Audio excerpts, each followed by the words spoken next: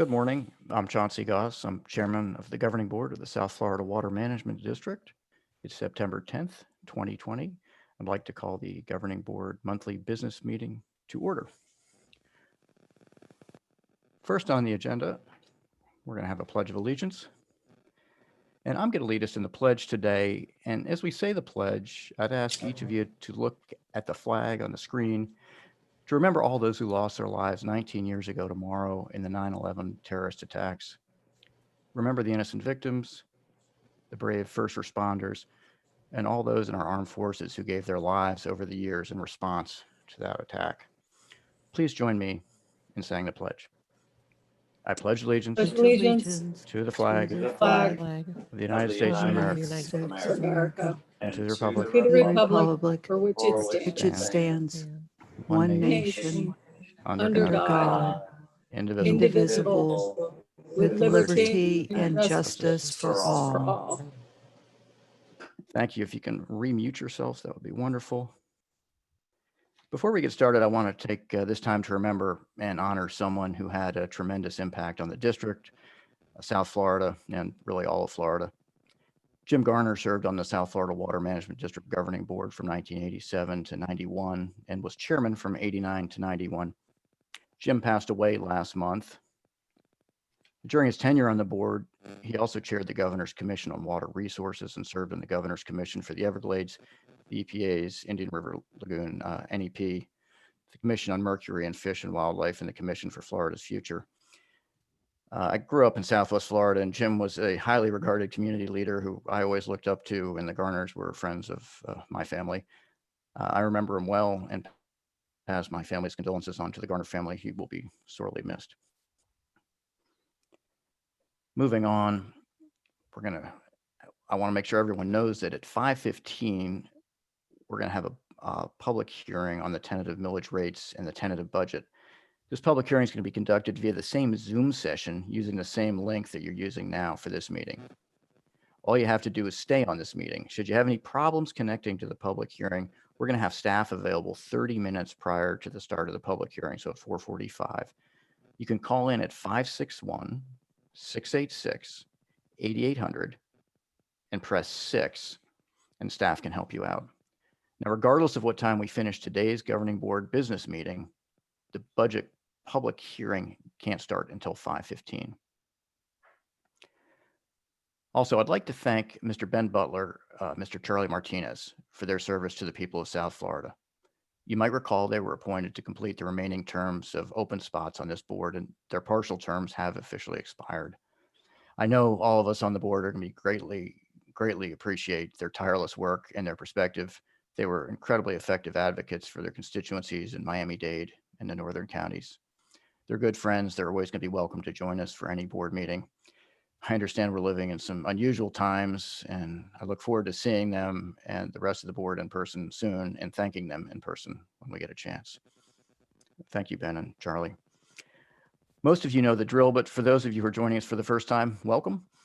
Here are some things you should know. Members of the public who wish to address the board may use the raise your hand feature in Zoom. If members of the public are having any trouble and need help, please go to our website, sfwmd.gov, and click the Ask Us button at the top of the page, and staff will help you out. If you're using a phone and you'd like to comment, press *9 and raise your hand, and *6 to mute and unmute when you're recognized. As a courtesy to others who wish to speak, members of the public are asked to comment only once on each item. Board members, I'm going to ask you to also use the raise your hand feature in this meeting, except when making a motion or seconding a motion. In those instances, please unmute yourself, state your last name, and then make the motion or the second. During the presentations, you can raise your hand at any time during the meeting if you have a question, and I'll recognize you. For the actual voting, I'll be conducting roll call votes as I have in the past. Please unmute yourself to cast your vote when I call your name. We're going to work through as we have in the past. Lunch, so there is no lunch, so make sure you've got some snacks or something handy. Now we're going to move on to item number 3, employee recognitions. Mr. Bartlett. Thank you, Mr. Chair. I am really pleased this month, September, to announce our employee of the month, who is Armando Villaboy. He is our regional representative in Miami-Dade and Monroe counties, and he absolutely takes care of us. I've really gotten to know what Armando does to us, particularly this year, starting over the Memorial Day weekend, where we had a huge amount of rain down in Miami-Dade County, and Armando was on top of it leading up to that rainfall, through the rainfall, and afterwards dealing with whatever flooding happened during that rainfall. He knows everybody down there, and he's been just whenever we see something coming or something happening, he calls everyone. He knows all the local officials, the county commissioners, and he can coordinate, and then he can speak the language. You know, I'm talking about the flood control language. So he really does a great job communicating with everyone down there, and it's just Armando. So he works hard and tirelessly for long hours, and I couldn't appreciate you more, Armando. And I know Scott Wagner, who's here as well, couldn't appreciate you more as well. And on top of all that, Armando also, he does our Spanish communication, you know, whether it's a radio or a television interview or anything like that. He serves the district extremely well with Spanish communication. So it was not a hard decision. Thank you, Armando, and congratulations for being Employee of the Month for September. Let's move on to Team of the Month. And it's a massive team that did a massive effort. This is the Northern Everglades Water Quality Monitoring Expansion Team. It consists of 44 members: Carmela Bedregal, Ben Bolin, Patricia Burke, Kristen Campos, Elizabeth Kanaha, Vicky Champion, James Councilman, Linda Crean, Jeff Denham, Sean DeSantis, James Doak, Samuel Erickson, Lynn Fernandez, Aubrey Fry, Drew Gaskins, Denise Gearhart, Kim Haynes, Yvette Hernandez, Jody Hutchins, Chris Jansen, Paul Jones, Fred Crispin, Monique Layampas, Jim Lappert, Julie LaRock, Pam Lear, Joe Loitz, Julie Maytock, John Mormon, Kenny Mullen, Kevin Nicholas, Nicole Niemeyer, Stephanie Olson, Shamina Parveen, Brad Robbins, Sharon Smith, Lizette Sori, Anna Swigris, Daniel Taylor, Jessica Teets, Danielle Theron, Mike Tompkins, Richard Walker, Zach Welch, and Mike Wright. That's a big team for a big effort. About a year ago, the board said, hey, let's get a lot more data, a lot more science on the table. This is going to require a big effort to collect a lot more information about our waterways in the state of Florida. And so this team did all the hard work. You know, putting out new stations involves access agreements, siting, you know, getting infrastructure put in that can withstand storms, all this kind of effort. And they, you know, greatly expanded our monitoring network. And that included also expanding lab capabilities and sampling capabilities, because at this point, we now collect 3,700 additional water quality tests per month. And so it is an incredible effort, and they got this all done before the 2020 rainy season.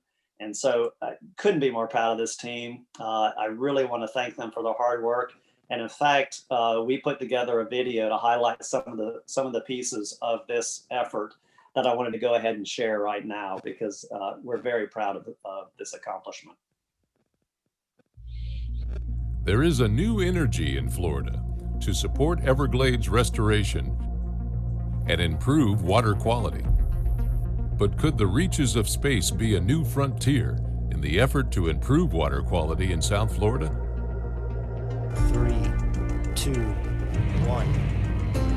And liftoff of Atlas V and NOAA's GOES, a highly sophisticated weather watching eye in the sky.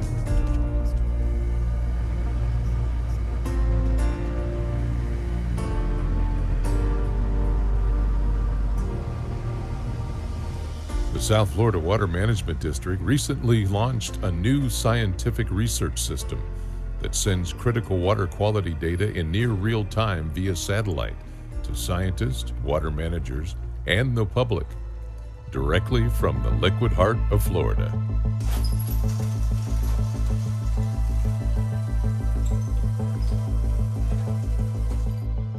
This is NextSense's CB450 data buoy.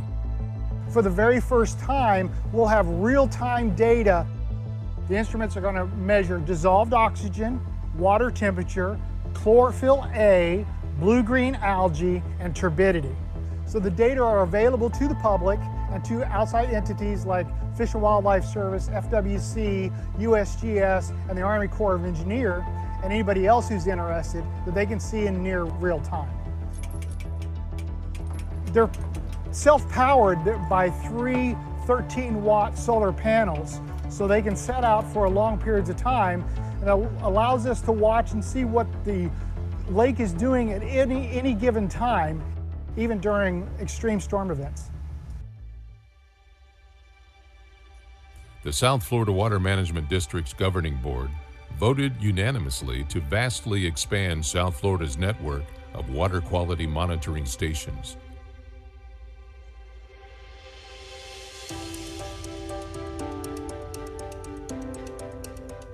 With support from Governor Ron DeSantis and the Florida Department of Environmental Protection, this network of buoys and platform-based water quality monitoring equipment was deployed in mid-2020 at strategic locations within the 730 square mile lake.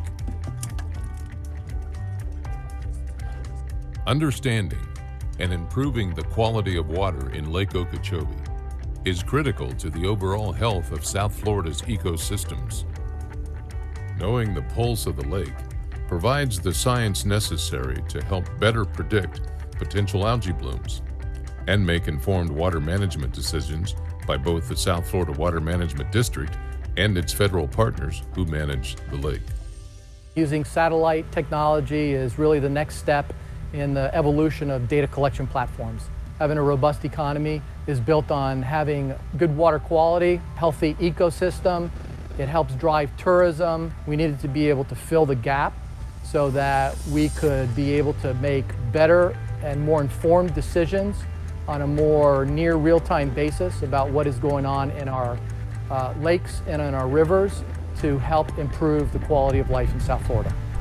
The South Florida Water Management District is continually working to improve water quality monitoring to accomplish its mission, to safeguard and restore South Florida's water resources and ecosystems, to protect our communities from flooding, and to meet the region's water needs while connecting with the public and stakeholders.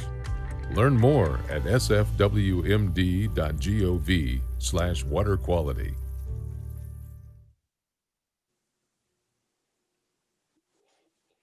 Thank you, Mr. Chair. All this extra science just gives me chills. So I'd like to move on to the 25-year service award, and like to thank Kristen McKeon for being with us for 25 years. She's our lead database administrator in information technology. And she came to us in 1995, and she has worked in the IT department for her 25-year tenure. And she is the Oracle database subject matter expert. Now, you know, we run on data here at the Water Management District, and that data is housed in Oracle. And she's been helping us keep that system running since the 1990s, when we were on the 4th generation of an Oracle database, all the way up to the current high-performing enterprise class data system. It's known as 12C, if that means anything to anyone. So she has been keeping us rocking and rolling. And as you know, we have an incredible data set that we do incredible things with, and couldn't do it without her making sure that we can have access to this data and it doesn't get compromised or anything like that, because it holds the DB Hydro data, it holds data for our regulatory system. And over the years, just through her effort, she has saved the district over $600,000 as we deal with our information technology needs. She has consistently delivered. She is thorough, and she is committed to getting everything done that we need done. She has been Employee of the Month before, and she's been on several teams of the month. She has many hobbies. She does collect antiques. She likes reading and traveling. She's visited 31 countries and all but 6 US states. And so we're just so glad to have you, Kristen, and thank you for your 25 years of service. We also had a 30-year service award for Ann Haga. She's an executive assistant with the Office of the Inspector General. She has been with us for 30 years, and she has she has been doing a lot of things for the district, including working in the executive office for governing board meetings. She used to prepare 6 feet of paper, putting them into binders for all the boards before we went more electronic. She served us at the Office of Emergency Management, the RAC, and many different executive teams. For the past 10 years, she supported the District Ombudsman Office, and now with the Office of the Inspector General. And she's been an incredible resource, an incredible asset to the district. But she's been with us for 30 years. She actually came to us 31 years ago. And what she'll tell you is the best thing she ever decided to do was sign up for a temp job. And she came to the district for a 2-week stint and ended up staying 31 years. So we really appreciate your service, and thank you for being part of the district family and for the last 30 years. Thank you for your service. Mr. Chairman, that's all I got. I'll turn it back over to you. Thanks very much, Drew, and thank you, Armando, that great Northern Everglades team, and thank you for the video. It's fun to be able to see what happens after we vote to sort of fund something, to see it take fruition. And Kristen and Ann, thank you also. Rosie, are there any changes in the agenda? No, Mr. Chairman, there are no changes. Okay, we're going to move to item number 5, which is the abstentions by board members. And I'll do a roll call here. Mr. Bergeron? I'm here. Do you have any abstentions? Can you hear me? Yes, sir. Can you hear me? I can hear you. Do you have any abstentions? Okay.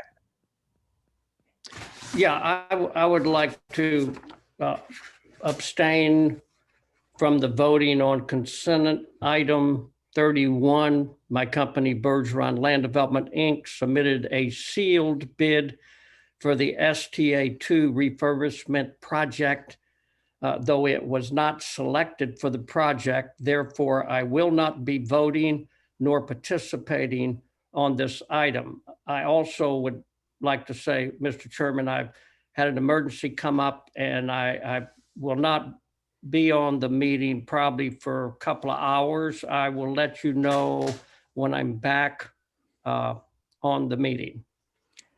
Thank you, Mr. Bergeron, and thank you for letting me know. Ms. Meads? No, Chairman. I have no abstentions. Thank you. Colonel Roman? No abstentions, Mr. Chair. Mr. Steinle? No abstentions. Thank you. Ms. Lipich? None. Thank you, Mr. Lipich. Vice Chair Wagner? None. Thank you. I am going to be abstaining from voting on consent agenda item number 17, which is a contract amendment with the Corkscrew Regional Ecosystem Watershed Land and Trust, or the CREW Trust. I'm an uncompensated trustee of the CREW Trust, so I will be abstaining from that. Let's see. Now we're going to move on to Colonel Roman, or I'm sorry, Chair Roman of the Big Cypress Basin Board. Thank you, Mr. Chair. Good morning, everyone. The Big Cypress Basin Board met on August 27th, 2020. At that meeting, Candy Heater presented the basin's fiscal year 2020-2021 final millage and budget for approval. The board approved the rolled back millage rate for fiscal year 2020 and 2021, requesting that the governing board to levy ad valorem taxes within the Big Cypress Basin.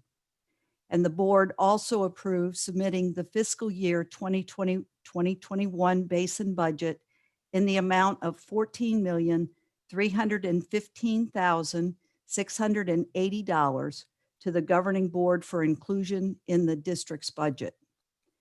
We had a presentation of the Lower West Coast Water Supply Plan modeling effort of the superficial and Floridan aquifers.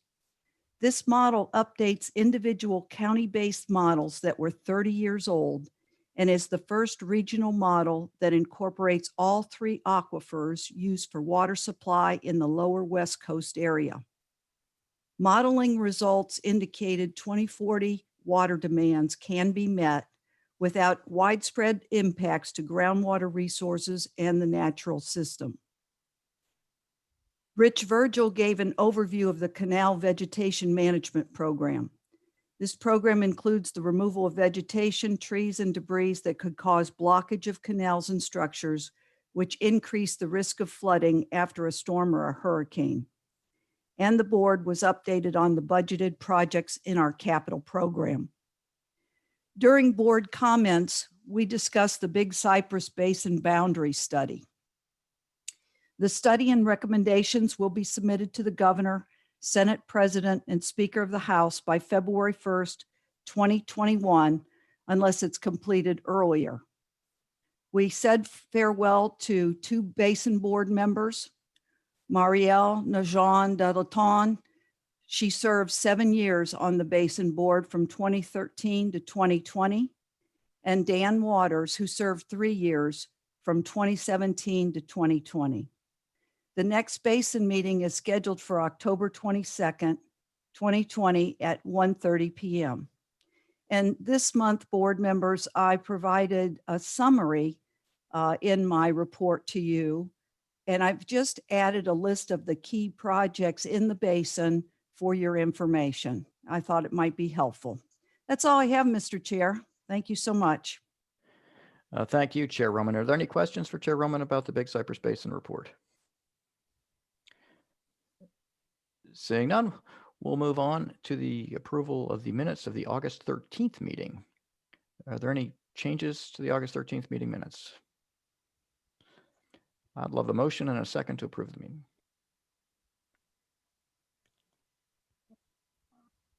Motion from Steinle. I have a motion from Mr. Steinle, I'll second it. This is Jackie Thurlow-Lippisch. and I have a second from Ms. Thurlow-Lippisch. Thank you. If there's no further discussion, I'll call that question. Mr. Bergeron, if you're still with us. Yes, Thank you. I am. Thank you. Mr. Bergeron votes yes. Ms. Meads? Yes. Colonel Roman? Yes. Mr. Steinle? Yes. Ms. Thurlow-Lippisch? Yes. Vice Chair Wagner? Yes. And I vote yes, and the motion passes unanimously. Thank you all. We're going to move on to public comment. And Rosie, do we have Congressman Stubbe with us? Yes, we do. Great. Congressman, we'd love to hear from you. Thanks so much for joining us.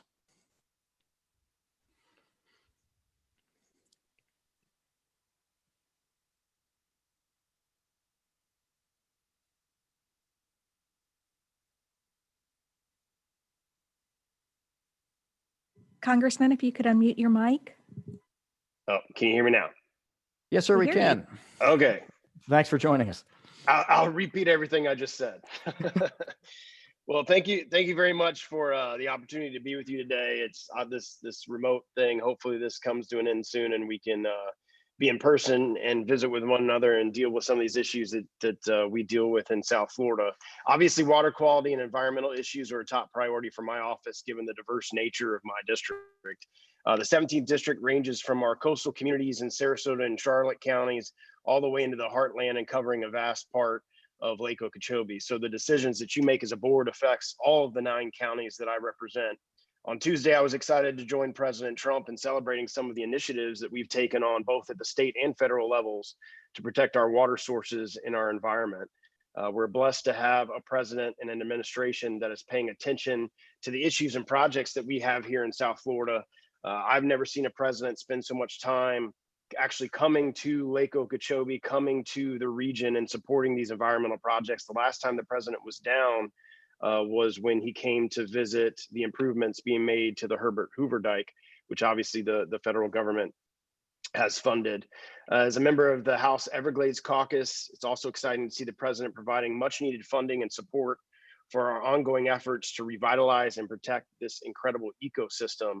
The WRDA bill this year authorized $740 million for ecosystem restoration in the Florida Everglades. We're also excited that at the event a couple of days ago in Jupiter, the president announced a 10-year moratorium on offshore drilling, both for the Gulf and Atlantic coast here in Florida. This was an initiative I supported during my time in the Florida legislature and in Congress, and I think it's an important issue to the majority of Americans. Some of our initiatives in the U.S. House include the recent passage of the WRDA bill, the Water Resources Development Act of 2020. This legislation will be helpful in preserving our coastline, lakes, and lagoons. With this legislation, the U.S. Army Corps of Engineers will help both our rural and urban communities here in Florida by carrying out ecosystem restoration projects and finding new ways to protect important natural resources. This legislation provides extra federal support for some of the localized projects which end up affecting so many Floridians. With projects like these, we can ensure clean water, healthy lake levels, and a vibrant state economy. I think it's important for your board to have an ongoing working relationship with myself and our office. Meeting, I think, with all of you on a regular basis would be great to push a coordinated effort from all levels of government to help us reach both the goals that you have and the goals we have at the federal level. I hope that if any of you ever need anything from the federal government or myself, you won't hesitate to reach out. In addition to hearing your thoughts, our team has been dedicated to convening water quality roundtables and touring water management projects around Lake Okeechobee, including the Concivi River Restoration Project, the BOMA Water Quality Treatment and Testing Facility, the Lake Okeechobee Watershed Project, the Caloosahatchee River Basin Storage Reservoir, and the Herbert Hoover Dike Rehab Project. With your help and the support of our local and state officials, we have seen some other successes in Washington. For example, earlier this year, our team was able to get mechanical harvesting language included in this year's appropriation package. I know there's a lot of folks who have a lot of hesitation and don't like the spraying of herbicide chemicals on the lake, and mechanical harvesting provides a safe alternative to that. And there is funding in the budget that we were able to allocate that would allow for some of those resources to be pulled down. I look forward to taking any questions you may have and getting your input so I can bring your ideas and expertise back to Washington. Again, if there's anything that our office can do, please don't hesitate to reach out to my district office at 941-499-3214 or visit our website at stube.house.gov. Thank you for having me here today. And if anybody has any questions, I'm happy to take them. Well, thanks very much, Congressman Stubbe, for taking the time to talk to us today. And I absolutely will take you up on your invitation to keep lines of communication with your office open as we work forward on all these incredibly important Everglades projects, which do require our federal sponsor and partner to cooperate. And you've been very helpful in that, and I appreciate it. Any board member have any comments for Congressman Stubbe while we have him on the line? I do. Ms. Olepich? I'm sorry, I couldn't find my raise my hand thing. It's raised. Go ahead. Thank you. I'll try not to do that again. Congressman, I just want to thank you so much for your comments. Thank you so much for being here today. Yeah, happy to be here.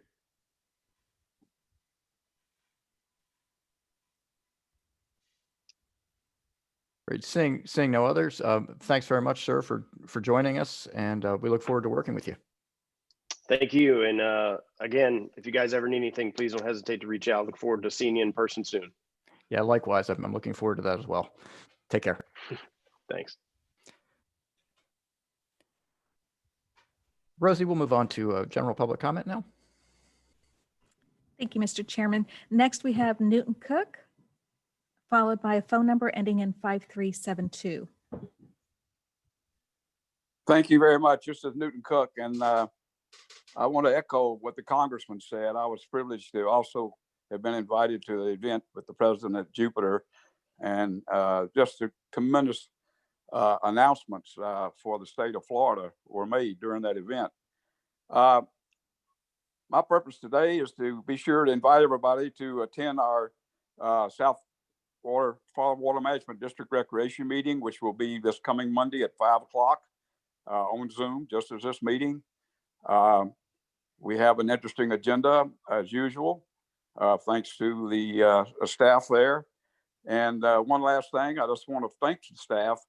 We have a very difficult situation this year with the duck hunting on the SDAs because of a lot of very large construction projects. But the staff there, Jerry Krentz and the group have just done a fantastic job of working around that. And also the FWC people.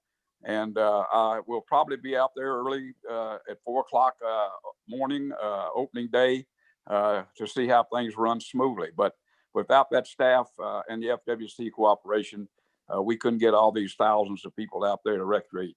So thank you very much, and look forward to the rest of the meeting.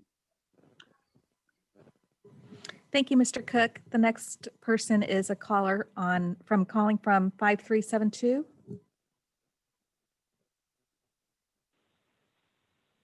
Yes, this is Drew Martin with Sierra Club. Can you hear me? We hear you, Mr. Martin. Yes, thank you again to the governing board for allowing us to participate remotely.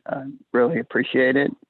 I am concerned about Biscayne Bay, but I am also concerned that you not move forward with the transaction with iHeartRadio, because I think that will, rather than being beneficial to Biscayne Bay, would actually be harmful. And the reason I say that is that I think one of the problems Biscayne Bay is having, and I'm sure you're all aware of the recent lack of oxygen in the water, is that the groundwater system has been so depleted in Miami-Dade because of overdevelopment, overdraining of the land.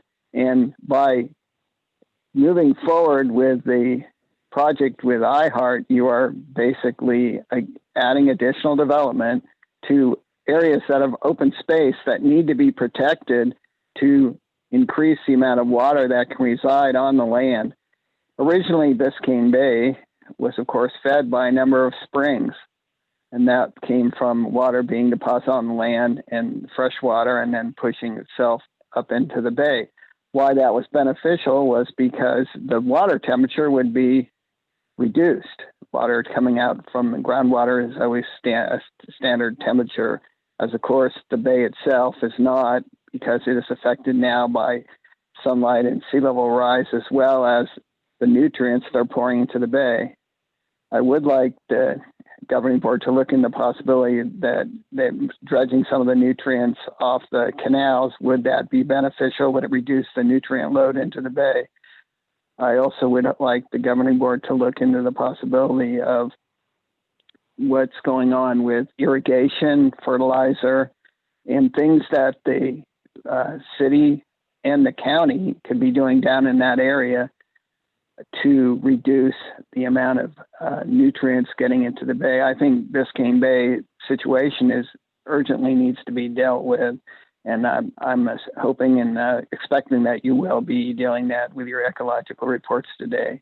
But again, Sierra Club opposes the transaction that would swap those properties, because we don't support the iHeart development. We also think that would be bad for the migratory birds and the bonneted bat. So thank you for taking the time to listen to my comments, and I look forward to listening to the rest of the meeting. Thank you, Mr. Martin. The next public commenter is Gary Ritter, followed by Ryan Rossi.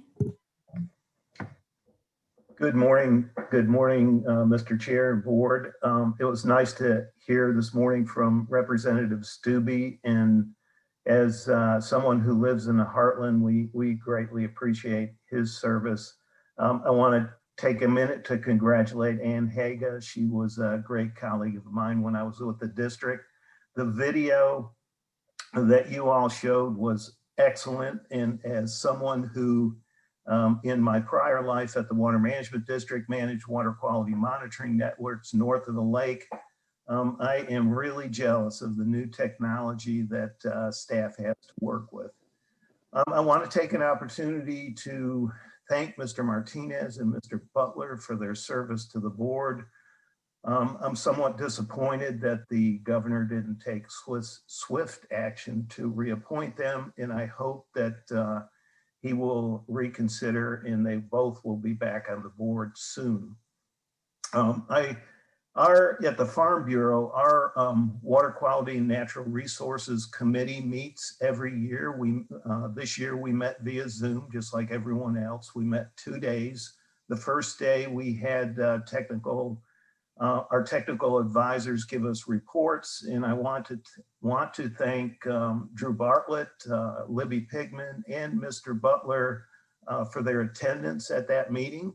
I want to say at my 6 years at the Florida Farm Bureau, we have never had an executive director of the South Florida Water Management District present to our Water and Natural Resources Committee. And we greatly appreciated his attendance at that meeting. And I think, he was well received and provided us great updates, with what the district is doing. So again, thank you, Mr. Bartlett and Libby and Ben for attending that meeting. We meet at least twice a year. Our Water and Natural Resources Committee makes policy that involves environmental issues around the state of Florida, and having someone like Drew and Libby and Ben attend those meetings help us very much in how we formulate and move forward with our policy at the Florida Farm Bureau. We look forward to working with you all on all the projects and appreciate you providing us the time to give public comment like this. Thank you. Thank you, Mr. Ritter. Mr. Rossi, you're recognized to speak.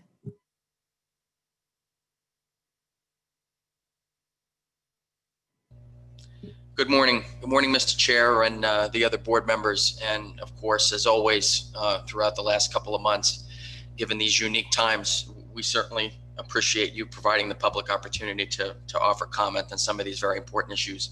I just want to say a quick word regarding water supply.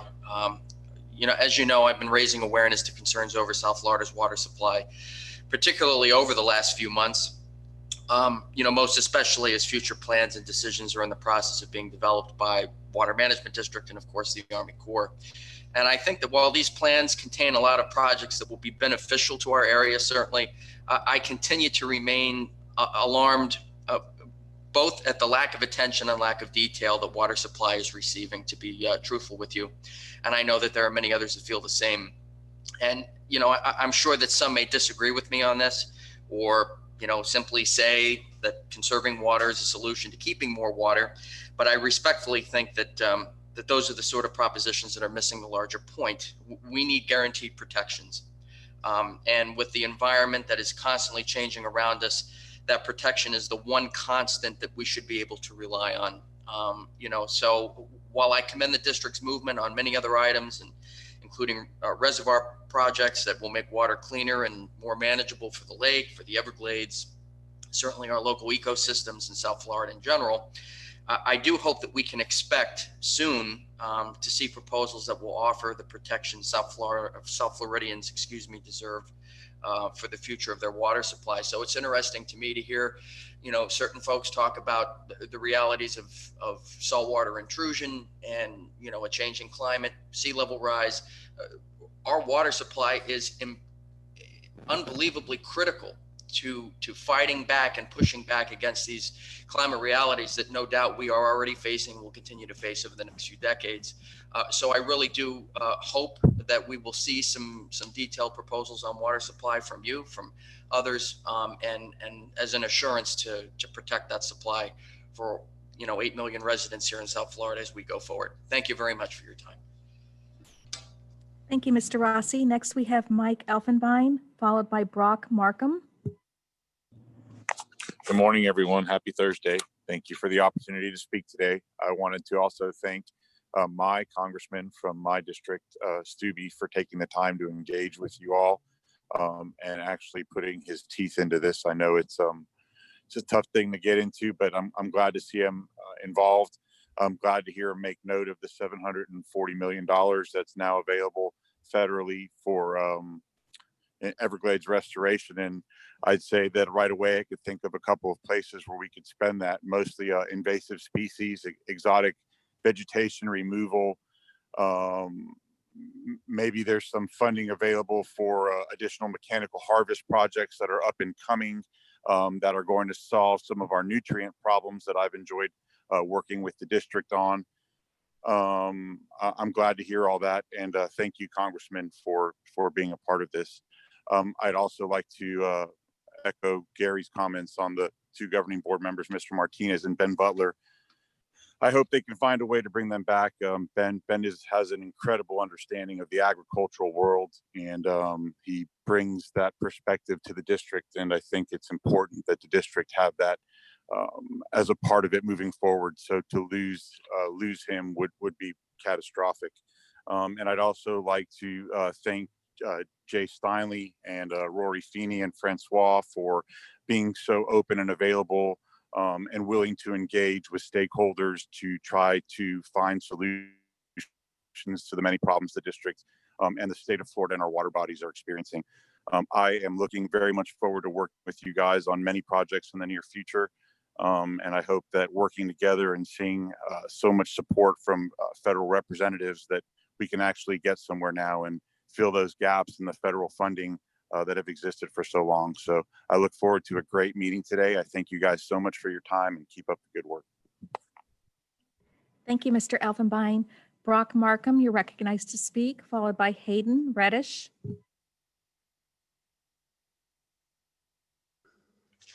Hello, my name is Brock Markham, and I am a farmer with Markham Farms near Belle Glade in South Bay. My family has owned an independent farm since the 1950s that grows sugarcane, sod, and other crops in the Everglades agricultural area. Like many other farmers in the EAA, we are disappointed that the Water Management District has decided to stop notifying us of our annual phosphorus reductions. Many farmers are sick of being blamed for problems we have nothing to do with. This is especially frustrating when you consider that we are actually helping, not hurting the environment, as some activists have claimed. We work hard every day, not just follow the law, but to go above and beyond it to clean all the water before it leaves our farms. We use BMPs no urban areas of Florida are required to follow, and our fields are monitored, unlike developments across the state. As this district knows, but recently decided to try to hide, farmers in the EAA have reduced phosphorus by an average of 57% since 1996. We have far exceeded the 25% reduction required under law. I would ask that this district stop listening to the anti-farming groups that are hell-bent on trying to give us farmers a bad name. We have every right to make an honest living growing food and other products many of you rely on every day. My family's farms have probably grown the sod many of you plant at your houses. We have also grown some of the food you and millions of other Americans eat day in and day out. The point is, you eat food, you sod, and enjoy other crops that were grown while improving the environment. Most people would call this a success. There's a saying, don't curse the farmer with your mouth full. Well, trying to hide our good news on the water quality is just as bad. Thank you for your time. Have a good day. Thank you, Mr. Markham. Hayden Reddish, you're recognized to speak, followed by Savannah Arrieta. Can everybody hear me? We hear you. All right. Good morning. My name is Hayden Reddish, and I'm currently a junior at Abraham Baldwin Agricultural College in Tipton, Georgia.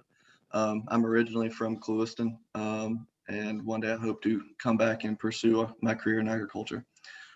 As a college student, we're always encouraged to work hard and strive for success. And when we reach that success, we are often recognized with honor roll or being on the dean's list. For farmers, it's no different.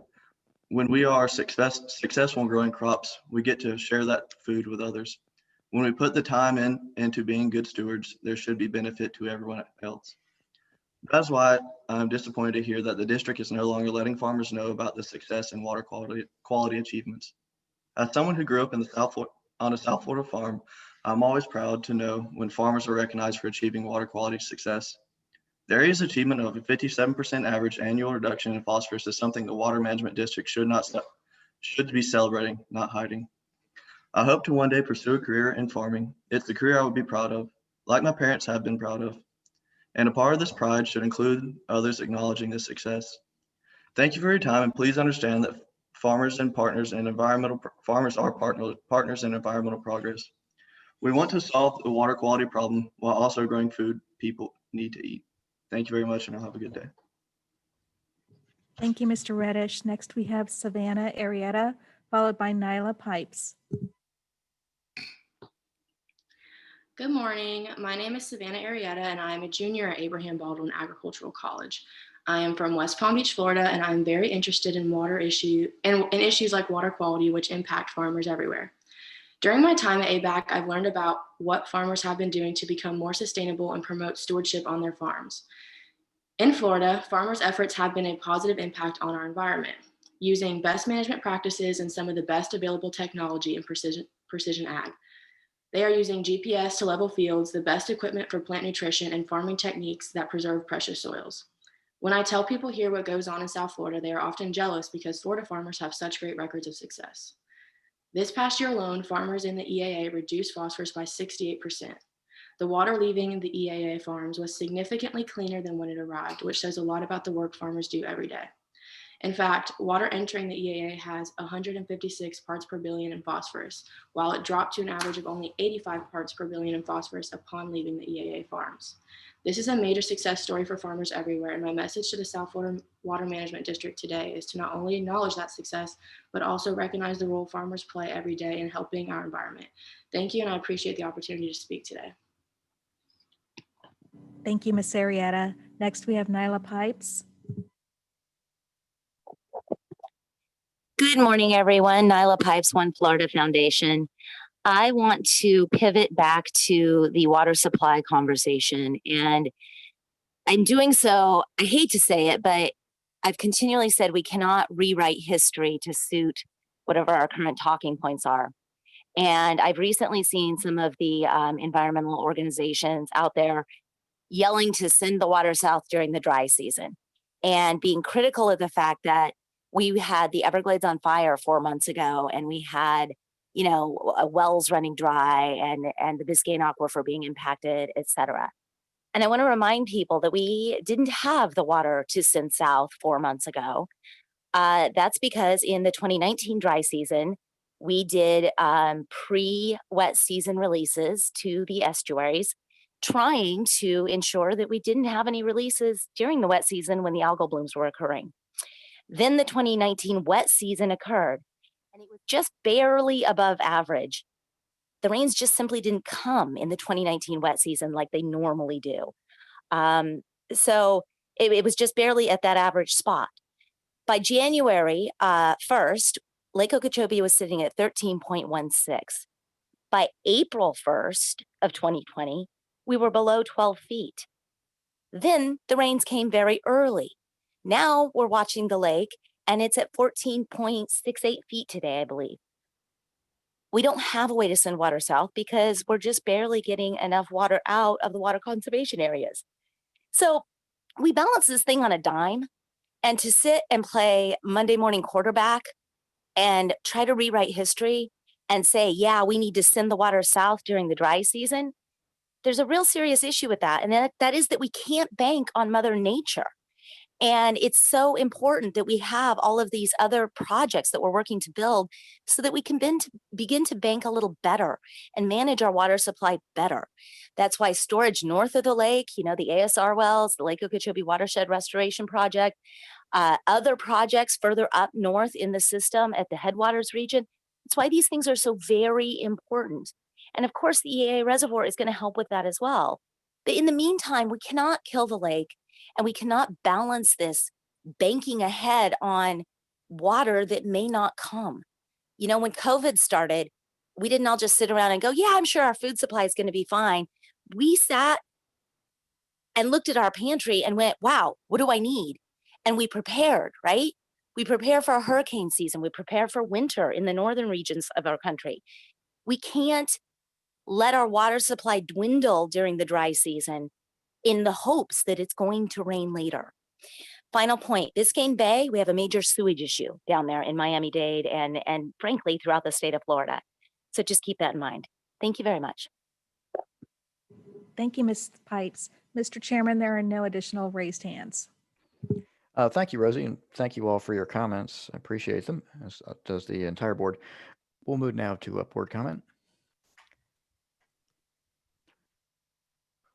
Ms. Lipich. Thank you, Chair Goss. Very moving to watch the video earlier today about the water monitoring. Thank you so much, staff. And I think that Stuart Van Horn's comment that a robust economy is based on water quality says it all right there.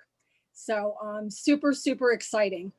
I wanted to just keep you abreast of what I'm doing for the public and for my teammates. I did go to the Bassinger Gopher Tortoise Refuge with Steve Coughlin and Brian Garrett and Justin Nolte. And that was important to me because I care about wildlife, as I know we all do.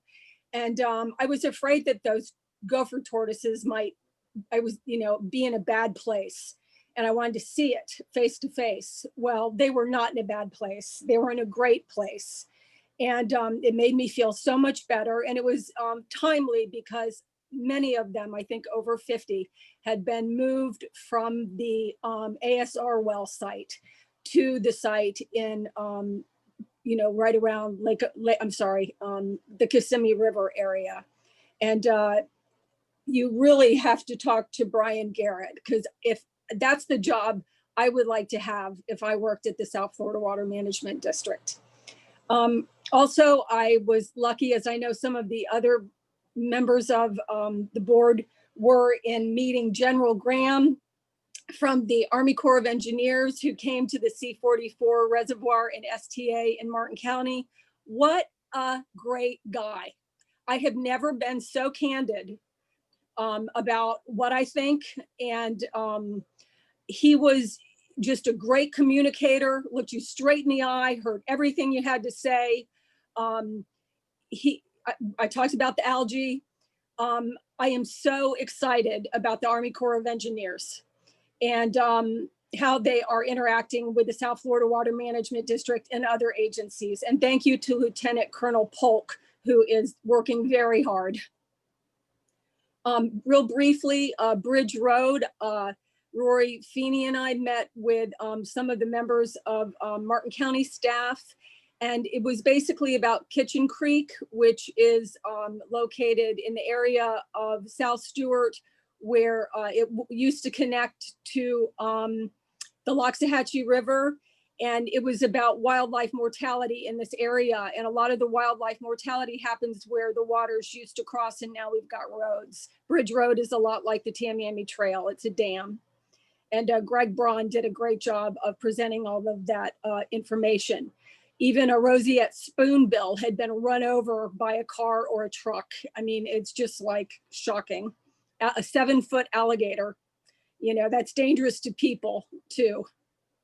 To tie up, I just wanted to come full circle, and I was wrong, which happens more than I would like. And I'm not afraid to admit to it, because I have a true heart when I try to do these things. House Bill 5003, which was the bill that does not allow certain parts of 40E61 to move forward, is not unconstitutional, because the South Florida Water Management District has no standing. And that was brought to my attention by our new lawyer, Carolyn Ansay. And so I will continue to push for shining the light on the monitoring, because if we can shine the light on the monitoring, I think everything else will fall into place. Thank you, everybody. Thank you, Ms. Thurlipich. Colonel Roman. Yes, thank you, Mr. Chair. I had a couple of things to share with the board. To follow up on what Jackie just said, last week I had the opportunity to meet General Graham from the U.S. Army Corps of Engineers Washington office and visit the Caloosahatchee Reservoir, the C-43. And it was a really informative visit to have the discussions out in the field with the Corps of Engineers. But it was also very positive for me, because the last time I had been to the Caloosahatchee Reservoir, it was about 18 months ago. And see the progress with the pump station, the S470 pump station was so exciting. It was really a great visit for me. I project manager to the southern project. And there was activity going on with the construction of the dam and the perimeter canal.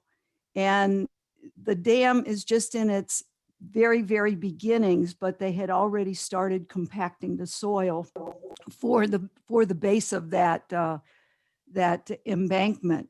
So it's really, really exciting to see the activity for this reservoir and to know that it's been progressing since we've all been serving on the governing board.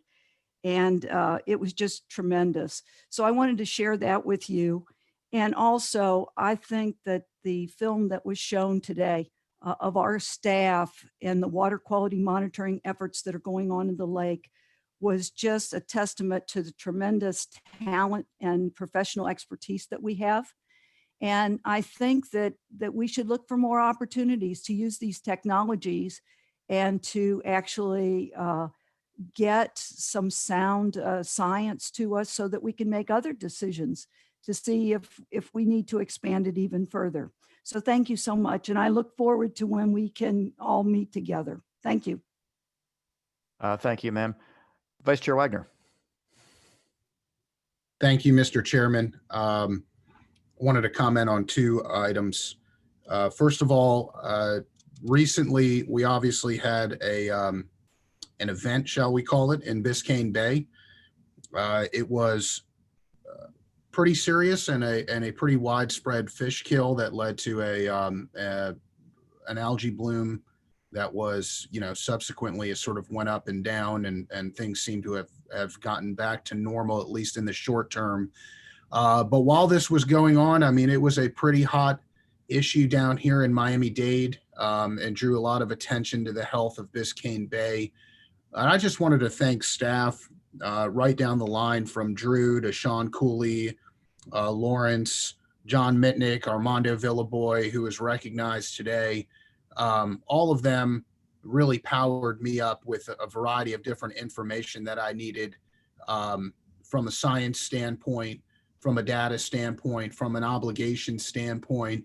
And that really empowered me to be able to get out in front and interact with the public. Every time I see the mission statement that really Jackie formulated, it's spot on. And engaging with the public and stakeholders and having those conversations, being transparent and having the information that you need, I think goes a really long way when you're dealing with a public problem that people are upset about and people are, rightfully and justifiably angered about.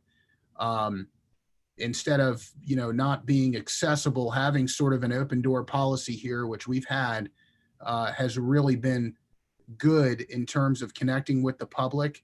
But more importantly, having the information at your fingertips based on staff conversations and what they do has been just so empowering and really,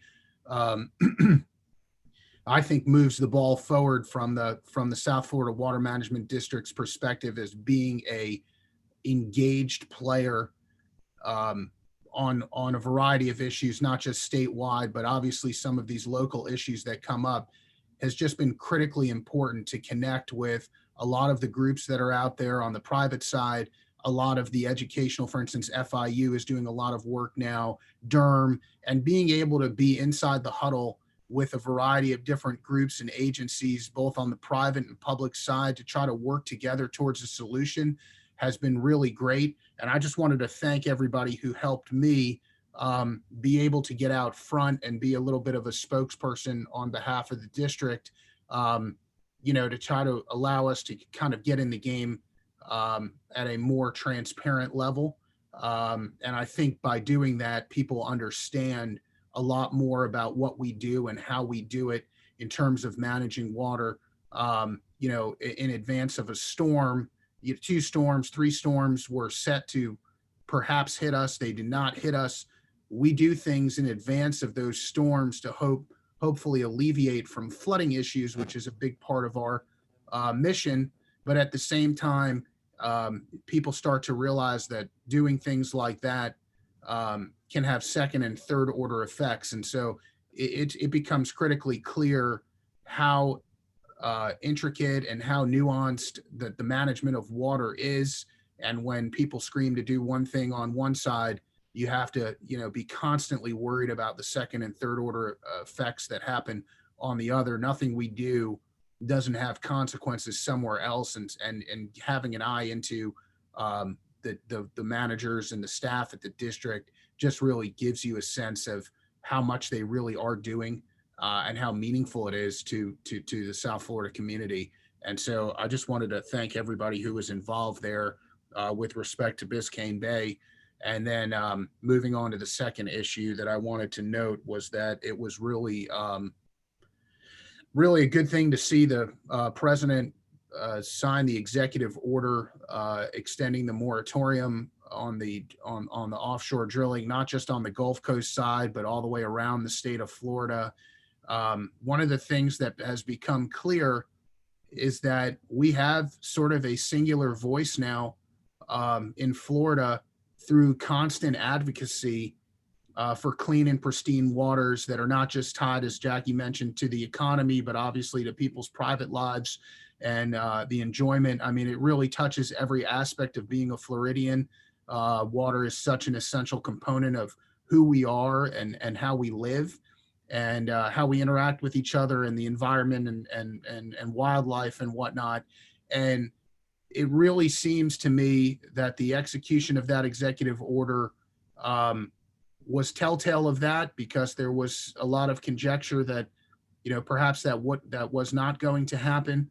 And I think, no matter where you are in terms of the noise surrounding the election, to have that sort of unified voice coming out of the governor's office and have the will and the conviction to make those kind of calls and press those issues and be an advocate, and then to have it sort of line up right down the line all the way to local officials, it really provides that kind of momentum and really a unified space for clean water, where a lot of people don't come together on issues anymore. This really feels at this point like we have a lot of momentum on these particular issues on both sides of the aisle. And I just think it's such a critical thing to try to keep in place and not disrupt.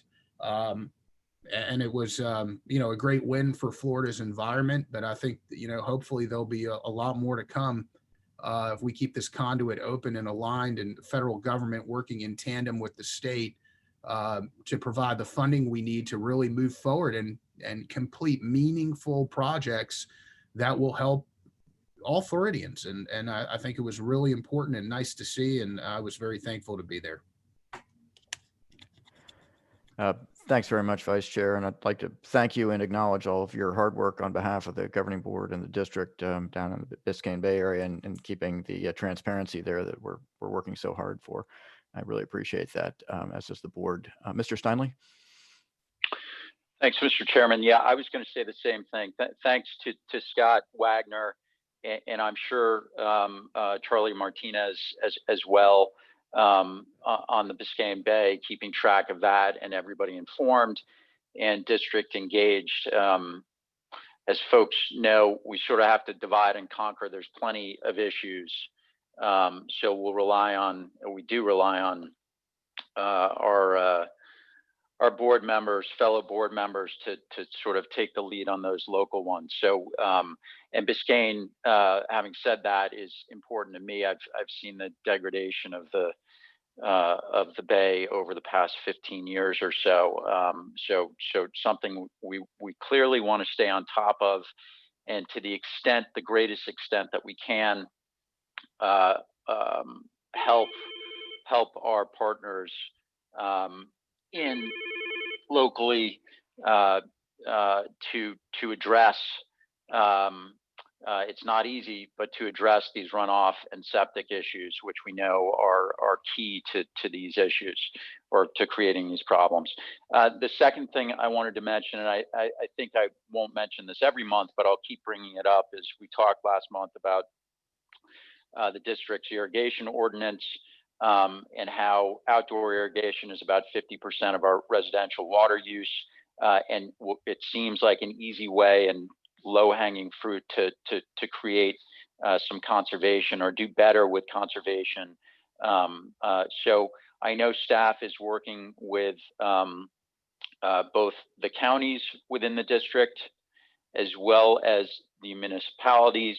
Unfortunately, we talked about, we mentioned that the majority of counties have not adopted that 2-day irrigation ordinance, and we'll rely on them to do that, and also work on their and our behalf at the local level to have the municipalities do the same. So I'm looking forward to keeping track of that progress, and I thank everybody in advance for being open to that and engaged. And then third, I was going to mention this later, but since we did have some public comments on success in the EAA, maybe now's the time. But I hear what the speakers, what the commenters said. I've seen letters from farmers in the EAA who have contributed to the success of the BMP program. You know, we regularly talk about water quality programs where we're not achieving our nutrient reduction goals, where we have significant challenges to achieving those in the short term. So I think it's really important to recognize the success of the BMPs in the EAA, and not just in achieving those regulatory reductions, but in exceeding them. And so for some background, I understand in the past a letter's been sent out to folks in the EAA who participate in the BMPs to acknowledge their achieving their regulatory goals. I just want to say and comment that the fact that that letter was not sent out this year should not be interpreted in any other way than sort of a consistency between how we treat permits in every area where letters are not gone out, do not go out. But I do want to say, because this is a particularly effective and successful area, we should recognize this. The law requires about a 25% reduction of nutrients.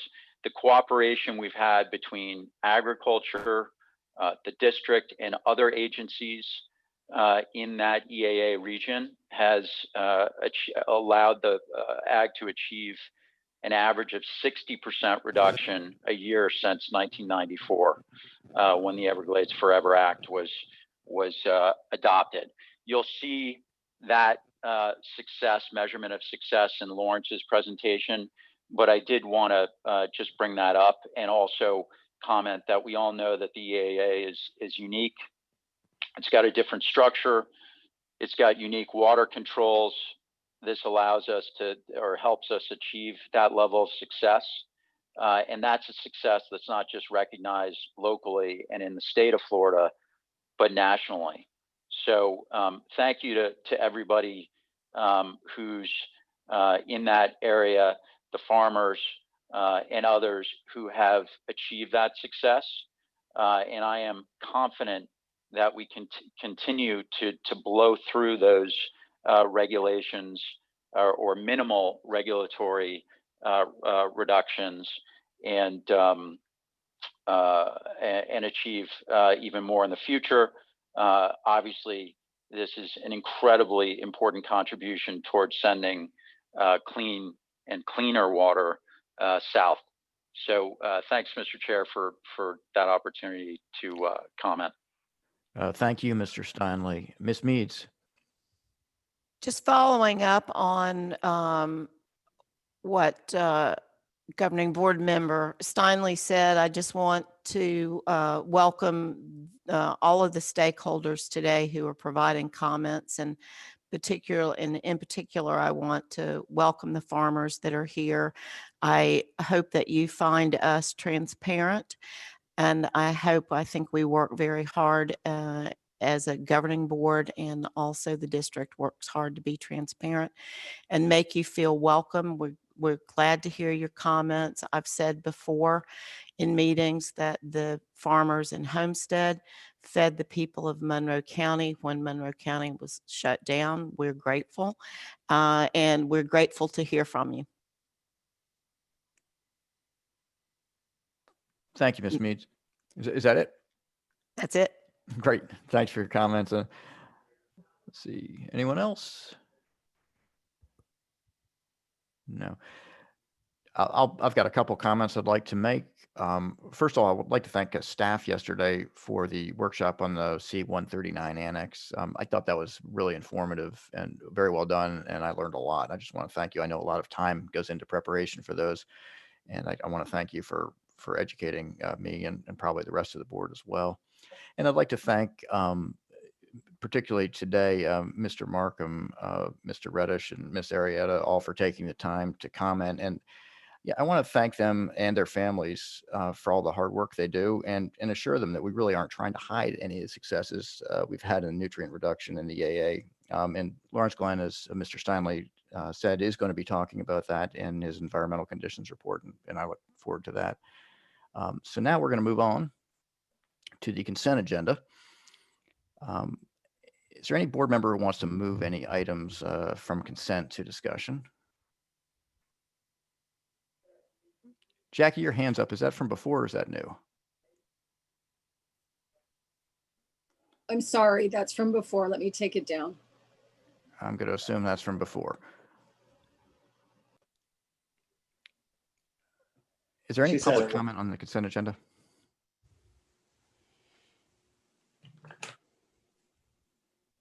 Yes, Mr. Chairman, we have Ernie Barnett, followed by John Famero. Thank you, Rosie and Mr. Chairman. This is Ernie Barnett on behalf of the Florida Land Council. And I really want to say I've appreciated the discussion so far this morning and the recognition of the hard work that the folks in the agricultural community are doing towards achieving water quality, and we appreciate the recognition. The item I want to talk about on the consent agenda is what's normally a fairly mundane and routine item. It's item 19, the regulatory plan. And I kind of have a question and then a proposed recommendation. The question is, if you look at the item that deals with the 4061 rule, there is an inconsistency between the date for noticing of the proposed rule, the publishing of the proposed rule. In several presentations to the board in the spirit of transparency, it's been reported that that would be in October of this year. And then I notice on page, I believe it's page 60 of your meeting packet, in that table, it says that that proposed rule would not be submitted until April of next year. And so the question, I guess, is that just a Scribner's error, or are we still on track? There's other things in that timeline that in Jennifer Reynolds' presentation of June 9th that are also very important dates, like the economic analysis. Is that still on track? Having the governing board consider the final rule adoption by December of this year, is that still on track? And to file with the legislature for ratification in December, is that still on track? So I'm hopeful that is just a Scribner's error, and that it would be helpful to have some affirmative recognition that this rule, which is very important to the agricultural community, is still on track, and that there's not a 6-month delay that date appears to indicate between those inconsistencies in timelines. And if that's the case, it might be helpful, and this is my recommendation, if it's simply a Scribner's error, or even if you need an extra month or two due to COVID, we certainly understand that. But if there could be some communication at the board level and staff level to JAPSI that you're still fully intending on meeting the deadline to have this proposed rule being considered and adopted by the governing board prior to the end of the year or by earlier next year, then that would be very helpful, and that this is not an intentional protracted deadline of having that submitted by April. And once again, thank you for the opportunity to comment, and we appreciate the ability to participate. Thank you. Thank you, Mr. Barnett. Next, we have John Famero, followed by Richard Bedell.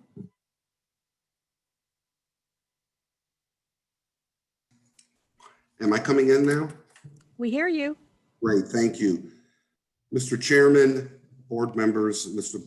Bartlett, my name is John Fumero. I'm with Nason, Yeager, Gerson, and Fumero Law Firm. I represent MWI Corporation, a Florida-based company that was founded in 1926. This is regarding item 29 on the consent agenda. This is a bid award regarding the G310 and G335 pump refurbishment project. Board members, I spent 15 years at the Water Management District and I formerly served as general counsel. I do not relish the idea of having to appear before you this morning, but we have no other options at this point. The issue I'm addressing today has come up in the past. We thought it had been resolved. The issue is arbitrary specifications in the bid package that essentially undermine competition. Under item 29, you have the pump refurbishment project. Only one bidder was deemed responsive and responsible. And I can tell you, when you only have one bidder that's responsive and responsible, that should raise a red flag. In this case, my client put in a bid for approximately $1.2 million. The winning bid was by Carter, and that was $2.8 million. So we have a difference of approximately $1.6 million in taxpayer funds. If you look in your board backup, on the very last page of your backup for this item, there is a memorandum from staff to Ms. Jennifer Reynolds. And here are the facts. The facts are that my client, MWI, was deemed to be qualified and verified. My client was deemed to have had experience with pumps of 400 CFS or greater. The only reason that there's only one successful bidder here is because the district has a bid specification that essentially says that the bidder must have experience within the last 5 years in providing manufacturing or pump refurbishment services for a pump capacity of 400 CFS or greater. A year ago, my client met with staff a similar pump refurbishment project. My client has done work for the district in the past. My client has worked on pumps with 400 CFS or greater. They just haven't done it in the last 5 years. They've done it in the last 8 years. We met with district staff a year ago and said the 5-year requirement, what is the basis for it? Why 5 years versus 7 years or versus 10 years? And the response we got was, there's no quote magic to that number. I asked, is there some industry standard that has changed? Some change in technology with the pumps? What is the 5-year limitation based on? The response was nothing in particular. At that time, we left the meeting thinking that staff understood our concerns and would address them in the future. We withdrew our bid protest, and here we are again, the exact same bid specification. The requirement that the bidder perform this type of work within the last 5 years or less. And again, good public procurement requires competition. Competition results in a good expenditure of limited taxpayer funds. Here, we have an extraordinary, an almost 60% difference in the bids. You would have saved $1.6 million in taxpayer money had you just changed the 5-year requirement to 8 years, 9 years, or 10 years. It is arbitrary. I'm asking the board to please take a look at this procurement. Something is not right. And again, I don't relish the idea of having to raise this issue with you, but we've done so with staff a year ago in an almost identical bid situation. Nothing has been done about it. It just doesn't smell right. There are red flags when you only have 2 bidders and only one bidder is deemed responsive and responsible.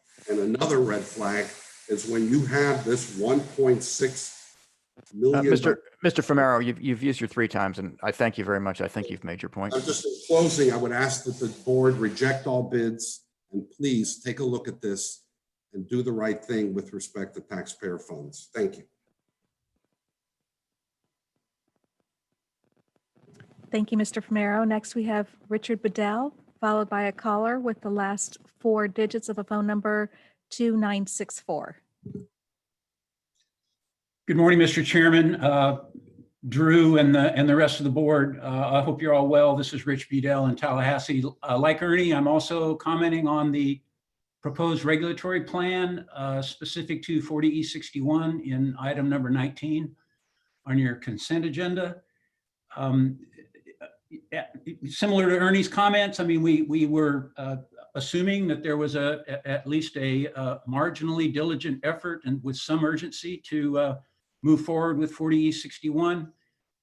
You had a series of public meetings hosted via Zoom, handled very well by Jennifer Reynolds and Pam Wade and Stephanie Olson. 3 different settings over a less than a month period, public comment period that we thought was a little bit compressed, due the 3rd of July, I believe. I personally participated in those audio meetings, offered comment, submitted written comment. We were expecting the statement of estimated regulatory cost later this month, the rule in October, board approval in November, submission to the legislature if necessary based on the CERC in December. And so it was just surprising for me to see in the regulatory plan that suddenly that whole kind of schedule had slipped 6 months. As Ernie indicated, a lot of people are concerned about this rule. They're interested in this rule. They've spent a lot of time looking at your earlier draft and providing comments. If it is just a Scrivener's error, my comments go away, but if not, would appreciate any comment from either Drew or Jennifer Reynolds or Miss Ansay on the justification for that. And thank you for your time. Thank you, Mr. Bedell. The next caller has a phone number ending in 2964.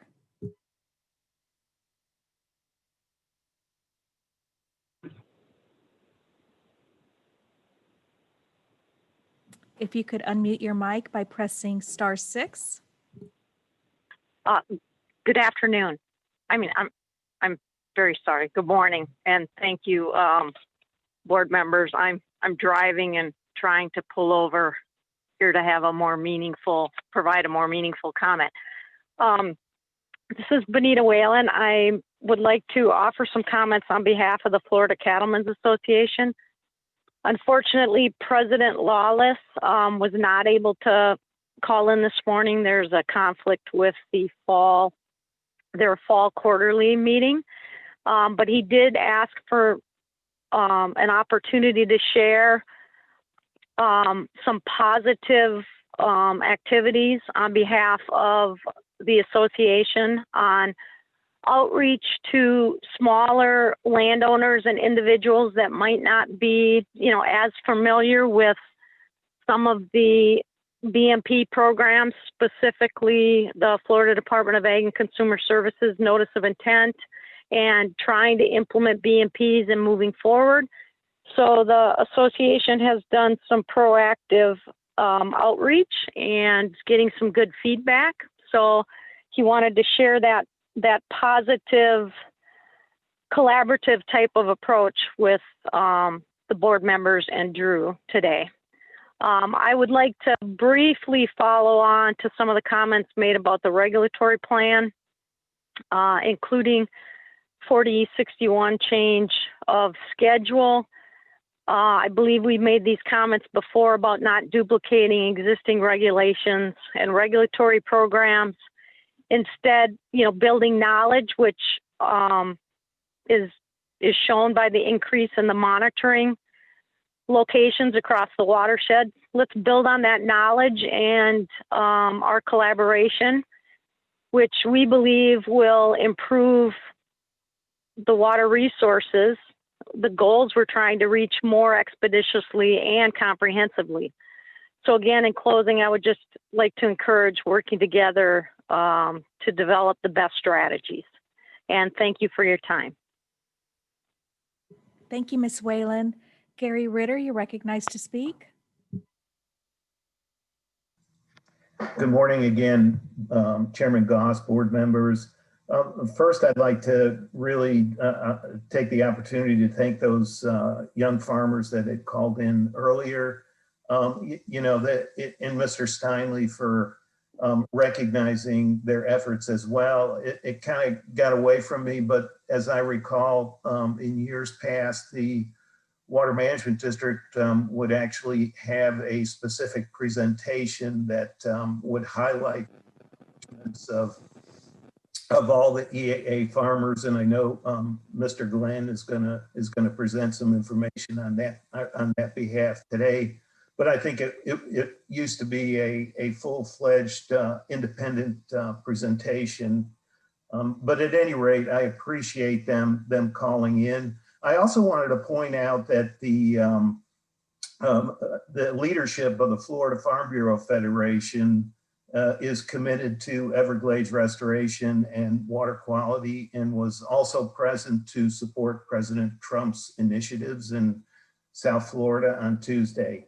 I hate to reiterate verbatim what Ernie and Rich and some of the things Benita had said, but concerning the proposed regulatory plan in item 19, we were also kind of miffed at the change in schedule and whether that was an error or not.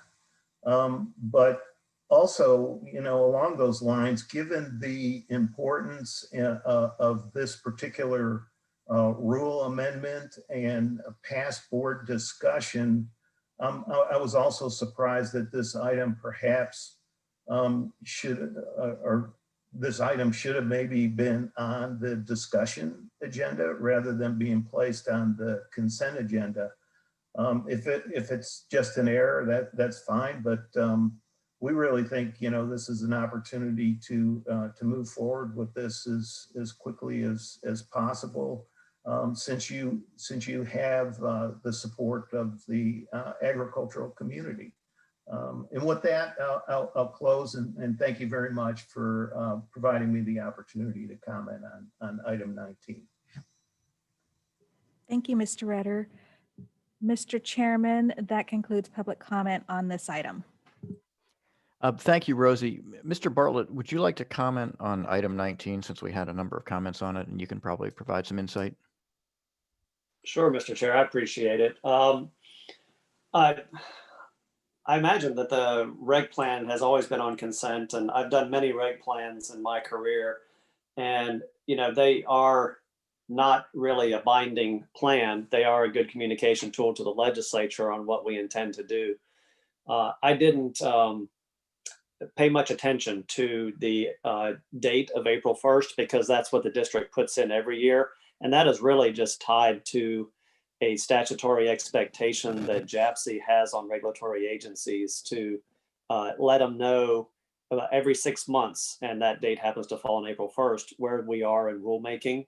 And so as the individual put this reg plan together, they just changed 2020 to 2021 to just follow that JAPC cadence of times to report to JAPC. We are not bound to wait till April 1st by this reg plan. And by the same measure, we can change that date to December or November, and then again, we're not bound to that either. We are working on the rule.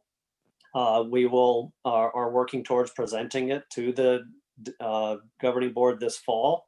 I absolutely want to make sure that we have a very good discussion with the board when we do present it to the board. So if you would like, Mr. Chair, I can change the date or even change how it's characterized and offer that to you and the board because it's whether we change it or not, there's nothing binding about this plan. It is just a report to the legislature on rules that we will be pursuing this year. So what I'll offer to you, Mr. Chair, is we can change that date to December 2021, or we could change the heading to date to be expected, published by, that time. But I would just suggest we change the date to December. It doesn't matter to me. What I think most people want to hear is that we've not made a change in our strategy on this, and we're still planning on moving ahead with it. And the date was just a sort of de facto date that's in there every year, and there's no downside to being able to go before that date. So Right. I don't think you need to change the date as long as we have your assurance, and I think we do, that you're moving forward for this fall. Yeah, we are. Absolutely. Absolutely, Mr. Chair. Okay. Great. Thank you for that clarification. I appreciate it, Mr. Bartlett. I'm going to look for a motion and a second to approve the consent agenda items 12 to 33. This is Roman. I'll make the motion to approve the consent agenda. I have a This motion is- by Roman This is Cheryl Meads. I'll second. and a second by Meads. Is there any further discussion on that by board members? I'm seeing no hands raised. I'm going to go ahead and call that question. Mr. Bergeron, if you're still with us. All right, I have no vote for Mr. Bergeron. Ms. Meads, Yes. Colonel Roman, Yes. Mr. Steinley, Yes. Ms. Earl Lippich, Yes. Vice Chair Wagner. Yes. And I'm going to vote yes, and that's subject to an abstention on item 17. We're now going to go to, Chairman, I'm sorry to interrupt. Can we also, even though Mr. Bergeron was away, if we could just note for the record that he did abstain from item 31? we will note that had Mr. Bergeron voted, he would have abstained from item 31. Thank you, Mr. Chairman. We'll move on to technical reports with Mr. Mitnick. Thank you, Mr. Chair. Rosie, if you could pull up the presentation and pull up the laser pointer for me and then give me control. And Mr. Chair and board members, while Rosie's pulling that up, I think I'll start off this month's presentation just on two notes. One, I wanted to congratulate all the board members. You've been on the board for a little bit more than a year now. So in recognition of all the school-age children going back to school, and whether it's at home in distance learning or in-person learning, you've survived your freshman year and you're all now sophomores.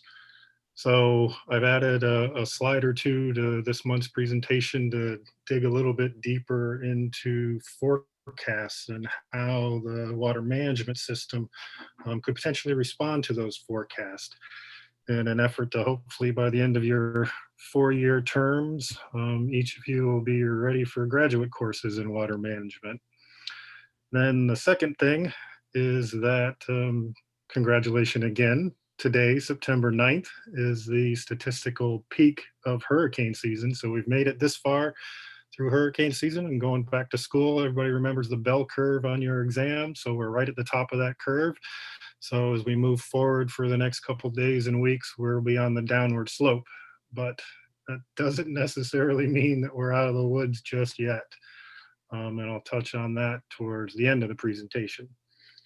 So with that, take a look back at rainfall as we typically do.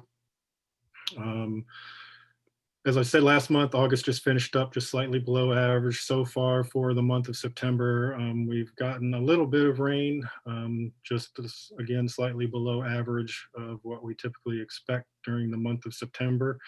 As we've talked about last year at this time, we're winding down the wet season. So you've got September and October here, and then you reasonably expect that the end of the wet season and the start of the dry season is there in November.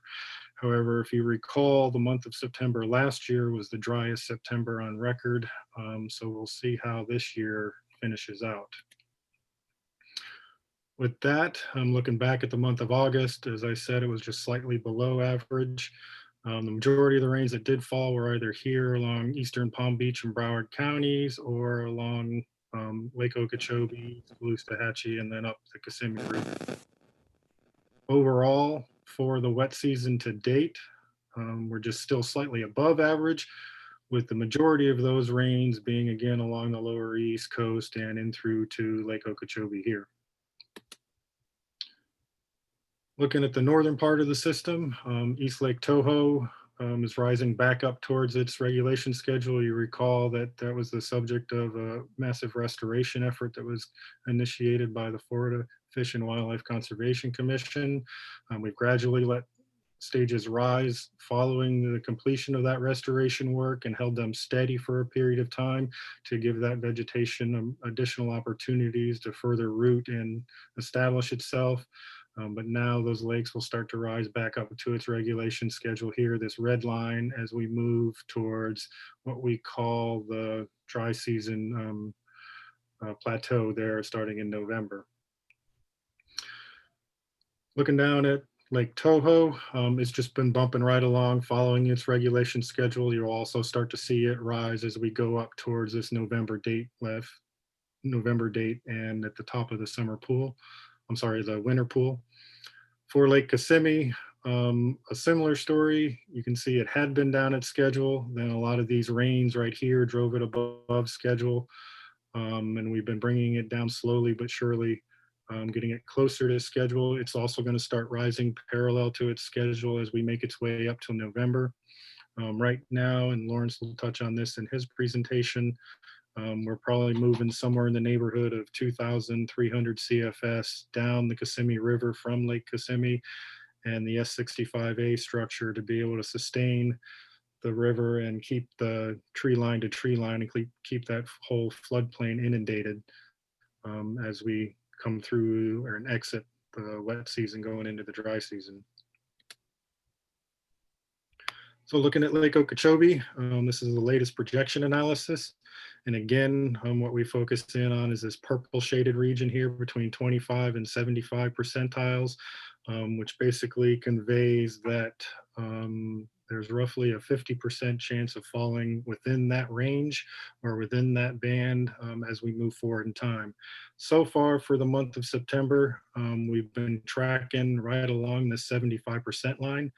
And this morning's stage was 14.68. So that would put us somewhere right around here for this time of month. Last month, if you recall, I had talked about the potential for a La Nina condition this coming dry season. And what that means is below average rainfall during the dry season. So a drier dry season. It doesn't mean that it's not going to rain. It just means that it may rain less than what it typically does for your average wet season. So what I've done in the next slide here is just added, if we went back in and pulled out those years and the entire period of record that exhibited a La Nina-like phenomenon during the dry season, this is how the rest of those years with those rainfalls would have played out. You see, you have a couple of years in the late 90s there from 95 through 2000 where lake levels still continue to increase. And like I said, doesn't mean that it doesn't rain. It just means that it may rain less. In these particular years, it didn't rain less, or more importantly, the focus of those rains were on the northern watershed north of Lake Okeechobee. So the lake continued to rise. Whereas in other years, the lake continued to fall down through its schedule. So you'd move from that low subband, which is the yellow shaded region, down into base flow, the green shaded region, as you continue down through the dry season. So with the lake sitting right now at 14.68, we're about 0.6 to 0.7 of a foot higher this year than we were at this time last year. And we're just slightly below we're more than a foot below the next higher regulation band up here, the intermediate subband.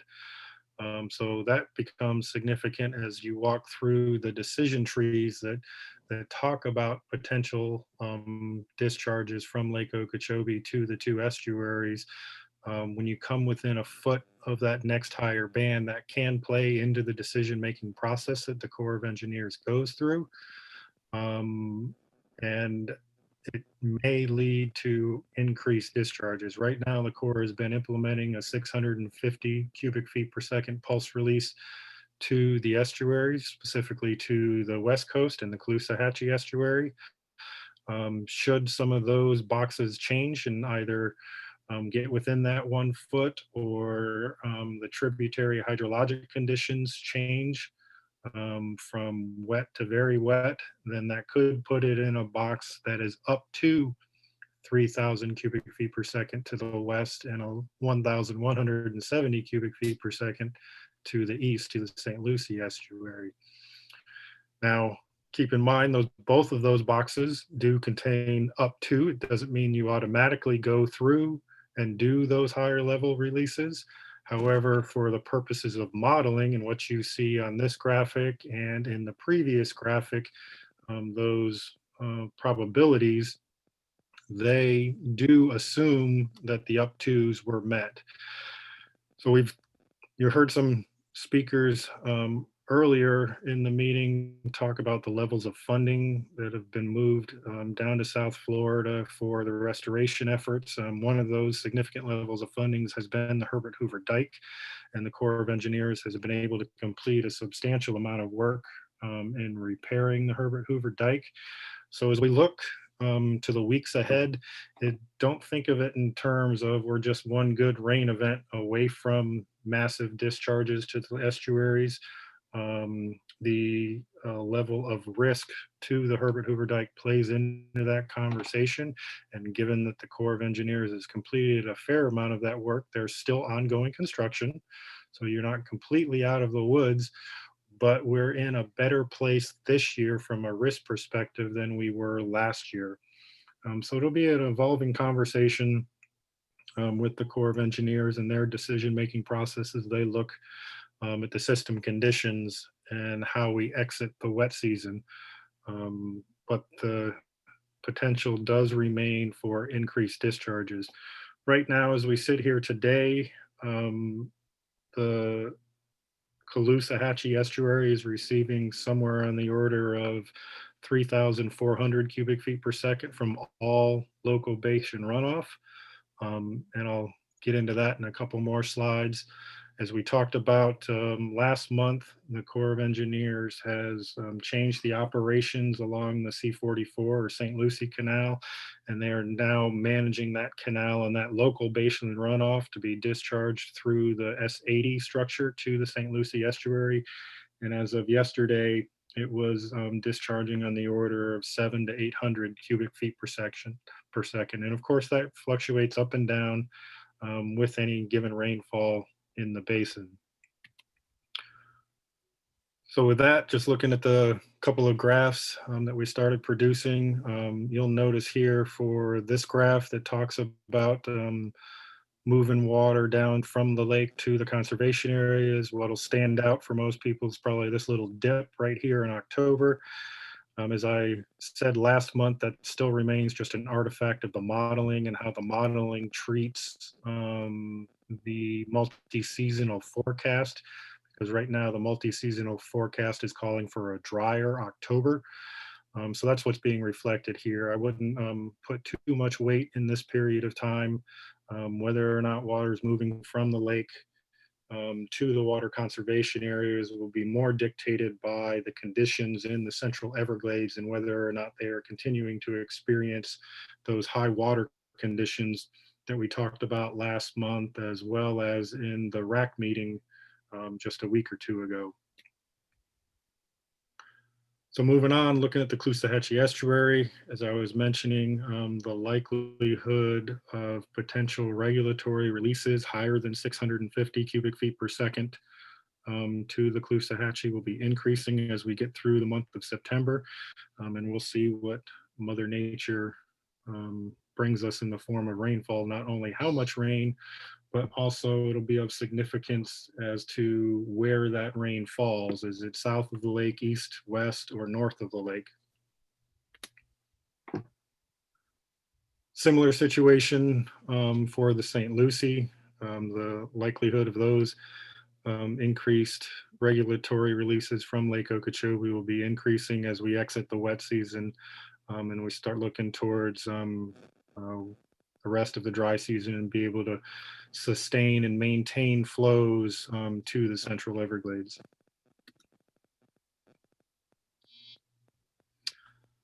So then that takes us down to the Central Everglades in the southern portion of the system. We'll start up here, Conservation Area 1. Up here in the upper right-hand corner, you can see the Conservation Area 1 is pretty much right at its regulation schedule. The Corps of Engineers has, as I reported last month, closed the S10 structures, which move water from Area 1 down into Area 2. So they've been closed for some time now. And Area 1 is just continuing to rise up to about 17 and a half feet, which would be the top of its schedule there come the end of September. So that's the operational intent for Area 1, is to continue to allow it to rise up to the top of its schedule. As I mentioned before, that facilitates a number of different things, including some of the exotic vegetation management that has to occur up here in the northern portion of Area 1. You need those higher water levels so you can get access to those areas and perform some of that vegetation management and eliminate those exotic invasive species from the refuge. Similar story down here in Area 2.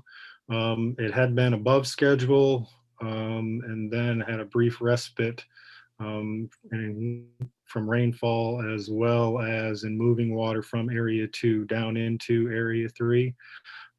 It's gotten back to its regulation schedule. So for right now, the operational intent will continue to allow it to rise up to the peak of its schedule. There in October, the Corps of Engineers has closed the S11 structures that move water from Area 2 down into Area 3.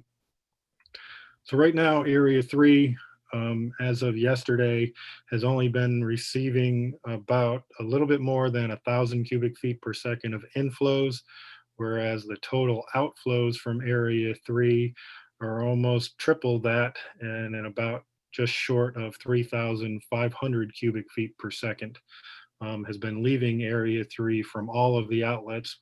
All of the S12s are fully open. S333 is discharging and fully open, moving about 1,500 cubic feet per second.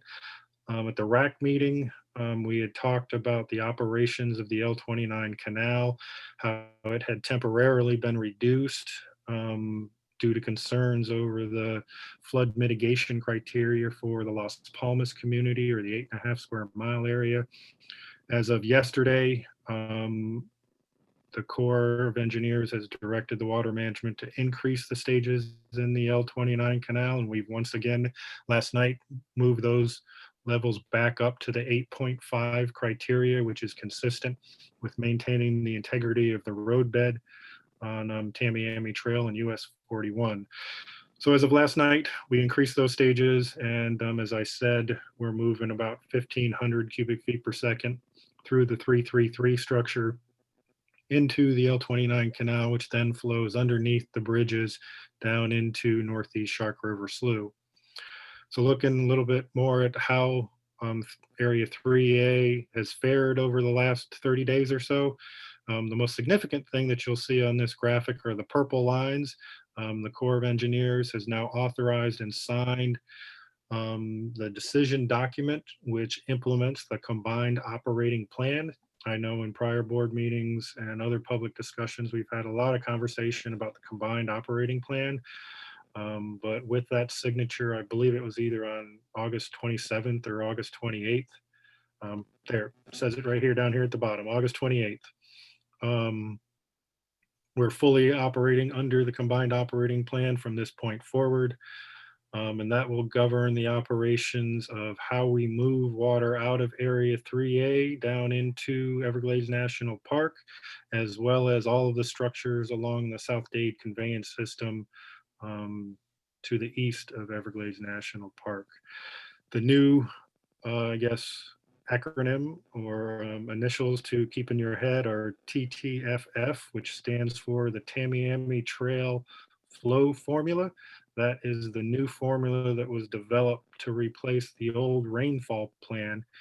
And as I said, I think in last month, have had the Tamiami Trail Flow Formula been in place this past dry season, when the rainfall plan was not calling for any movement of water from Area 3A into Everglades National Park, the Tamiami Trail flow formula would have been calling for some of those drier season flows and increasing the movement of water from Area 3 down into Everglades National Park. So with that, I'll take another step back, and as we usually do, and look at the system as a whole and just kind of where water has moved throughout this water year, going back to May 1st of 2020. You can see the inflows to Lake Okeechobee are just short of 1.2 million acre feet, with about 1/3 of that volume having come just within the last month or so. I'd already talked some about the runoff from the basins, local basin runoff that are going to the estuaries. As I said, the Corps of Engineers has changed the operations of the C-44 canal to have it flow to the east and manage that local basin runoff instead of having it flow to the west back to Lake Okeechobee. So over time, you'll start to see this number 7.4 or 7,400 acre feet. That number will start to increase as we get additional rains within the C-44 basin that get directed to the St. Lucie estuary. In addition, the St. Lucie estuary is receiving that local basin runoff from C-23 and C-24 basins that is just over about 200,000 acre feet so far this water year. Over on the West Coast, the Caloosahatchee estuary has received just shy of 400,000 acre feet, with only about 40,000 acre feet having originated in Lake Okeechobee. So the vast majority of that, again, is that basin runoff. Looking at the southern portion of the system, in total, the Central Everglades has received on the order of 1 million acre feet of inflows from all areas, with about 3/4 of that coming from the north in this big red arrow here. Of that 1 million acre feet that has come into the Central Everglades, somewhere on the order of close to 700,000 acre feet have transitioned down through to Everglades National Park. But one quick note on that, this number here, the 214,000 acre feet, that is not direct inflows to Everglades National Park, but rather the majority of that water is going to the detention cells that line the eastern edge of Everglades National Park. And what they do is set up to inhibit some of that natural groundwater movement and seepage that likes to leave and exit the park to the east. So in that 700 or 682 number, it includes these 214,000 acre feet, but I do just want to note for everybody that those are not direct inflows into Everglades National Park, but rather into the detention cells. So with that, taking a quick look at the forecast, as the Climate Prediction Center as looks out forward in time, we're looking at slightly increased chances above average rainfall when we look at the 3-month window, including September. But then, as I said, once it flips to October, you get into the drier prediction or forecast for the month of October, and that's what changes the next 3-month window from October to December to being equal chances of above average, average, or below average rainfall. And then with that La Nina condition setting up in the dry season, the next 2-3 month windows from November to January and December to February are calling for slightly below average rainfall as we move into that more La Nina-like condition. As usual, just what we're looking at for the next 7 days. We're probably going to have a slightly average or above average 7 days coming up here for rainfall. You can see a lot of it gets focused on Saturday through the weekend on the southern portions, wrapping around from the east, going around to the west portions of the district. As I started off the briefing, letting you know that we're not quite out of the woods yet for hurricane season, even though we're on the downward slope.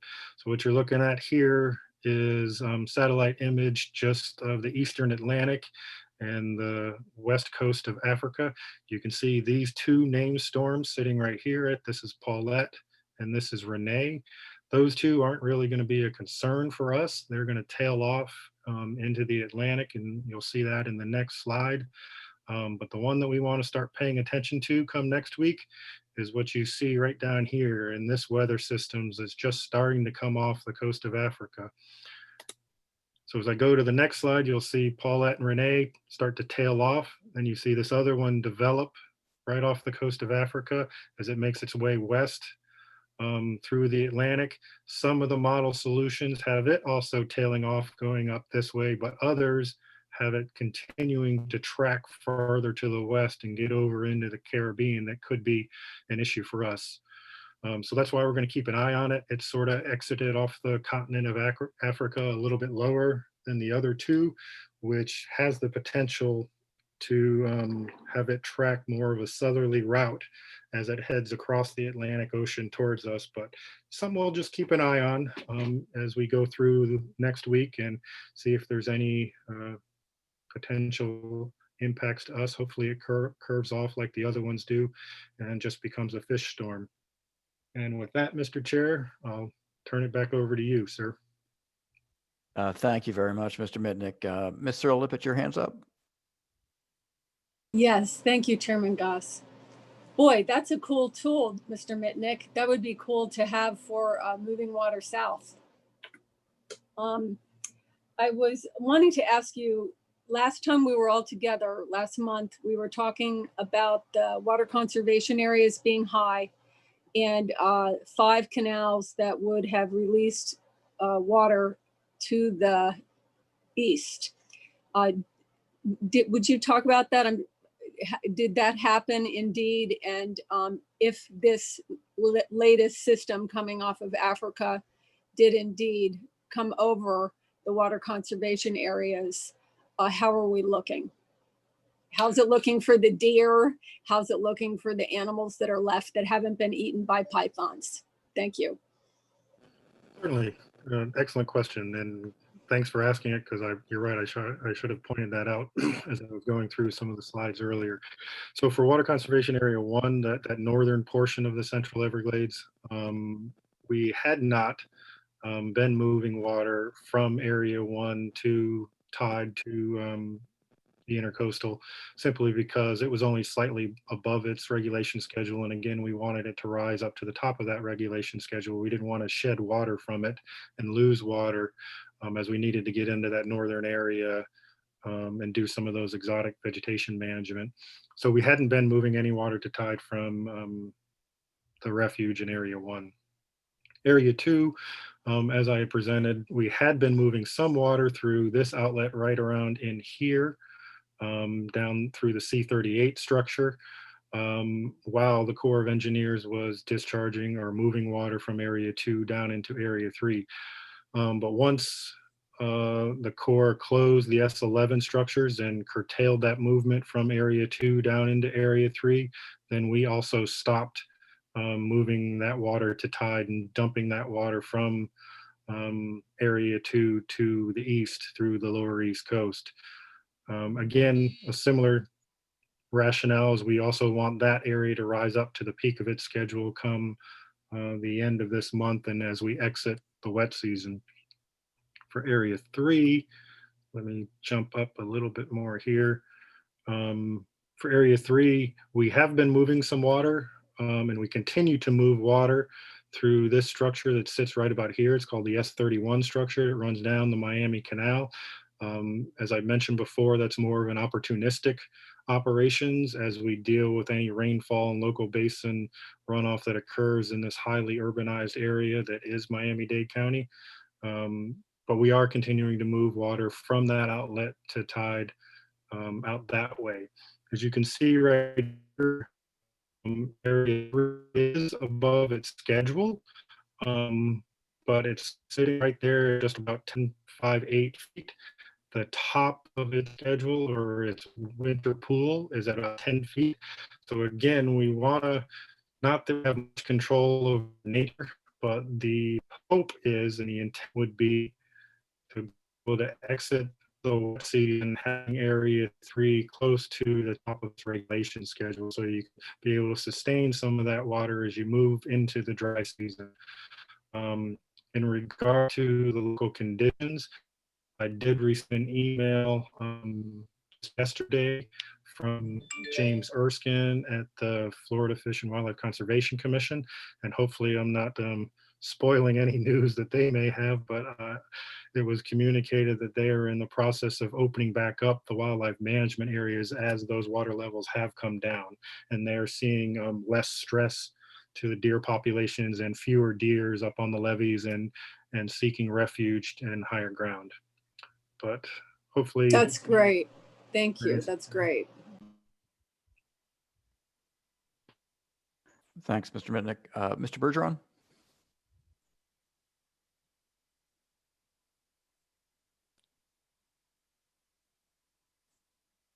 Can you hear me? I can hear you now, sir. Yeah. Thank you, Mr. Chairman.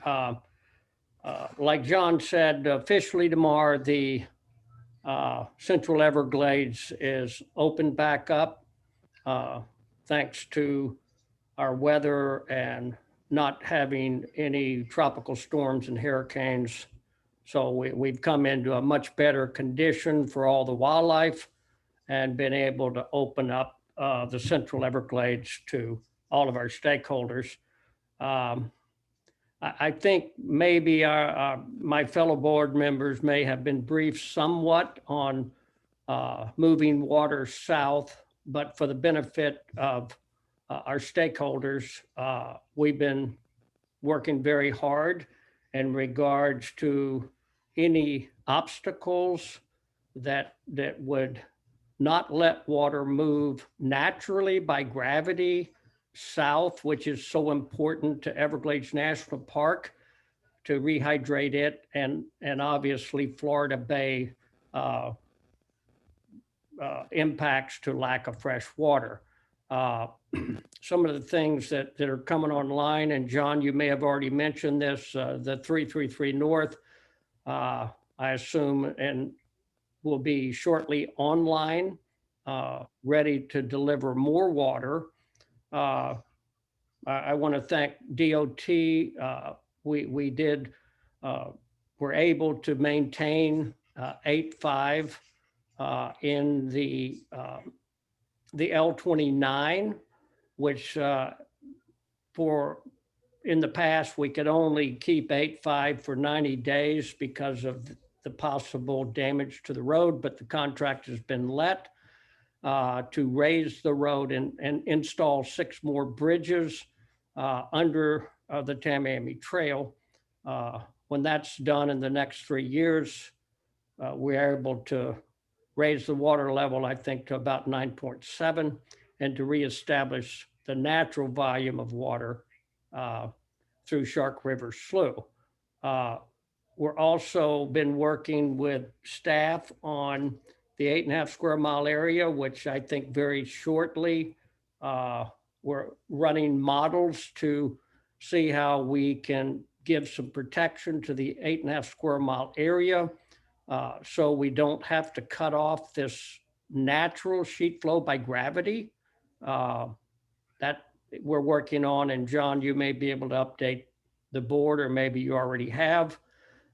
We're also looking at 3 additional culverts in the L28, which borders the Big Cypress Preserve and the Central Everglades, which would have more outflows naturally going to the southwest to the 10,000 Islands and naturally by gravity.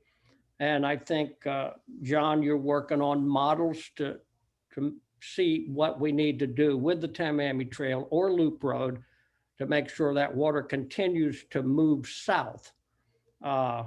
When you look at the things we're working at and the infrastructure that we have, we're going to be in a position, if we resolve these obstacles, to be able to double, somewhat double the amount of water moving south. We're also working with U.S. Fish and Wildlife and the Department of Interior and the U.S. Corps and the Park Service and Florida Fish and Wildlife, along with South Florida Water Management, in regards to the S12A and B, which we may not, we hope that we will be able to leave those structures open year around.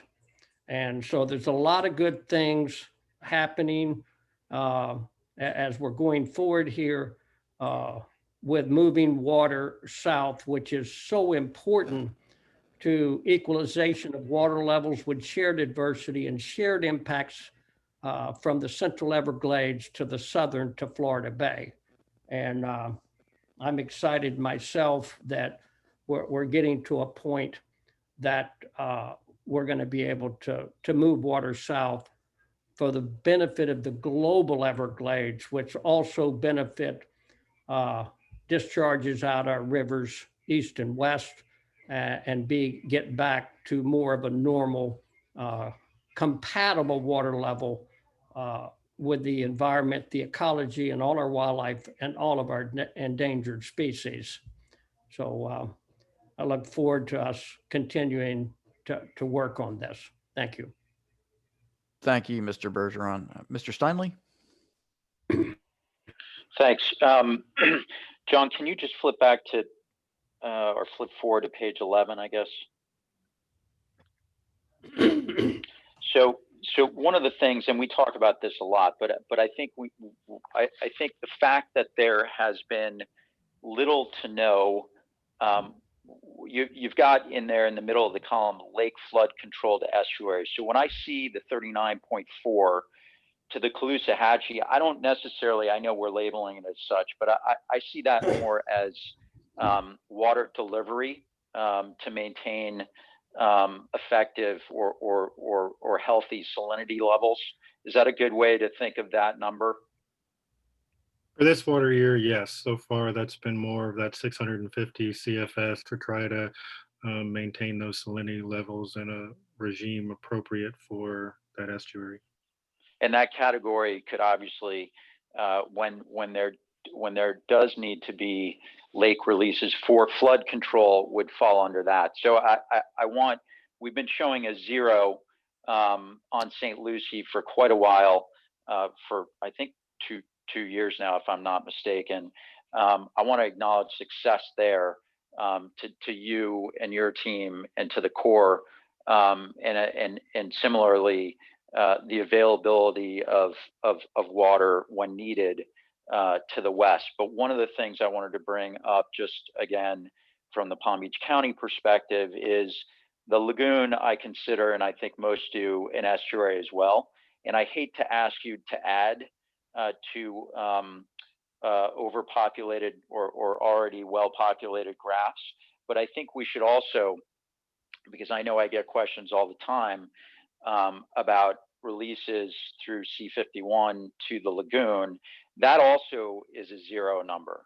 And I think we should, number one, recognize that because it helps us sort of measure our success in the future as well as our impact in the future.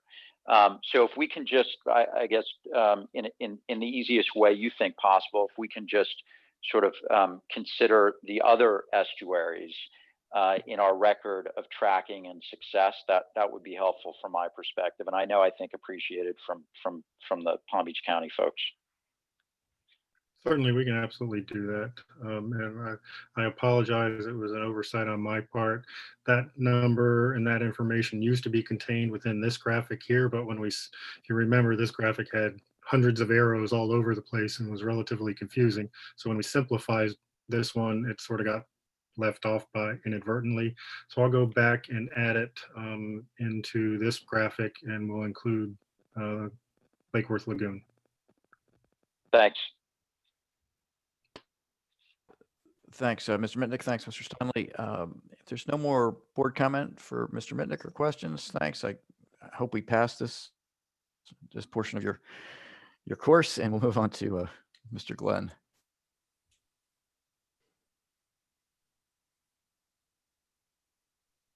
Hello, can everybody hear me? Yep. Fantastic. Rosie, if you could give me the pointer, laser pointer as well on control.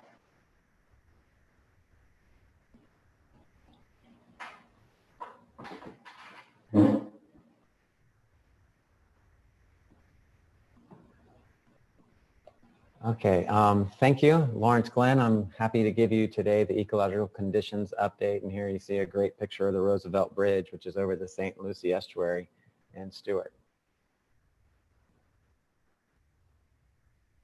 Starting up at the top of the system, looking at the Kissimmee, John was talking about what's going on and how releases are being made out of Lake Kissimmee to bring that lake closer down to its regulation schedule. So you'll see we do have, as he mentioned, inundation of the floodplain from tree line to tree line. So as we look at the floodplain, you can have an area from about 1 mile wide to an area 2 miles wide that is inundated approximately 2.5 feet currently. This is typical during the wet season. This is when the floodplain is anticipated to be full. This is when you have fishes using this area. They'll be out there foraging. We want to have this floodplain filled for a long hydro period so the vegetation can respond. And then as we go into the wet season, we like to see a nice slow recession off of the floodplain.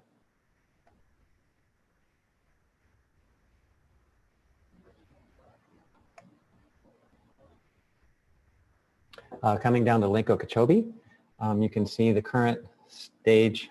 This is a couple of days old, but it's 14.6 today.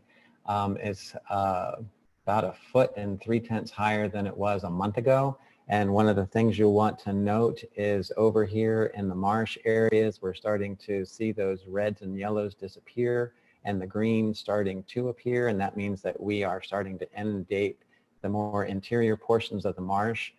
Which hasn't happened in really about 2 years. We haven't been at this stage. And so what you also see is that the peripheral outside of here is still not inundated. That happens between about 15 and 15.5 feet. So the marsh is inundated and there's a lot of ecological benefit to this.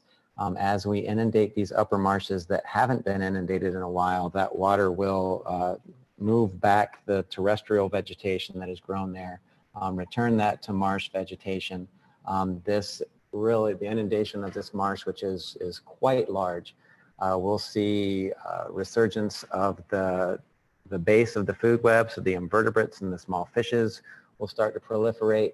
And this is really the base of the food chain that then, if we can maintain these levels until the winter season, as we start to have our slow recession, we would anticipate that would prompt increased foraging by wading birds next year, by snail kites, and increased nesting success as well.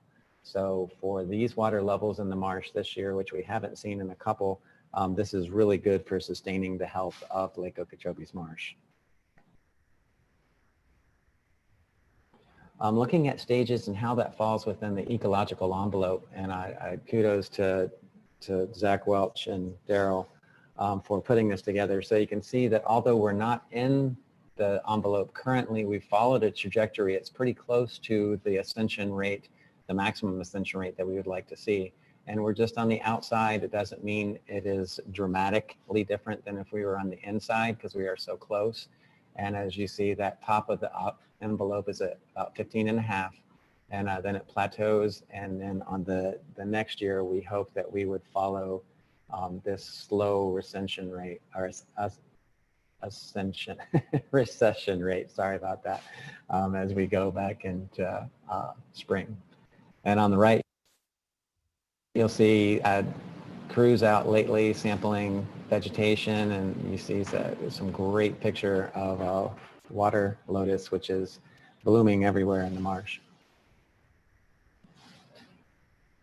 Looking at the cyanobacterial bloom potential as we go through the year, starting on the right-hand side in March until we are where we are today, we see kind of a waxing and waning of cyanobacterial bloom potential. It changes with temperature. It changes as we moved into periods of longer photo period, which is the longer periods that algae can actually photosynthesize and grow. So even though from last month of August to this month, you saw some hotter colors here, which indicates a more bloom potential possible. is dissipated a bit in this month's picture, and seeing that it's a little cooler. And as we're doing now, we're trying to also look and see how wind direction and wind speed and how that's sustained can help us understand better where these blooms might be, as the surface blooms are definitely pushed around by the winds. Looking at our data, remember our water quality data on the lake was increased to 32 sites, and during the summer months we are sampling every 2 weeks, and in this we have data that is on what is happening with blue-green algae. You'll see that the majority of sites that we have are below or in this green level or this blue level. We consider a bloom at 40 micrograms per liter of chlorophyll. We do have some areas that are indicated in orange as being a bloom, and that's pretty much correlated to what we're seeing here on the map, somewhat and somewhat not. But then also we look to see what the microcystin levels are. And if you look over and you see these two sites here, LZ40, which is right in the middle, and L004, they did have elevated toxins above the EPA's and World Health Organization's warning of above 8 at 28. But something I also wanted to make note of, which I thought was important, is that we have samples collected at August 10 at S308 and S77, where water would leave Lake Okeechobee, and there is not a bloom there, and there are no toxins present.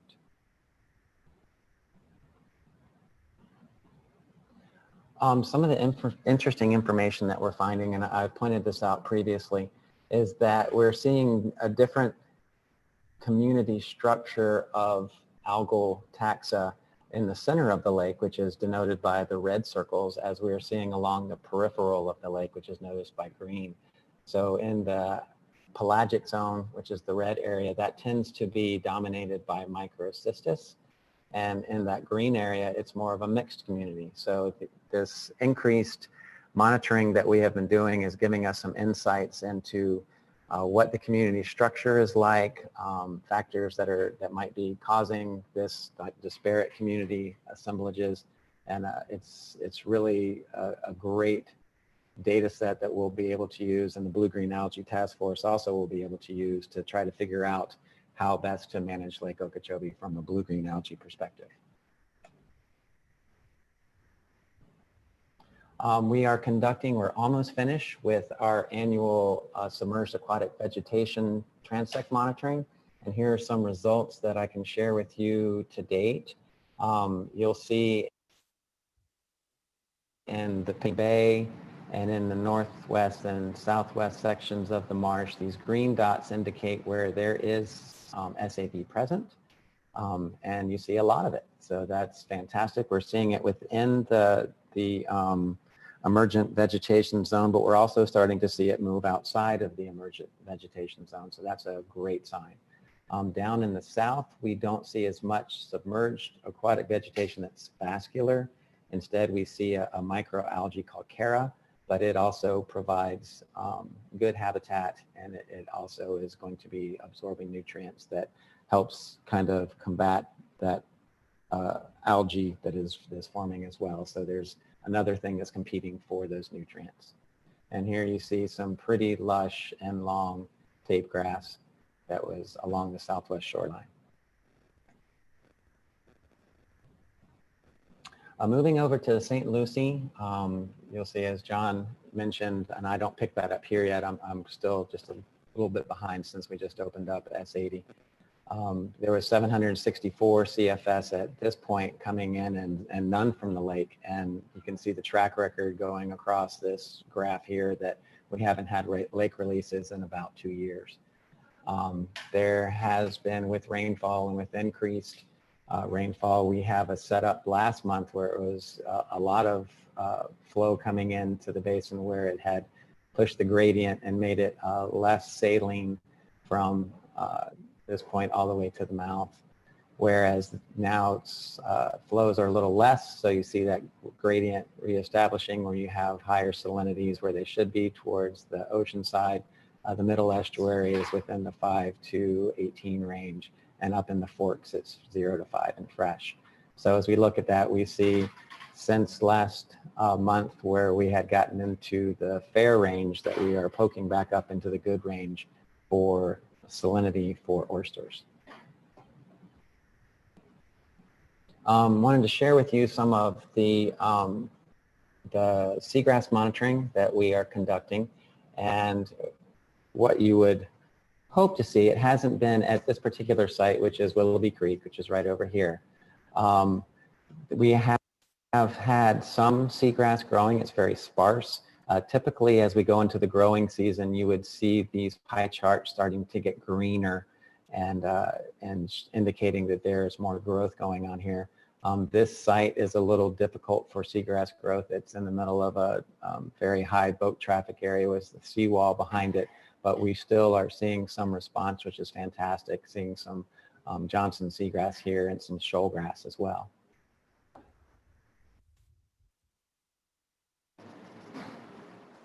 But as we move into the St. Lucie Inlet site, and you see from a previous seagrass map that this area is capable of growing very lush beds when conditions are appropriate, that we're seeing the typical response that you would have going from March through the year. You see that this is a typical growing pattern where we're getting more coverage, more dense coverage as the year progresses. And you see that there is a not just one type of grass that is growing here. We have manatee grass, we have turtle grass, we have shoalgrass, and we have Johnson's grass growing. So this is a great response, and this is the typical response that we see as we go through the growing season. Moving over to the Caloosahatchee side, you'll see there has been a substantial amount of flow over there, and it's really predominantly from this very large C43 basin. John had spoken to that we've been trying to release 650 to that to the Caloosahatchee from the lake, but over here you see that there's no lake release is really contributing to this because we have to allow all that basin runoff to come out first. And what we're seeing, the change in that from last year, since we've had so much rainfall on this side, is we've pushed that freshwater gradient pretty far down the estuary. Typically, if it makes it to about Fort Myers in this range right here, that's a great setup. This is a little bit fresh going to the south. And we see that that has had an effect on salinity, and its salinity is declining. At Cape Coral, it's gone into the fair zone, but at Shell Point for oysters, it is still in the good zone or good range.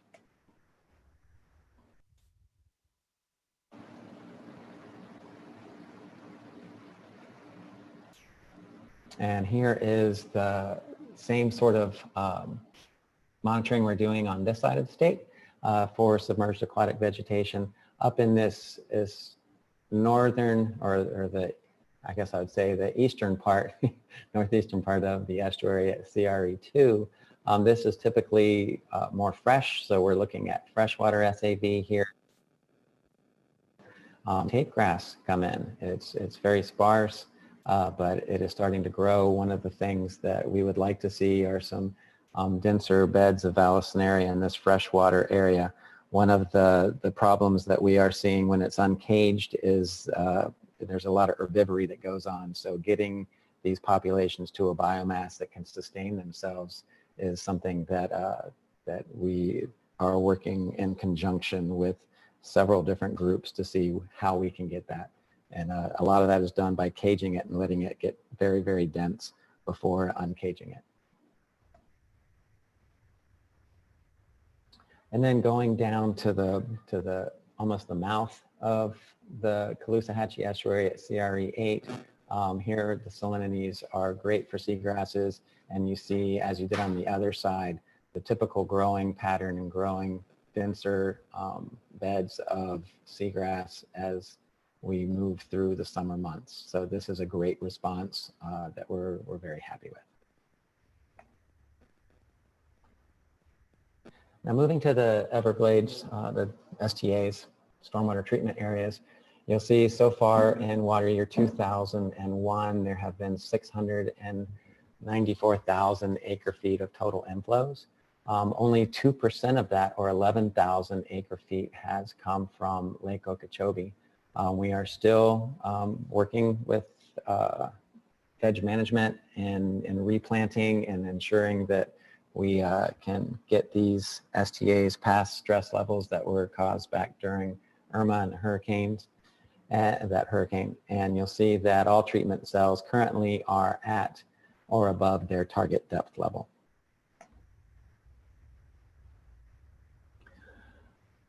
This was spoken to or alluded to several times. This is the EAA basin monitoring and the performance results for the EAA. And per law, the EAA is to reduce their nutrient runoff that through load to the STAs are coming out of the EAA by 25%, which you see here is this dotted line across. And this has been since 1996. And you heard earlier that there has been a 57% reduction, average reduction over this time period. And this year has been remarkably successful at 68% reduction. So that is fantastic. As we went through this process of how do we reduce the phosphorus that's coming out of the EAA. So the first thing to do was to set up these BMPs to make a first reduction in the treatment train. And then we developed the STAs to take that water that had reduced nutrient levels and reduce it even further for release into Florida Everglades. And something that is pretty remarkable here, if you look at this program, if you had no BMPs compared to where we are with the implementation of BMPs, there has been a 4,000 metric ton reduction of phosphorus leaving the EAA since 1996.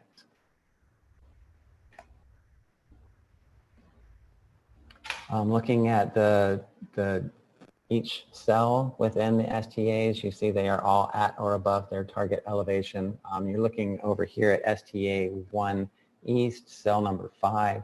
This is actually being dewatered currently. It's part of a restoration strategies to take that cell, which is pretty uneven in topography, as it was one of the first ones that was built, and it's evening that out so that we can have water levels that are much more conducive with the underlying soil being even in order to have vegetation growth so that cell can perform at its best. I wanted to go through, I've been questioned several times on what other data is out there for Biscayne Bay, since I typically show just one slide that has two continuous salinity monitoring sondes there that I talk about. So we reached out and looked to see what all is being done within Biscayne Bay. Miami-Dade Derm does water quality sampling. They've done this for a long term. They have 61 monitoring sites in the canals, 42 in the bay.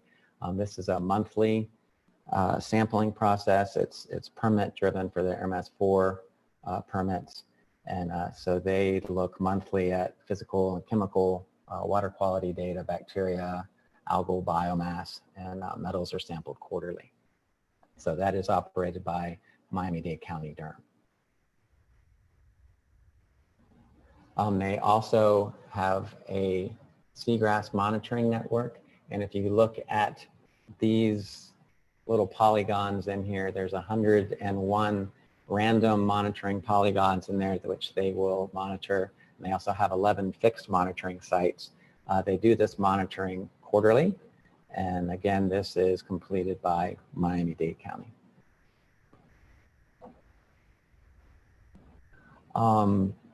There's a long-term Biscayne Bay National Park Service where they do salinity and temperature monitoring at 52 monitoring sites. And these are paired continuous recorders. They're looking at salinity, temperature, and depth every 15 minutes.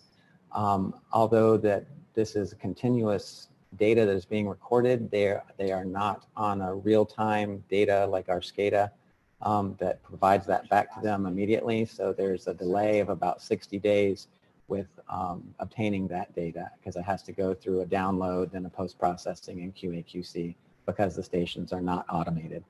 This is funded through Recover, and they do provide an annual report on these data.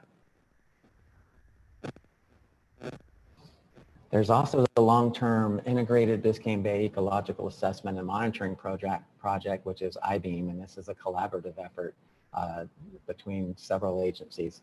And there are 47 monitoring stations in which we're looking at epifauna, fish, water quality, SAV, and sediment depth. But this is monitored twice a year, so it's during the wet season and during the dry season. And there's just methods on there on how these epifaunal communities, fish monitoring, and seagrass. Florida International University has a couple of buoys, like you saw earlier in the video today, that they have deployed south of the North Bay Village over here, and another one in the Miami River.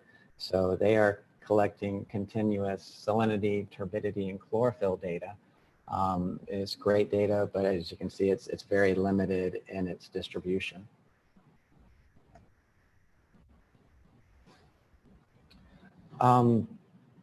There was a pretty expansive fish kill that happened earlier in August. Several of the board members have commented about that, Mr. Wagner in particular.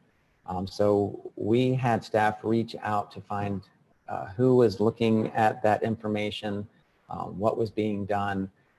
So the fish kill was, it was very rapid. It was thought to be from runoff, and also more importantly from very high water temperatures that were unseasonably high. Cold water holds much more oxygen than hot water does. This temperature change happened pretty rapidly, and fish were not able to escape that area. So what you're seeing over here is the results of the fish kill. It went through very, there were numerous species involved in the kill. And then what these data you're seeing is they have a boat, FIU, we have one similar, where we have a water quality sonde, and as we drive through, navigate the boat through an area, it is taking continuous readings for dissolved oxygen. And you're seeing the blue readings are a level that is not of concern. Yellow, you're getting to hypoxic. Red, you're getting to anoxic. So you see that this was a very tight area within this part of the bay in which the fish kill happened. And these data were very helpful in trying to determine what exactly was the reason, and it was low dissolved oxygen. Following that, by about 2 weeks, there was a bloom, an algal bloom in North Biscayne Bay in the same area. The dominant species was Cattosaurus, and this is actually a diatom, and it's non-toxic. So that's a great thing. What happens during these blooms is that high algal biomass can decrease light penetration to benthic habitats, and that can kind of change what's going on with the dissolved oxygen levels below it as well. The possible causes they think of that algal bloom was freshwater inflows, also nutrients that were being released from the decomposing fish material in those high temperatures, which promote growth at a very rapid rate. Although these are non-toxic, you'll see that they do have these spines along the side of them. So when they increase in number, they can be concerning in that they can get lodged in fish gills. But we didn't see that or have evidence of that occurring. So moving to what I normally provide data on, our continuous monitoring sondes that we have deployed at BVCW 8 and 10. Unfortunately, in the past week or so, this month, we've had some issue with those sondes, but we've got 10 back up and running, and we're working on 8 to get that back up and running. But what you'll see, that the amount of inflow into Biscayne Bay has a direct correlation with a decrease in salinity. So you follow that trend here again, and where we are about right now, we have increasing inflows, and we're seeing a concurrent decrease up here with salinity. It's still a little higher than I would like to see it, but hopefully that downward trend will continue. Looking at the Everglades, what has happened, and John already spoke to this, as to what we're seeing in the water conservation areas in the central Everglades. And we're seeing a drying in the top of water conservation area 3. It's kind of happening across really the whole water conservation area. Where this is good, we would also like to see it slow a little bit, because remember, Alley North is about right in this area, which is one of the very largest water wading bird colonies that we have. And as we're producing a setup for next year's wading bird success, having this area not go dry is very important in sustaining the prey base for those foraging wading birds that then will nest during the winter months. Coming down into Florida Bay, and we always look at what is going on with the MFL. And so for the Five Creek Sum, which is denoted by the 5 stars along the bottom, that threshold, or the MFL, is 105,000 acre feet, and we see it's currently well above that at 227,000 acre feet.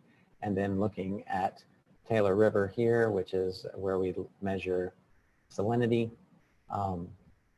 the below 30 MFL of salinity, PSU for MFL rule threshold here is 30, and we're well below that at about 5 or 6.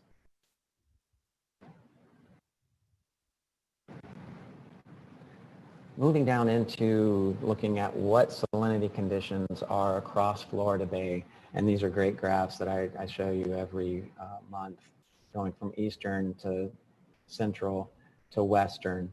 We are seeing a deviation from this interquartile range, especially here in central and western Bay, where it's on the rise.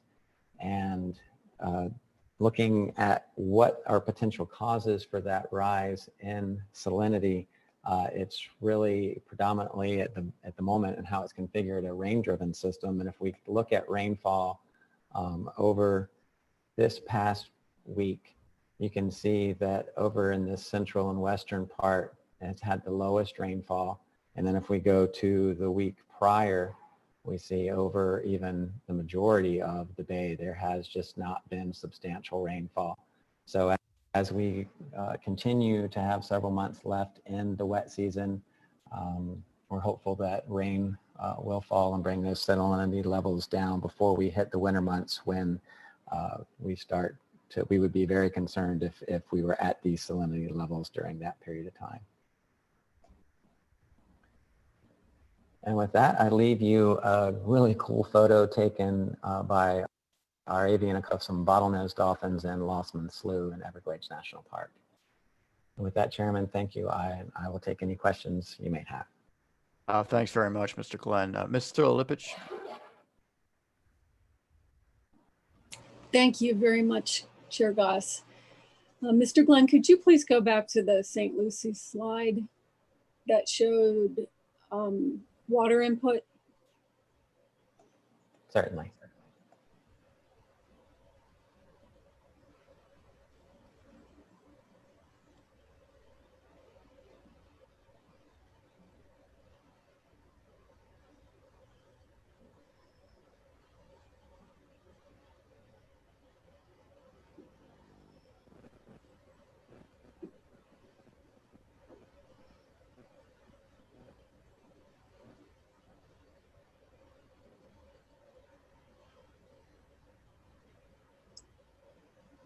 Okay. Great, thank you. You're welcome. I'm sorry for the lag. It's, No, it's very slow. It was good to have a review of it all. It's a lot of information. So you said that your chart is slightly different than Mr. Mitnick's, but looking at the pink color, that is the C-44 basin runoff, right? Yes, ma'am.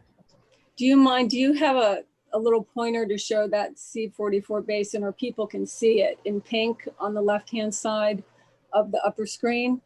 So that's a tremendous basin for us. It's very large. And I just wanted to see if you could give me some clarification on this, because I've been, I don't know if it's struggling, but trying to understand. So this area had the water that runs in this area has been going into Lake Okeechobee for quite a while.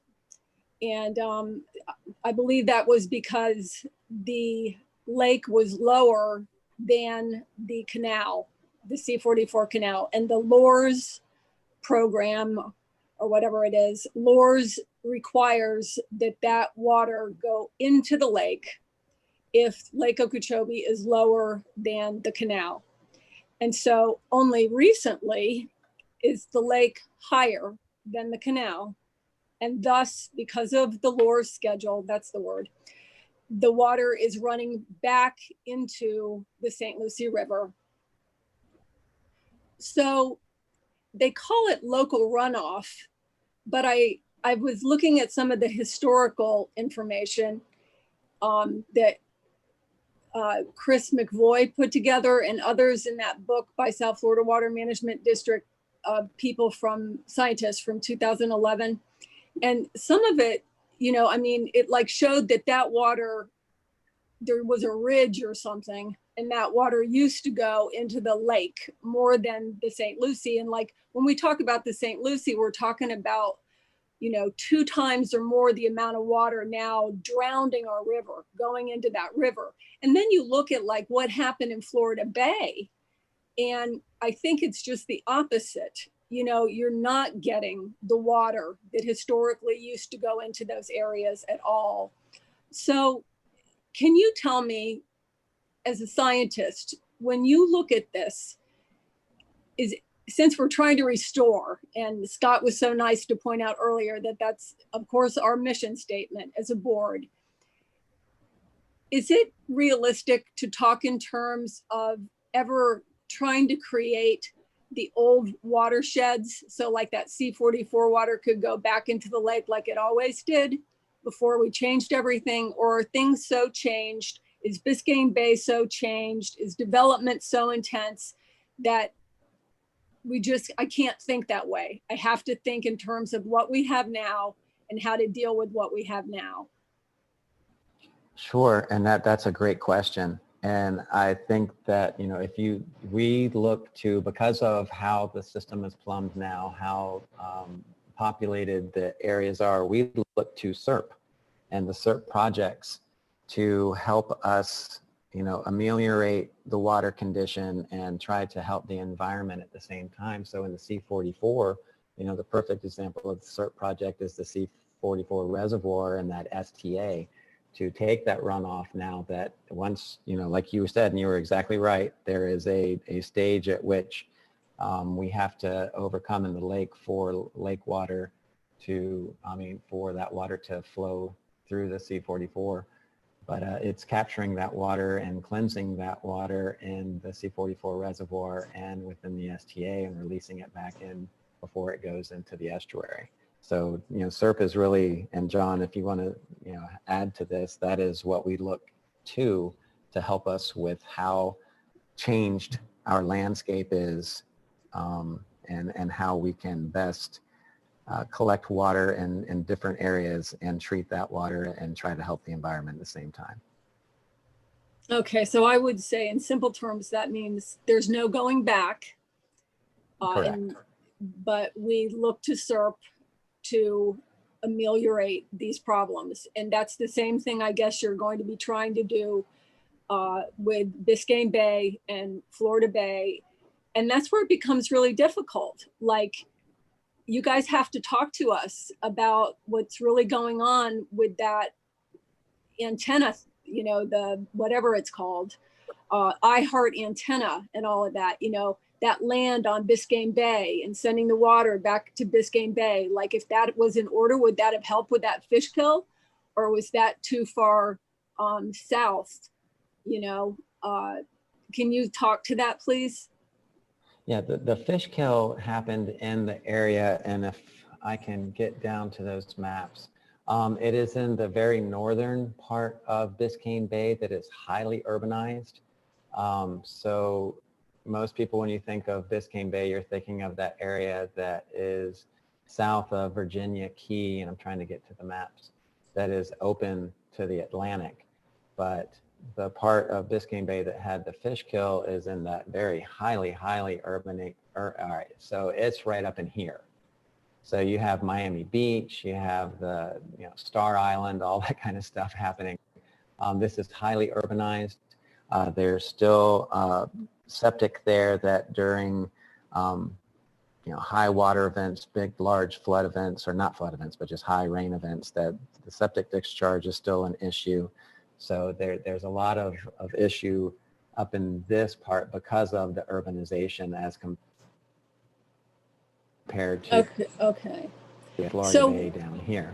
So where is that iHeart thing? Where is, That I would need help from and John where is with. that, where is that Biscayne Bay restoration trade-off 863 land thing?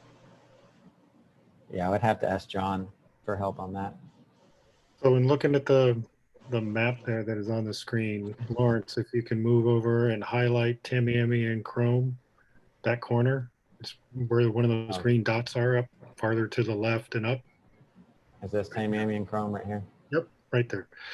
So the Bird Drive Basin is just to the bottom left of where Lawrence currently has his cursor.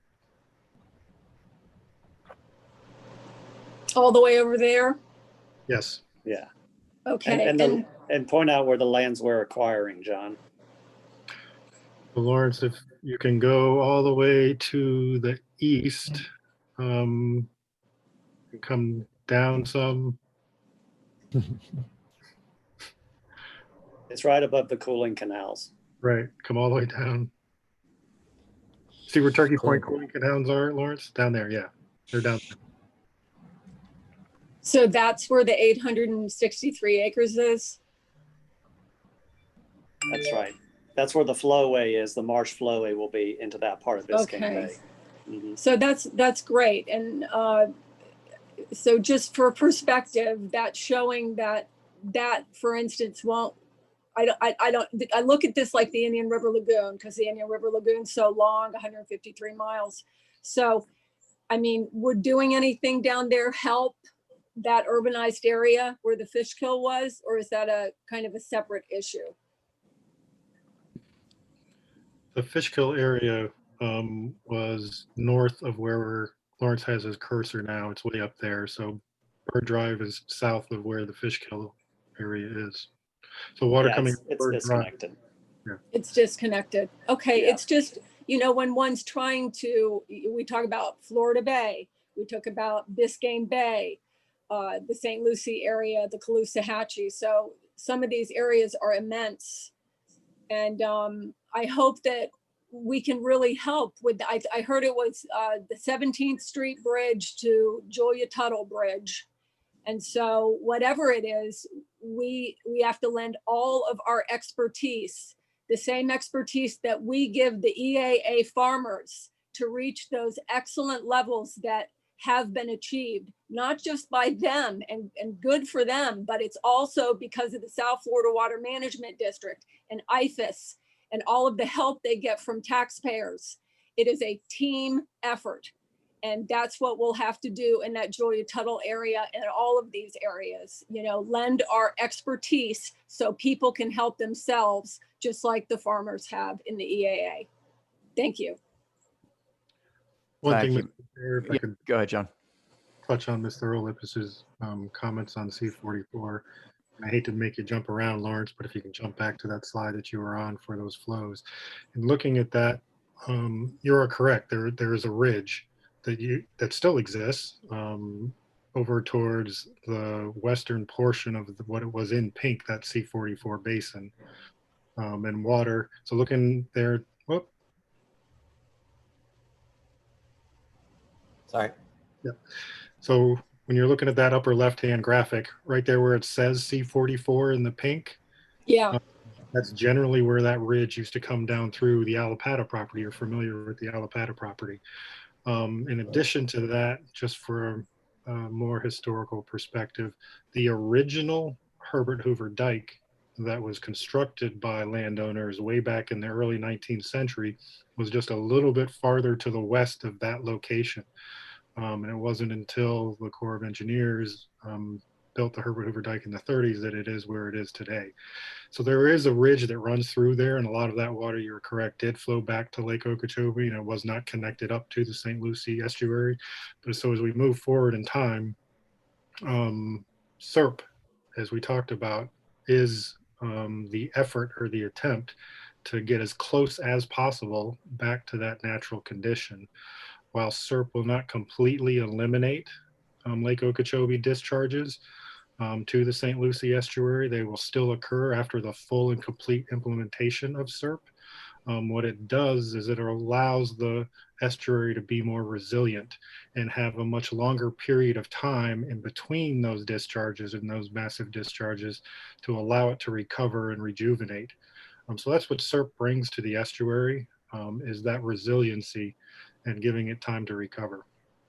Well, that's great. And that's all the more, you know, it was exciting to have President Trump here and to see all of the attention that we are getting, as everybody has been saying earlier. And that translates into money, which translates into energy, hopefully. And it's very, it's hopeful. It was my home internet connection. It's been giving me fits. Yeah. You're muted, right? Thank you. Oh, sorry. I'm going. Thank you, Mr. Serlovich. Thank you, Mr. Mitnick, Mr. Glenn. Mr. Steinle, your hand is up. Is that from before or is that a new one? A new one. Just a few comments, if that's okay. Can you hear me? Yeah, I can hear you. Go ahead. Okay. Thanks.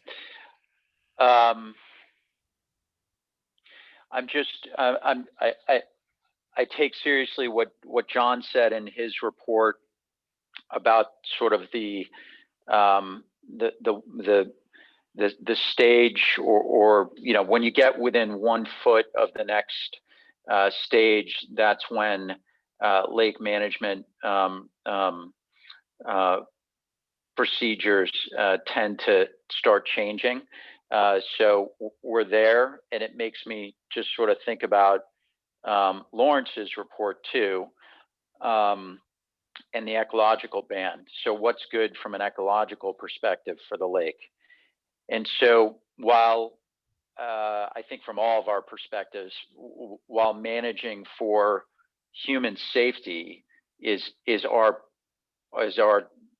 principal and our largest concern. Flood control will always, I think, take precedence. But to the extent that I'm looking at this ecological envelope, to the extent that we haven't been, I think you said, at the high stage of the envelope for a few years, which is required to create a healthy environment at that vegetation levels. I think that we want, I'm sure the Corps is very well aware that that the ecological conditions will benefit if lake stages are allowed to rise from here. And to the extent that it sounds like there's a lot more comfort, obviously, with the investments being made into the integrity of the dike and the culverts and everything. I understand there are still some culverts being worked on. But obviously, I guess my comment or observation is, while we're within that 1 foot of next band, and may need to manage for that from a flood perspective, we don't necessarily want to do it otherwise because of the ecological benefit. So that was one observation. I hope that's semi-accurate. Lawrence, is that correct? Yes, sir. Okay. And then the other thing, if you can go to, well, I don't have the page, but I think it's 15 where you go to the inflow outflow on the STAs. You know, we talk about this all the time. Is the efficiency of the STAs, how they're working, the output that we're getting. As I think about, we are less than 5 years away towards having to meet QBEL. And that QBEL is, there we go. That QBEL is 13 on average, if I'm correct. It needs to be lower than 19, 19 being the highest by that point. We're achieving in all but one case less than 13. And I know that there's some work being done on the STAs that influence that and other factors. But, you know, Drew, I think it might make sense for us to consider or have some type of tracking around our planning, what we are doing, what needs to be done, and whether we're accomplishing it to achieve that QBEL by 2025. Because I feel like we talk a lot about it. You guys are, we have the projects and we're focused on it, but it's hard for us to track it. It's hard for us to track our progress. What needs to happen for instance, STA 5-6, we talk about a lot, or STA 1, to go from 75 down to 13. And so I just suggest that we more clearly track, have a way of looking at and tracking our progress towards meeting that QBEL, which again, the timeline's sort of ticking down. Thanks. Thank you, Mr. Steinle. We send to the board once a month, and I think it comes when you get all your board meeting material, our progress on all the construction projects and all the efforts to achieve that QBEL. It's under the restoration strategies document. What I haven't looked, and I was just looking for it right now, was whether we are including other efforts besides those construction projects under restoration strategies, like the rehabilitation efforts and the plant management efforts. So I'll take a look at that and see if it paints the complete picture. Okay, thanks. Yeah, no, I think that restoration strategies update is really helpful. I just, yeah, I guess I'm looking for a clearer way to track progress towards achieving that. If this happens, then that happens. And where are the holdups and what do we really need to focus on? So anyway, thanks. You. So tie the construction efforts to the expectation on water quality. Okay. Yeah, exactly. Yeah, if I may, Drew and Jay, that is something that we identified last month, and staff is currently working on to close that gap. So in next month's report, it'll contain a little bit more information. We're in the process of revising it right now to be able to give a fuller picture of that tracking that you're talking about. Thanks, guys. Thank you all very much. Colonel Roman? Yes, thank you, Mr. Chair. I really appreciate Board Member Steinle bringing up the tracking of that. I know that last month I had some questions of staff on that picture that the restoration strategies update was painting for us. And I'm glad to hear that John said that we're working on it. So I really, really appreciate that. My question has to do with Biscayne Bay. If we could go back to slide 18.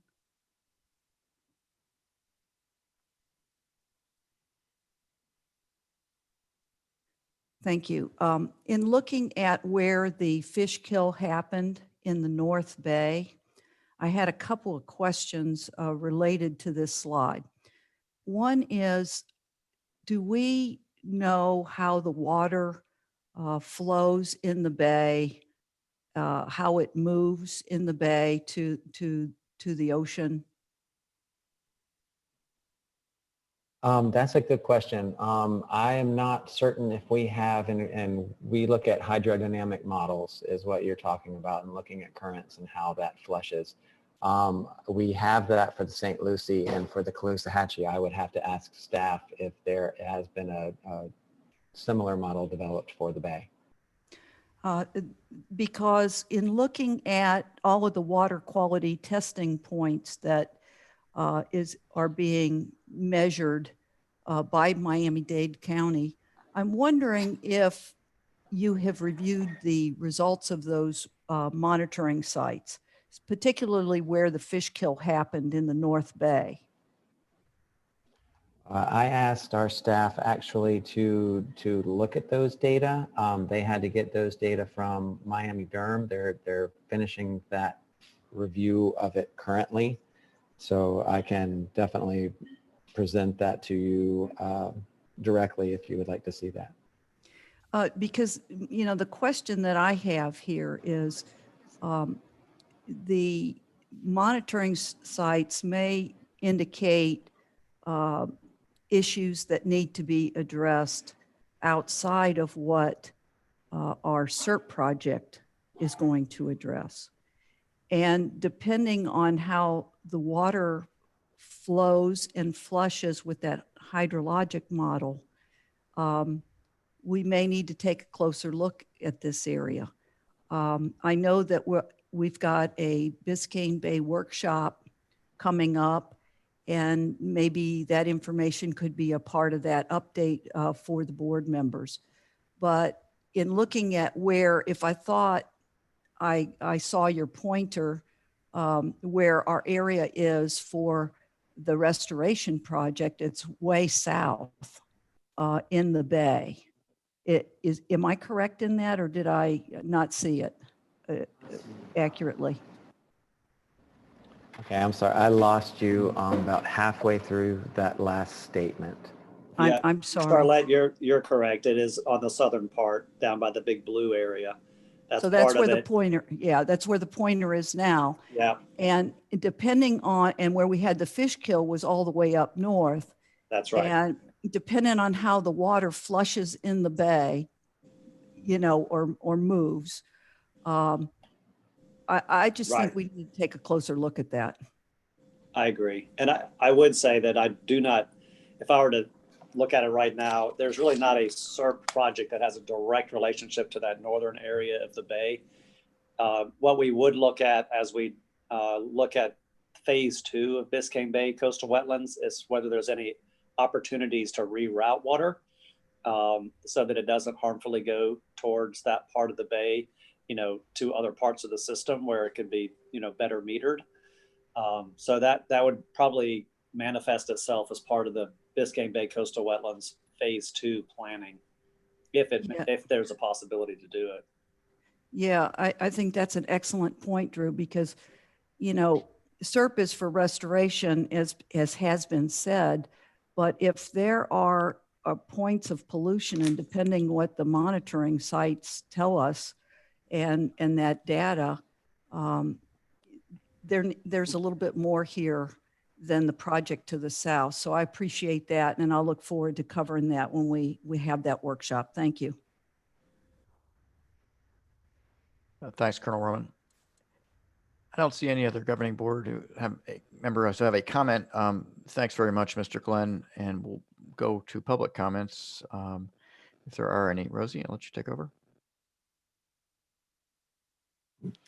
Thank you, Mr. Chairman. First, I have Gary Ritter, followed by Drew Martin. Good morning, Chairman Goss, or I think we're in the afternoon now, and board members.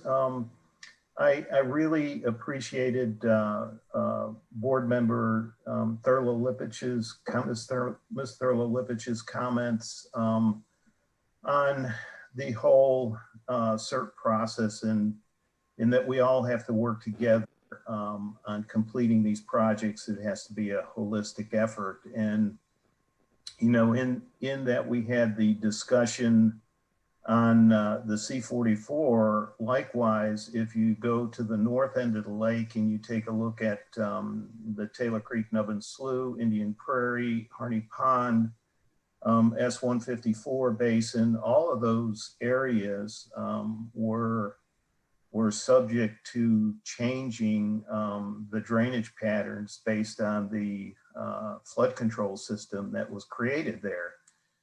And interestingly enough, if you go back and you read some of those old Central and Southern Florida flood control project documents, the Corps does allude to the fact that one of the consequences of the flood control system will actually be a degradation in water quality. You know, even prior to all the development that's gone on in these particular basins. So with that said, you know, I agree, you know, our farmers have to continue being partners in this process. They have to continue working with the University of Florida, with IFAS, to look at new technologies and in better ways of implementing BMPs and improving runoff from their properties, as well as, you know, the flood control part of it has to be a partner too, as we change and reconfigure that system that has created some of these consequences that we're now dealing with. So, you know, I appreciate Ms. Thurlow-Lipich's comments very much. And again, you know, the Farm Bureau, along with all the farmers that we represent, and certainly those that may not be members, will continue to stay highly engaged in this process, continue to be a partner, and continue to implement BMPs and improve the technology of BMPs as we move forward, and as, you know, regional projects come on board, you know, as we work with district staff on those as well. Thank you for the opportunity to comment, and that's all I have for today.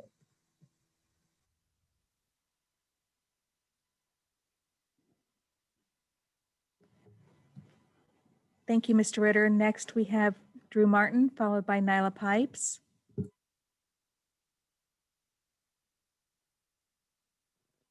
Yes, this is Drew Martin. Can you hear me? Hi, Mr. Martin. This is Drew Martin. I'm here on behalf of the Loxahatchee group of the Sierra Club, and also I'm a member of the State Conservation Committee for the Sierra Club. I do want to, you know, appreciate the staff and this board for all you've done. And I think we, you know, people talk about the lake level, but we've had a lot of things happen this year that have been good, and that we haven't had huge fish kills along the western part of the state. And we've seen some improvement, I think, in the Indian River Lagoon. So definitely think we always need to give credit to the work that's being done. As far as our concern with the Bird Drive Basin is, we don't want to sacrifice the Bird Drive Basin for Biscayne Bay. I mean, we have two important ecological assets here. Bird Drive Basin is an important ecological asset, and it's part of was part of the original CERT plan. I think we feel like it should be, and we don't want to sacrifice that land in a land swap. We do, however, want the district to work to improve the water quality in Biscayne Bay. And I think one of the things we fail to connect the dots is that a lot of roles that the district plays has to do with ERP permitting, which is the destruction of wetlands. And a lot of the reasons that stormwater runoff is, you know, a problem is because we have, and certainly long before this board was appointed, other boards in the past, but the state has allowed huge destruction of wetlands. And so as a result, the wetlands are not there to capture stormwater runoff. At the same time, we've allowed a lot of developments with septic tanks because people didn't want to pay the expense of having sewer systems. And surprisingly, septic tanks are built in a lot of places that you wouldn't expect them to be, like on Barrier Islands, where you would think that that would not be a good place, that close to the ocean, to have a septic tank. And we know that with sea level rise, that septics are a problem. So the legislature has put some money aside to do that. But I think it's important that this governing board not follow through with a land swap because I think in the long run that will harm. Now, I noticed that Commissioner Thurlow-Lippish did mention that on the map, and I don't have the advantage of being able to see the map because as I don't have the advantage of being able to see the clock either. So please let me know if I start to run over. But, you know, obviously, yeah, that is south. But The point is that every open area that allows water to accumulate is providing groundwater. And one of the problems is that Biscayne Bay is not getting the groundwater that it historically got. And I know that we can't always go back to the past, but the purpose of SERP is to try to go back and recapture some of the environmental and ecological benefits of the original Everglades ecosystem and try to restore some of that. I also think this 8.5 square mile, am I out of time? Yes. Yes. Okay. I'm sorry, I don't see the clock. So thank you very much. You're welcome. There is another opportunity for public comment later on the agenda. Thank you. Our next public commenter is Nyla Pipes, followed by Michael Collins. Good afternoon, everyone. Nyla Pipes, One Florida Foundation. Sometimes when we get in these discussions, it just strikes me and I say to myself, good Lord, what have we done? But, you know, I don't want to dwell on all of the negative. I actually want to really highlight the fact that, you know, in the Biscayne Bay discussion, in the comments about including the Lake Worth Lagoon, in so much of what you guys have both presented, we've been talking about, you know, positive things as well. There are positive things happening in our local basins. And I want to highlight that while the C44 basin is a huge concern for the St. Lucie River, so is the C23, 24, and the North Fork of the river. As you all know, I concentrate a lot on speaking about our need to upgrade our sewage infrastructure throughout the state. We have some good work happening with the city of Port St. Lucie right now, working to convert more septic tanks to sewers along the North Fork of the St. Lucie River. Also, St. Lucie County is restoring some oxbows and floodplain on the North Fork, right up there by the Becker Preserve property, which is really important to recognize and support. So all of these local, you know, projects, they really do add up to a whole. Sewell's Point, I ran into a commissioner this week who was telling me about a major stormwater project that they're doing on Sewell's Point, which is a big deal. You know, that's a peninsula right there in the middle of the St. Lucie River. So if we can hold that stormwater back, that's amazing. So I just wanted to, you know, talk about some of those things and encourage you all to keep going, because it's not all doom and gloom, and we have to just keep trying. On that note, I want to end by saying that I was on the Kissimmee River looking to procure some alligator meat. And when you do that, you're on an airboat for quite a long time, back and forth across the marshes. And one of the things that strikes me in these conversations is the areas of the water management district that have more population, more constituents, they also get more attention. And I think that we have a tendency to go, okay, well, we're doing Kissimmee River restoration. It's really all we need to do there. And I want to bring to all of your attention that we have a major problem with woody and invasive vegetation on the Kissimmee River. I was north of Passenger, and it was rather alarming to me. So I think that we need to maybe take a look at that. It may not be a matter of just inundating the floodplain to make that go away. We probably need some burns up that direction. So yeah, keep going. Support these local projects wherever you can. Recognize that it's not all Lake-O, it's not all blue-green algae. We do have sewage issues. We do have septic tanks that need to be taken care of. We do have stormwater concerns, and anywhere you guys can support those local projects, I think it's amazing. Thank you. Thank you, Ms. Pipes. Continuing public comment on technical reports, we have Michael Collins, followed by Doug Gaston. Well, good afternoon, Mr. Chairman, members of the board.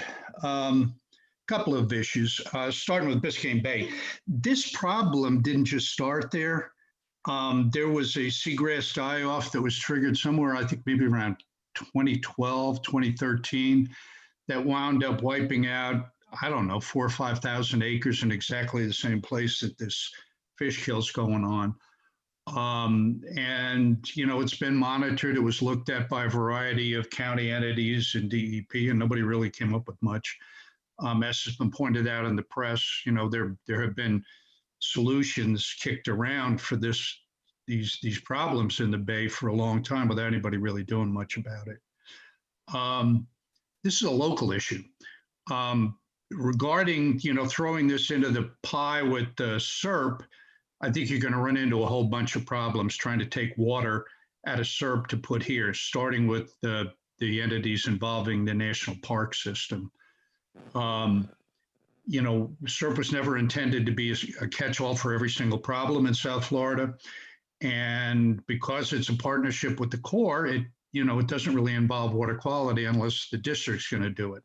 I would suggest it's more than past time for Dade County to get up off their butts and start doing something about the runoff that comes off Dade County, which they have been reluctant to do for as long as I've been involved in these issues. Regarding the land swap, I don't have any skin in the game other than I was around when we did the feasibilities on what we would be able to do with Bird Drive Basin lands. And there's this specific list of reasons why we didn't come up with things, because it just didn't work.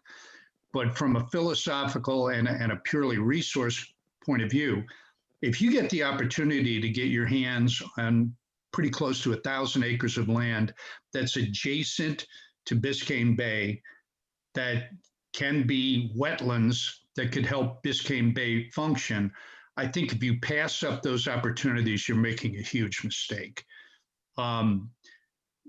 You know, we don't have enough money floating around, regardless of what may have happened this week, which I was encouraged by immensely, like everyone else. There's never going to be enough money to do everything. But one of the things I think we can do is be realistic in our analyses of these issues instead of emotional and philosophical. And I think basing these decisions on engineering and looking very clearly at who's responsible for what would help the overall picture a whole big bunch. Thanks for the opportunity.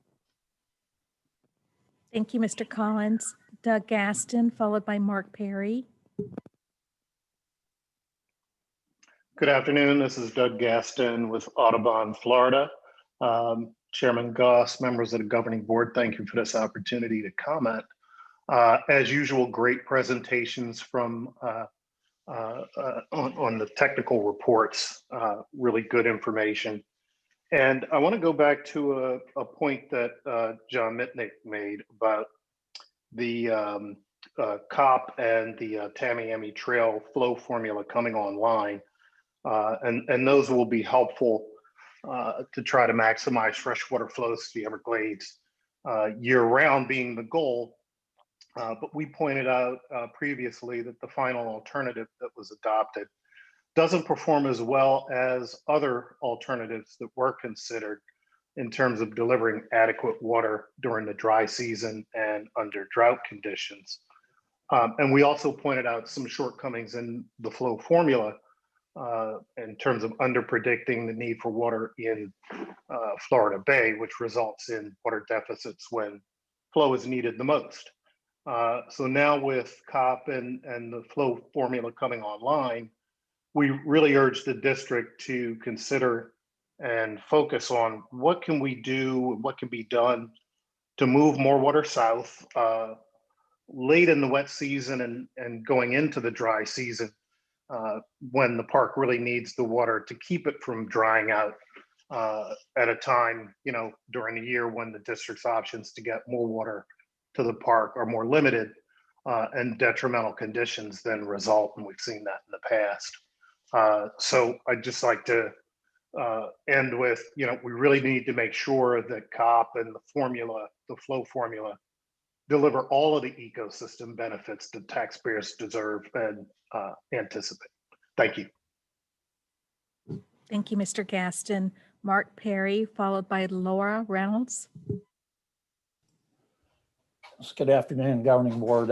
Mark Perry with Florida Oceanographic Society. We, you know, whenever these presentations are done, they're very well, and we appreciate lots of information being given to you all and to all of us.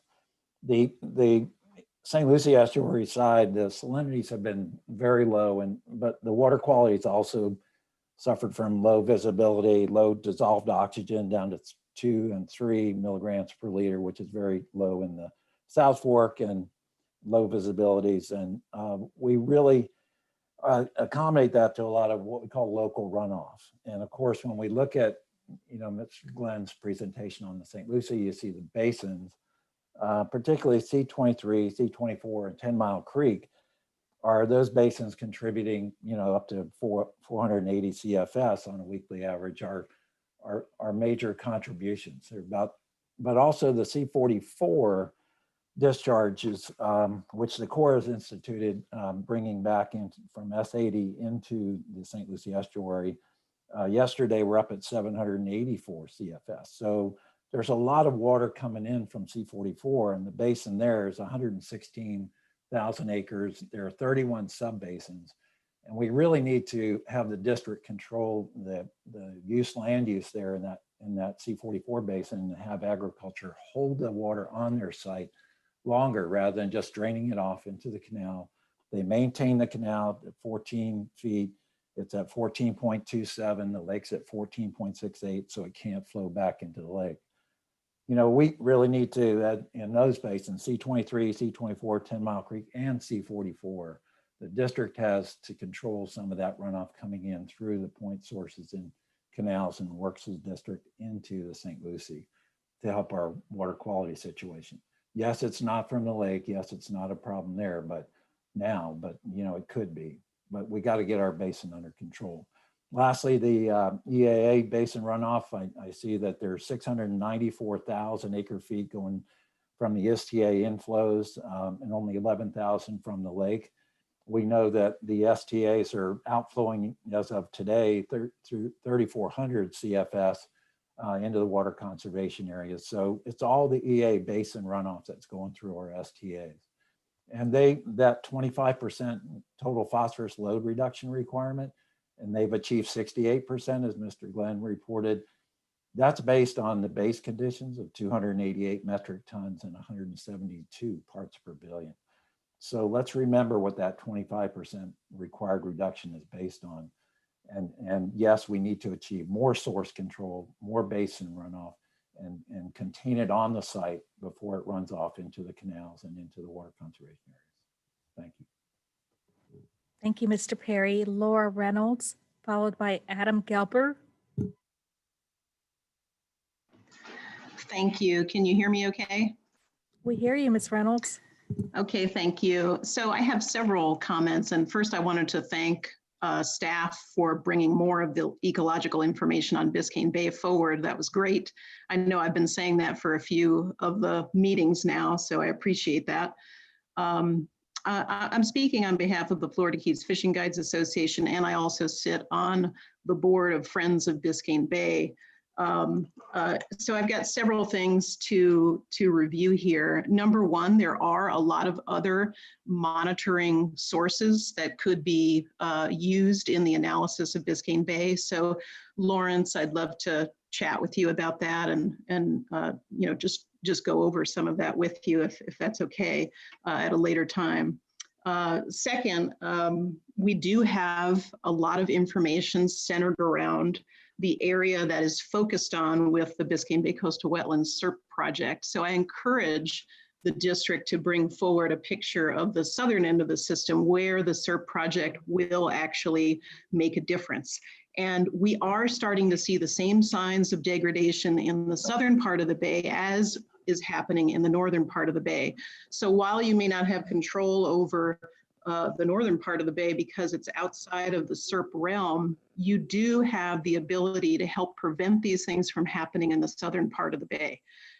So I would make that a priority for this district, for the staff, for the board, and for the funding that you do have. Secondly, I'd like to address, and this is sort of a separate issue, but related, Ms. Thurlow-Lipich, I appreciate you bringing up the iHeartRadio issue and the land swap. I wouldn't want us to hold up at all the Biscayne Bay Coastal Wetlands project. It's very important. And so I encourage the district, and I think I've said this before, to decouple the issue of the land swap and the radio tower. The reason to do that is so that you can take your time in due diligence to figure out how best to use the Bird Drive Basin.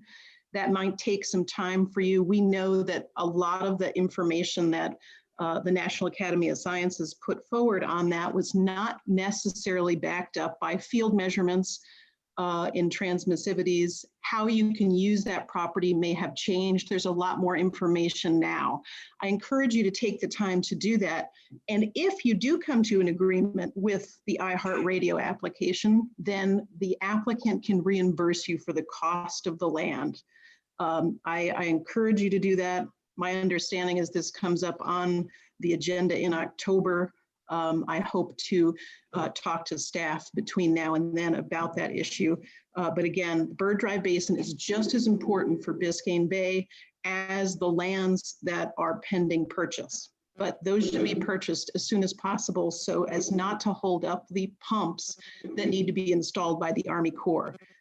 We should already have those lands in our possession. I totally understand that, but it's not fair to hijack one project over the other. I know my time's up, but certainly there's a lot more to say. Thank you for making Biscayne Bay a priority. Thank you, Ms. Reynolds. Adam Gelber, followed by Michael Connor. Hello, Rosie. This is Adam. Can you hear me? I hear you. Thank you so much. Good afternoon, board and chair. Thanks so much for the time to chat here with you. Again, great presentations. I always enjoy getting the system-wide performance here. It's great to see the Fish and Wildlife having positive benefits from all the water in the system right now. I look forward to possibly being able to, listen, work with the district to, and the Park Service to watch our distribution and timing through the system and really be able to focus on that with the amount of water that we have in the system. And it's really setting up for a great dry season moving forward. John, great hurricane graphic there. It's kind of spooky, but very, very interesting nonetheless. Regarding the Biscayne Bay, it's something that we've been throwing around in my shop for a while.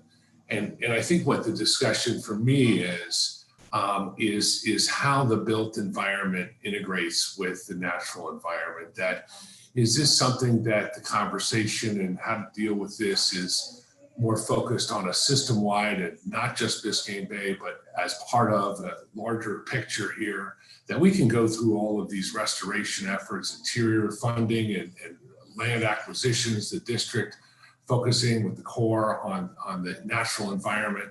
But will these issues resolve or come to a head in the future to overshadow all the work that we're doing in the natural environment?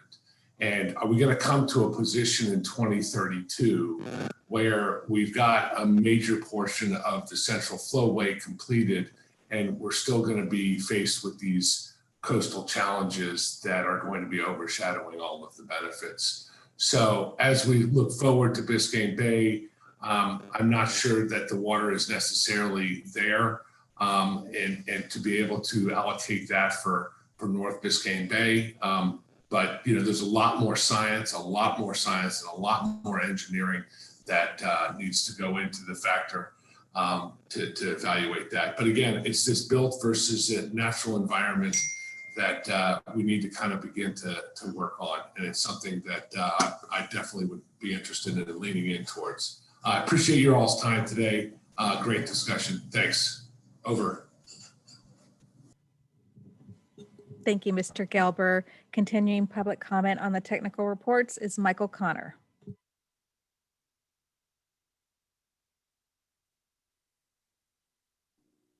Yes, hi, good afternoon. I appreciate the time to speak today, as always. Mike Connor, Executive Director, Indian Riverkeeper.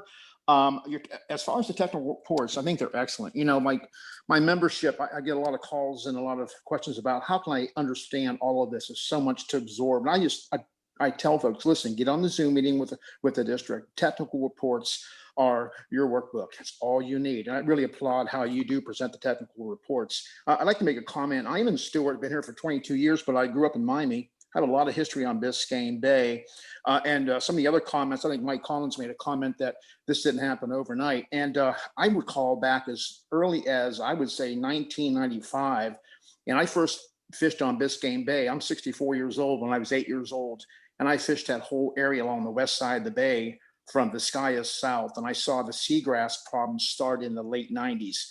So it's been coming on for quite a while. And you look at Biscayne Bay, I kind of liken Biscayne Bay to the IRL here. because it's, the pollution inputs are local, very much so. I make comparisons between the IRL and my jurisdictions all the way up to New Smyrna and the St. Lucie River. And there's a big difference there too. On the IRL side, we've lost a lot of seagrass as well. I think 80% in some places. It's really frightening how much grass we've lost in the last 5-10 years. But I look at the St. Lucie a little differently because St. Lucie suffers from so much faraway pollution that is funneled here through canals where the origins are way inland out of our area, certainly out of our tidal basin. So the St. Lucie's got a little different challenge. In fact, it's got to put up, the C44, 23, 20, all the canals, where the IRL, admittedly, I think the IRL, the problems in that waterway north, and right now as we speak, Brevard County, they're looking at a horrific algal bloom rearing its ugly head again. I would think a fish kill is imminent, but that's local. That's also local sewage, septic, yard fertilizer. There's no hiding behind that fact. But with the St. Lucie, I'm just concerned that here we are in the year, we do not have LACO discharges. And normally we feel like we're off the hook. We're so happy that we may not get LACO discharges. Of course, now we're looking at a very big possibility that we will get LACO discharges should we have a tropical weather event. But the C44, and I was out there this morning, the S80, when you're getting that kind of volume from the C44, our estuary is already way too fresh from our own local stormwater, our own runoff. And it's hard for this estuary to deal with those inputs. We have to retain the water. Western Martin County, Western St. Lucie, ag land, whoever the landowners are, we have to find a way to stop this madness of sending all that water to the coastal tidal basin and a community that really does not originate that pollution. The C44, I think today is at 1216 CFS, it's 700 million gallons, day in, day out, day in, day out. That's like, to me, it's a death by 1,000 cuts. And we just hope that this year we do not have LACO discharges. Our estuary's in trouble now, but I think in the long term, we have to really work on getting those local landowners to retain water, to give the estuary a break. And again, excellent reports as always, and I appreciate the time today. Thank you, Mr. Connor. Next, I have a caller with a phone number ending in 1992.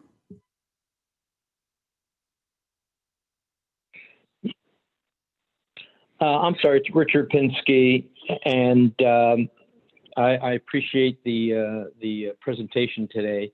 My comments surround the village of El Portal, which I represent, and they're up the C7 upstream, the Little River, locally known, and in thinking about some solutions, because we know El Portal knows what they're doing to the C7 and ultimately to Biscayne Bay, but I will tell you, the issue doesn't end there, because for the last few years, we have sought help in Tallahassee, and we've sought help to help us on the sewer conversion, the flooding that happens in the downtown area of El Portal, and as an example, this year we had $500,000 appropriation that the governor ended up vetoing.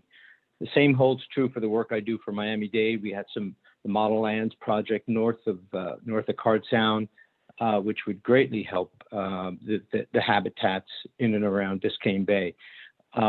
So in the solution category, and I don't know how we do this, but it seems to me that the funding source in Tallahassee, when we get to the end of the line of every regular session, the coordination between, in this case, what the Water Management District thinks are priorities, what the local governments may think as far as Biscayne Bay goes, and the legislature and the governor, all that coordination falls apart. So while I may be jumping up and down and saying, listen, we know we're contributing bad stuff into the C7, help us. But it becomes an issue that trying to get the attention of the governor's office. DEP may be going along with us, but things sort of fall apart at the end. So from the solution side, I'm thinking, is there a way that we can coordinate effort? We may think we're a priority, but the management district may not. So how do we know from the management district, in this case, Dade County, the governor's office, DEP? How do we say, while the legislature is looking at these are our priorities that would clean the water that's going into the bay in this case?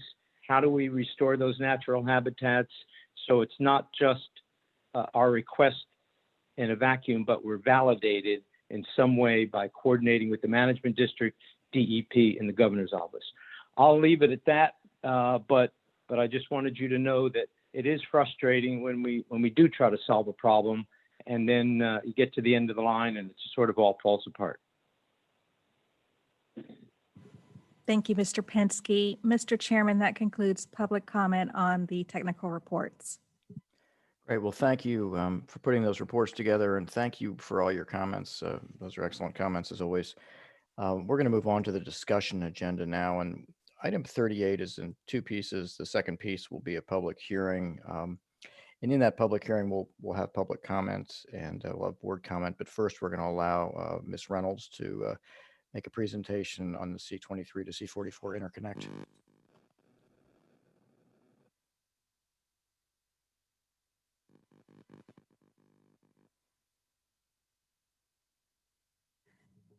Jennifer, I'm going to take back control while you unmute yourself, and then I'll give you control back.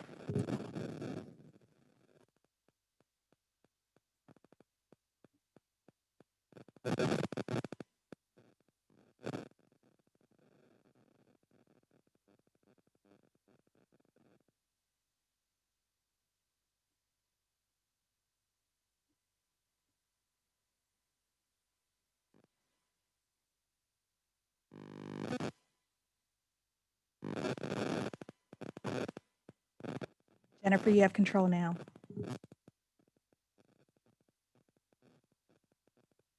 Jennifer, you're still muted.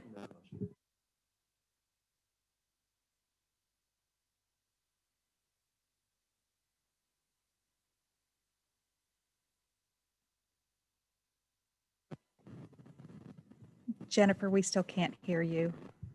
Now, can you hear me, Rosie? I hear you. Great. Thank you. All right. Sorry about that. So I'm using a little bit different setup today than normal. But thank you, Mr. Chairman and Governing Board, for the opportunity to present some more exciting restoration news to you today. In addition to moving forward with the blasting and canal excavation on the EAA Reservoir project earlier this month, we also completed the removal of the power lines along the old Tamiami Trail and initiated, as discussed earlier, the combined operational plan, all to expedite the movement of more water south into Everglades National Park and Florida Bay. Your staff is also continuing to work with our partners at the U.S. Army Corps of Engineers to maintain the schedule for other important SERP projects. And this is one of them. In addition to this one, we completed the surveys for elevation data to inform the modeling for Western Everglades. We're certifying the lands this week for the Southwest Protection feature of the Picayune Strand project, so the Corps can award that construction contract by 30 September. BB-SEER, that has to do with the Biscayne Bay Phase 2 portion, is kicking off this month. And here we are keeping the IRL South project on track to reduce harmful discharges to the St. Lucie estuary. You may recall a couple months ago, we brought a similar agenda item that had 3 parts to it, like this one, when we modified the footprint of the C23, C24 South Reservoir. This item will follow a similar process. I'll talk about the project features and benefits, and then I will turn the presentation over to Stephen Collins for the second part, where a public hearing will be conducted to modify the work plan in order to use Florida Forever funds. And then part C will be the consideration for the board for the land acquisition itself.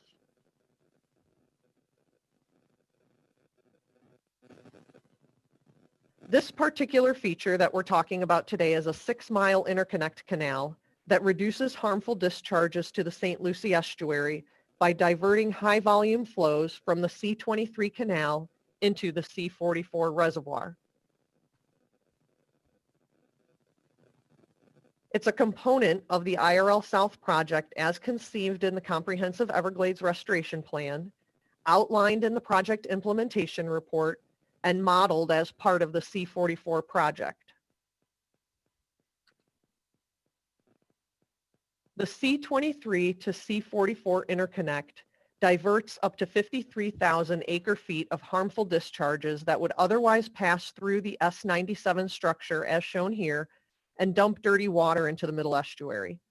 Instead, those high volume flows will be stored in the C44 reservoir and treated in the very nearly complete C44 STA before being released to the C44 canal.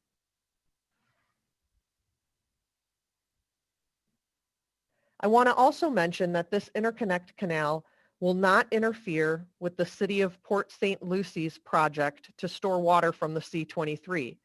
They are upstream of the S97 structure and the interconnect canal. And the water use permit for their project is based on existing agricultural allocations.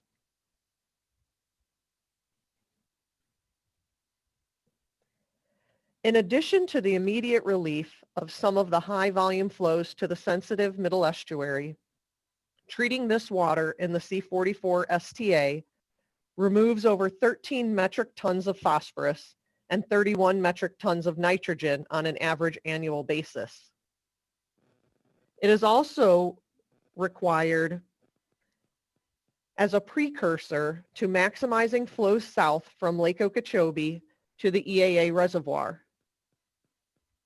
This is a requirement in both the SEP project implementation report and the SEP post-authorization change report for the EAA reservoir.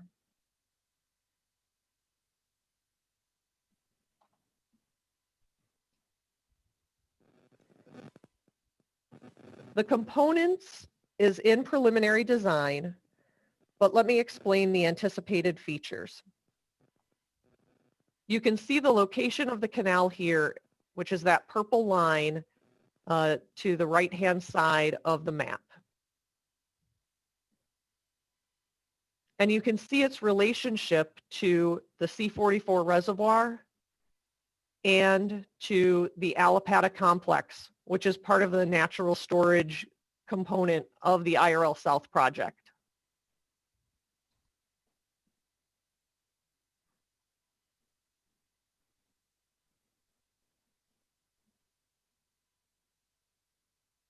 I'm trying to pull up the laser pointer so that you can see me point to the screen. So here is the interconnect canal, the C44 reservoir and stormwater treatment area. And then outlined in red is the Allapattah natural lands component.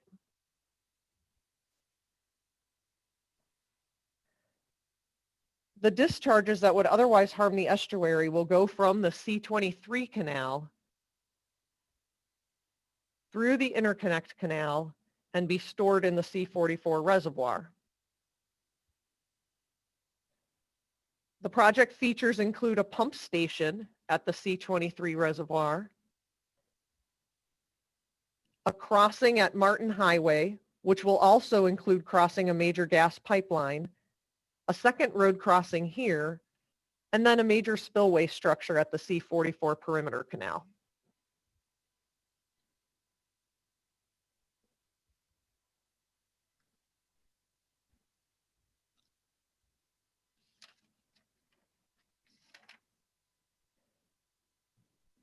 In the project implementation report, an earlier design location cited the canal a little bit further to the west, but our current design aligns the canal in a more compatible location with the existing C44 features and the lands that are already acquired in the Allapattah complex.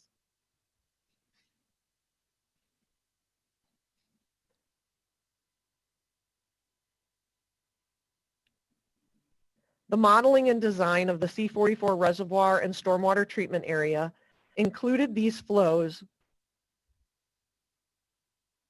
that removed the water from the C23 before they discharged to the estuary, and it was part of the PIR and considered as part of the C44. Again, it's a necessary precursor to the Central Everglades project and a benefit realized to the estuary even ahead of the C23, C24 South Reservoir, which won't begin construction until 2024. The changes to the Florida Forever Work Plan to accommodate the interconnect will be presented by Stephen Collins in the next presentation. And I also wanted to note that the South Florida Water Management District received concurrence from the Corps of Engineers on this proposed C44 boundary modification to include this interconnect canal in its current location as annotated on these maps. In the next few slides, I'm going to show some photos to describe the location of the interconnect canal so that you can visualize it a little bit better.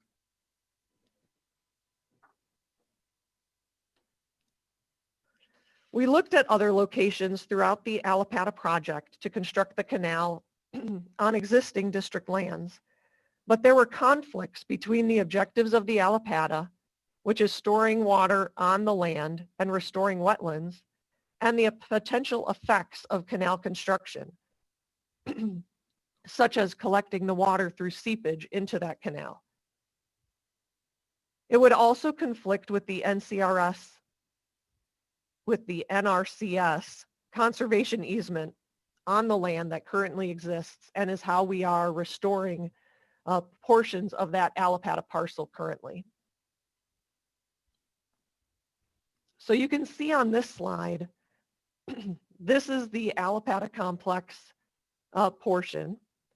There is an existing FPL transmission line easement and corridor that runs to south to north along the eastern boundary of the Allapattah lands that the district already owns. And this proposed interconnect canal, the first 3 miles is through an existing South Florida Water Management District easement. And the second 3 miles, which is the portion to the north of Martin Highway, is the proposed purchase. And this is what the land actually looks like where we propose putting this interconnect canal. It is not currently restored wetlands. It is currently existing ornamental tree farm, former citrus groves. And again, runs south to north, immediately east of an existing FPL corridor.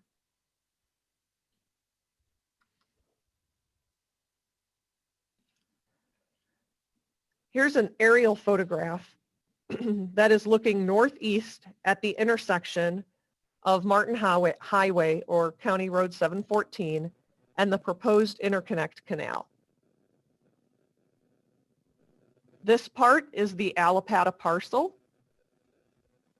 You can see an existing berm. This is a small private property inholding that is within that parcel. And this berm is the perimeter of the conservation area that is being restored to natural wetlands. The proposed interconnect canal runs along this FPL existing corridor, just to the east of it, where there's an existing South Florida Water Management District easement for the southern portion. And this is the proposed property acquisition for the northern portion. The properties to the east of there are currently in private ownership.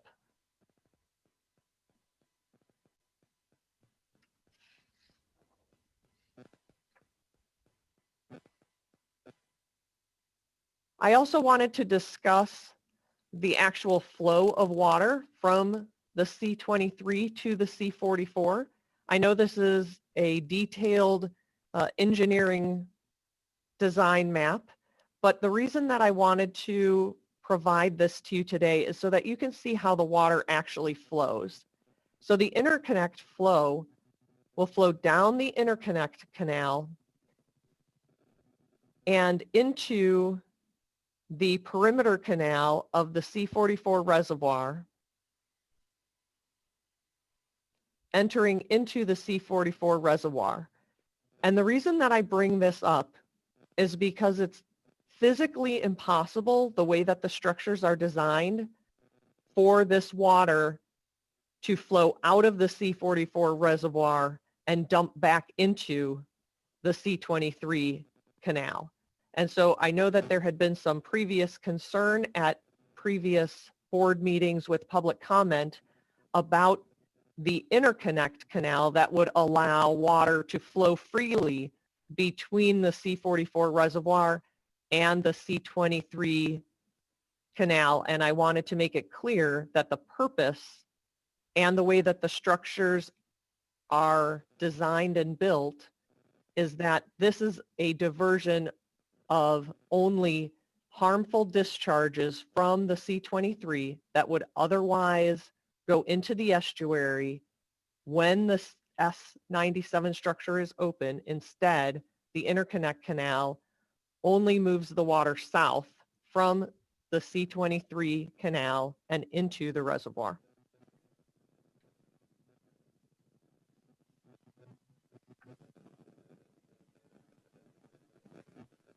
It's still early in the design process, so these dates may adjust a little bit. But this is the current schedule and why we are looking forward to having this feature operational in 2024 in order to reduce those harmful discharges from the C23 to the St. Lucie estuary.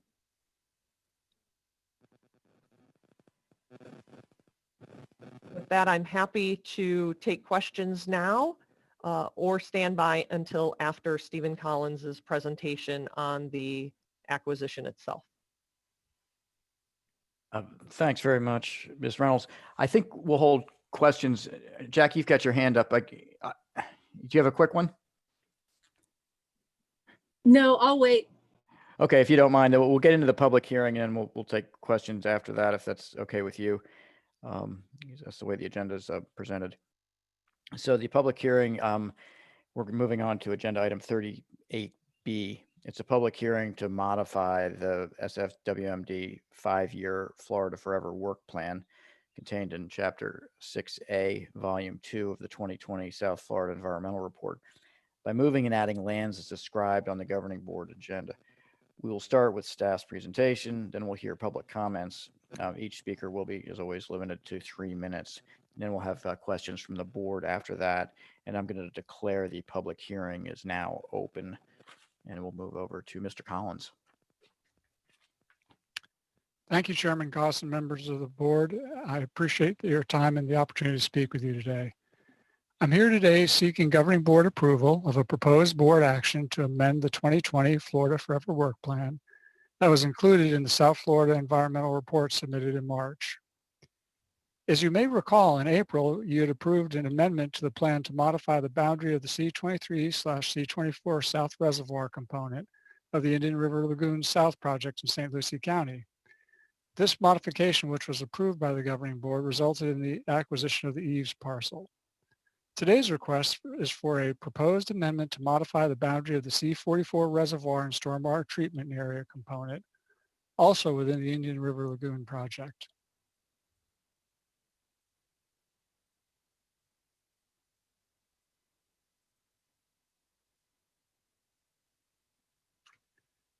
I provide on this slide the statutory references that Chairman Goss alluded to just a moment ago.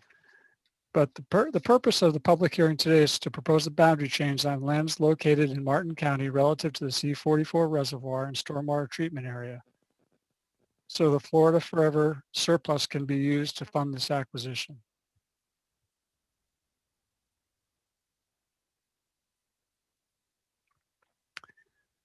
The Indian River Lagoon South project includes the Alapata Complex, Natural Storage and Water Quality Area component, and the C44 Reservoir and Stormwater Treatment Area component. And this slide is similar, the background of this slide is similar to what Jennifer has previously presented. The Alapata complex land is outlined in red and the C44 reservoir area is outlined in blue.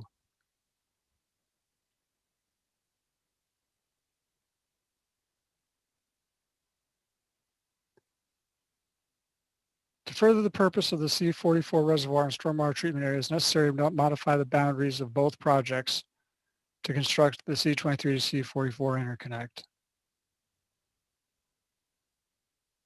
And this is the area that we're going to be focusing on.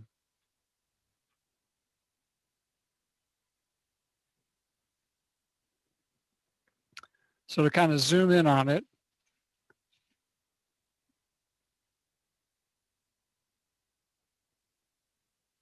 and reimpose the oval for your reference.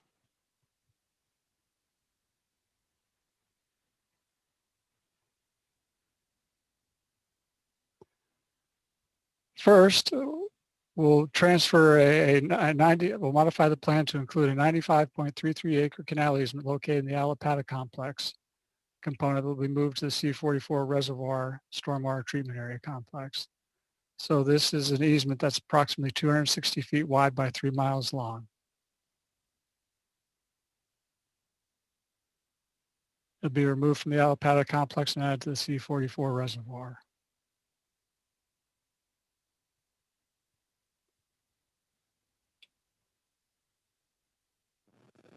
The second action will add a 108.53 acre strip of land that will be purchased, assuming governing board approval, and added to the C44 reservoir STA complex, which is located right here. And this makes the connection, these two parcels, between the C23 and the C44.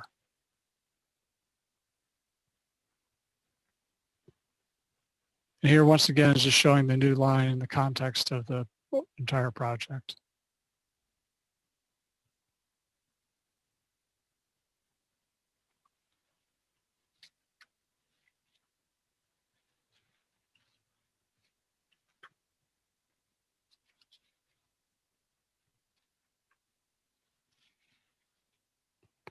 As a statutory requirement of the Florida Forever Work Plan Amendment, Martin County Commission was officially notified of this plan project modification, and this public hearing is being held to officially modify the project and its components.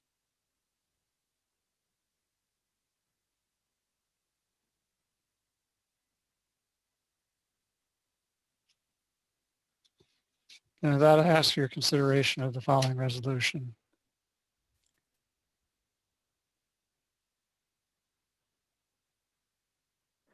Thanks, but let's hear from the public first, and we'll put the resolution up once we do. Rosie, are there any raised hands? Yes, we have one raised hand. It's Nyla Pipes. Oh, we have another one as well, followed by John Mayle.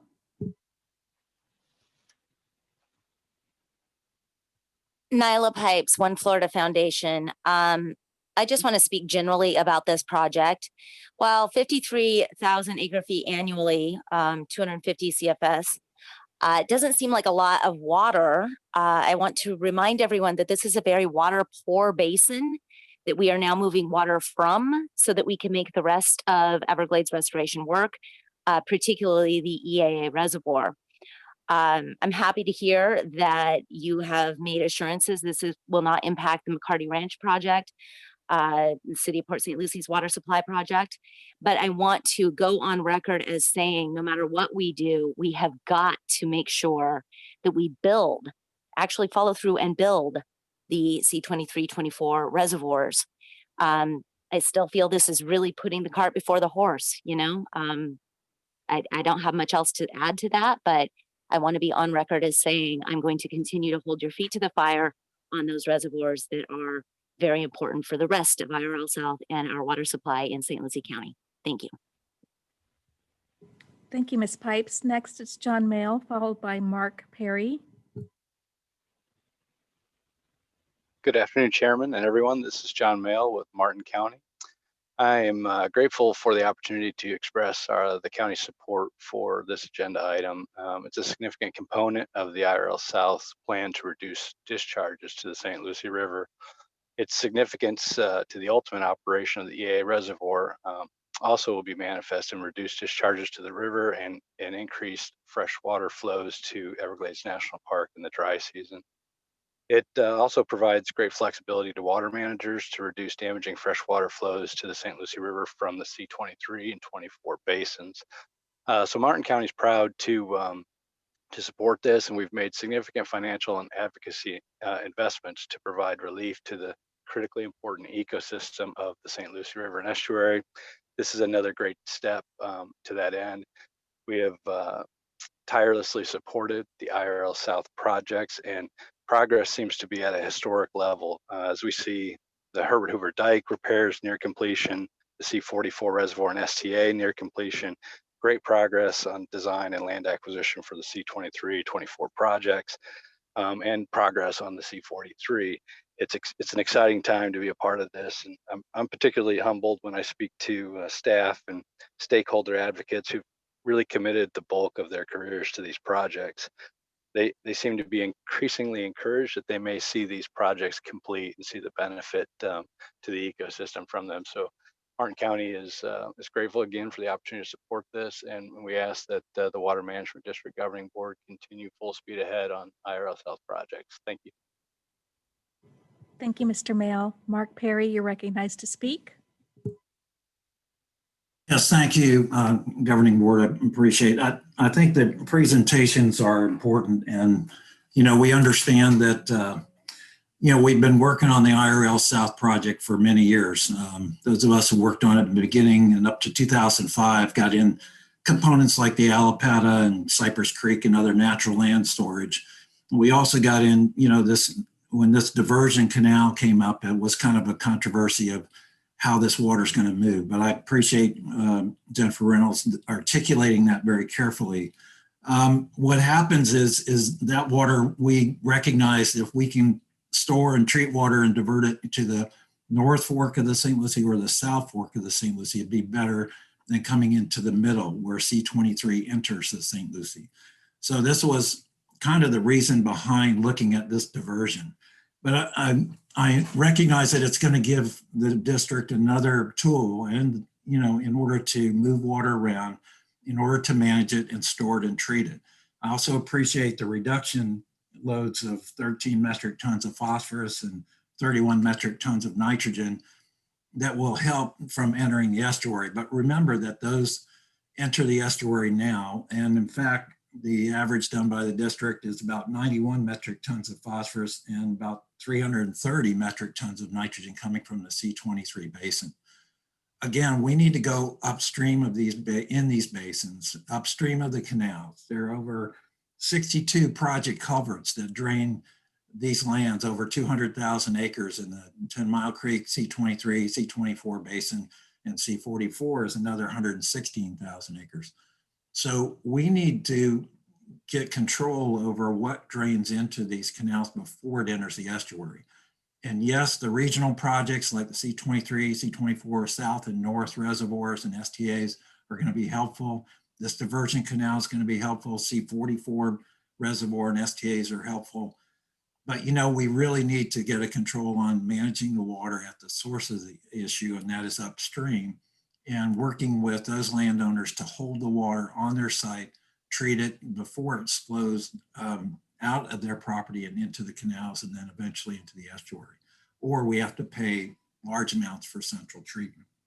So again, we're all about working with another diversion or this canal being another tool that you can use to manage and move water. But I just really caution you that we really need to work upstream into these land areas in the watershed to get control over those discharges. Thank you. Thank you, Mr. Perry. Mr. Chairman, that concludes public comment on item 38B. Thank you, Rosie. And thank you all for your comments. We're going to move now to board questions and discussion. And Ms. Thurlow-Lipich, I'm sorry I cut you off earlier, and thank you for your patience. That's okay.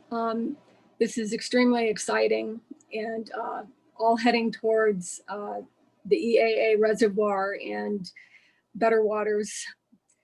I would like to make a motion, unless somebody otherwise would like to speak, to support this, please. I have a motion by Ms. Thurlow Lippich. Steinle will second. I have a second by Mr. Steinle. As far as discussion goes, the only thing I'd like to say is we did receive a letter of support yesterday from last night from the city of Port St. Lucie from Mayor Orvek, and I want to thank them for weighing in on this. If there's any further discussion, seeing no further discussion, I'm going to call that question with a roll. Mr. Bergeron, I'm not sure if you're on or not. If you are, we'll come back. Ms. Meads? Yes. Colonel Roman? Yes. Finally. Yes.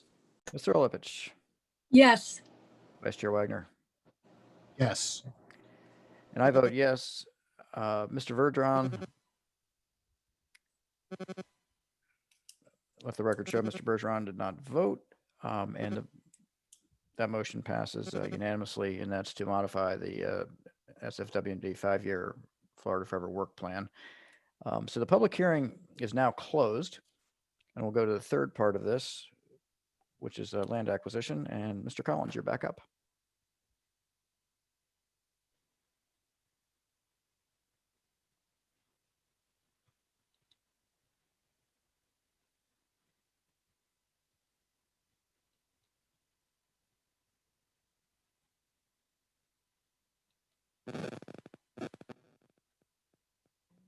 He's unmuted.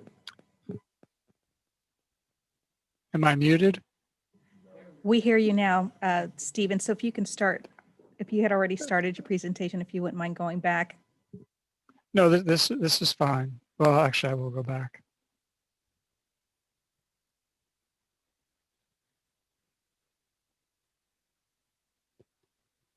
So I'm here today to ask for governing board approval to approve a proposed Turner Groves acquisition of approximately 108 acres, consisting of a 300-foot wide corridor, approximately 3 miles long.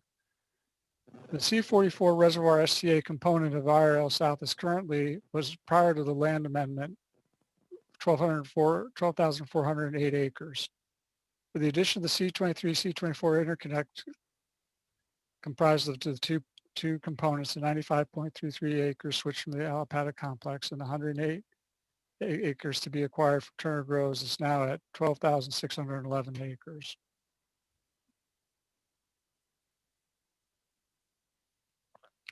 Just to refresh everybody's memories, although it's only been a moment ago, that we just approved in a public hearing the transfer of the canal easement from Alapata to RSTA. And I'm now seeking approval to acquire the tract identified in yellow, 108.53 acres to be added to the RSTA.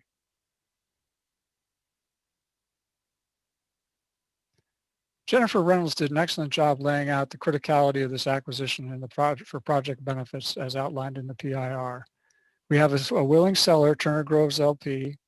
As Jennifer discussed and showed you in aerial photographs, this is part of an ornamental tree farm, and the agreed to purchase price is $5,003,000, which is inclusive of land cost, inventory costs in the area that we're acquiring, and reparations to the remainder of the site to make it useful for its intended purpose.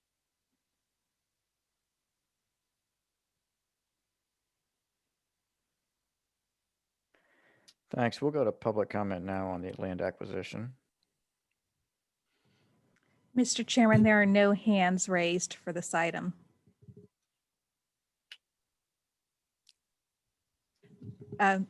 Apologize, Mr. Chairman, we do have a raised hand. It's Drew Martin. Great. Yes, I'll just make it quick. I support the land acquisition. Thank you.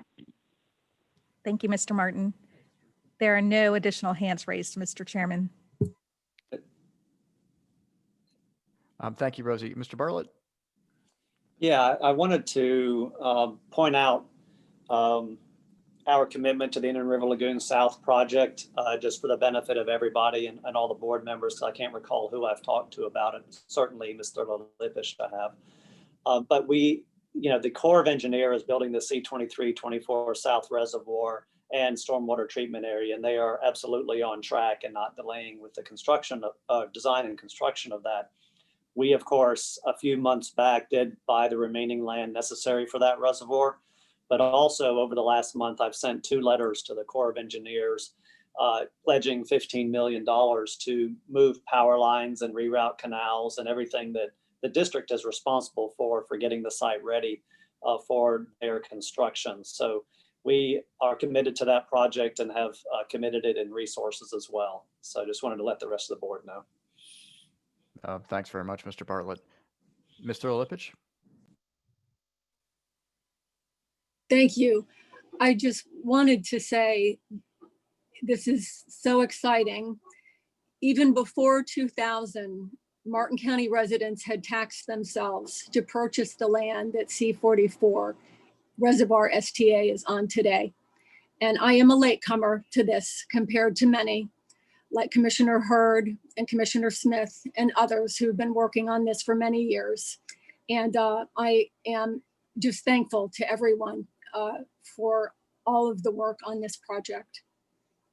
And I'd like to make a motion to please move forward with Mr. Collins' presentation and the purchase of that land. Thank you. I have a motion from Mr. Olipich on Resolution 2020-0924. Is there a second? Roman will second. Thank you, Colonel Roman seconds. We have a motion and a second. Is there further discussion by the board? Seeing no hands raised, I will call that question. We'll try again with Mr. Bergeron. Come back to Mr. Bergeron. Ms. Meads? Yes. Colonel Roman? Yes. Mr. Steinle? Yes. Mr. Olipich? Yes. Vice Chair Wagner? Yes. And I vote yes. Mr. Bergeron, if you're there, I'll assume he's not. That passed unanimously with Mr. Bergeron not voting. Thanks very much. That's a great project. And Mr. Olipich, I'm excited for you and for the counties. We're going to go to the budget update with Mr. Bartlett.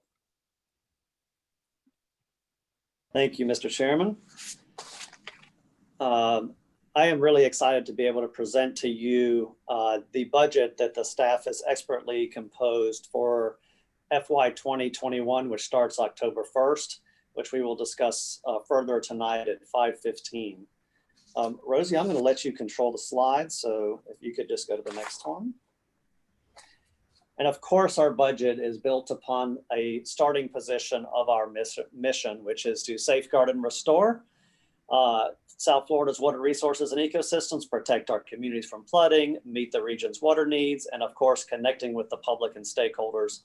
And I truly appreciate this mission, and I hope we at the staff really execute it well. Next slide, please, Rosie. Now, this would not be possible without the excellent support we get from Governor Ron DeSantis and the Florida legislature and their pledge, or the governor's pledge of $2.5 million over his 4-year term for our water resources.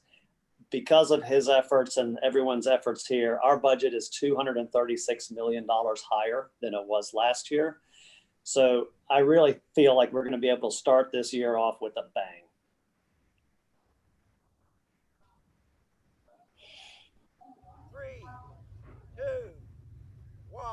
Fire in the hole.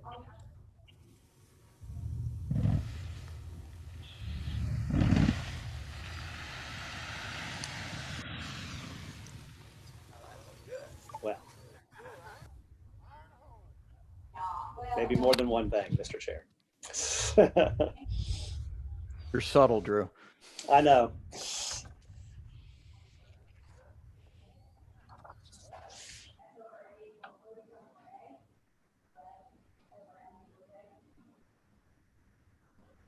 So what you're seeing here is the beginning of the inflow canal construction for the EAA Reservoir Stormwater Treatment Area. This was a test blast. That's one edge of the 2 canals. The smaller blast is the Super Canal. The larger blast is the inflow canal. And that's going to continue coming towards us with subsequent blasts that will be probably twice as big. as we construct that inflow reservoir. So very exciting. Next slide, please.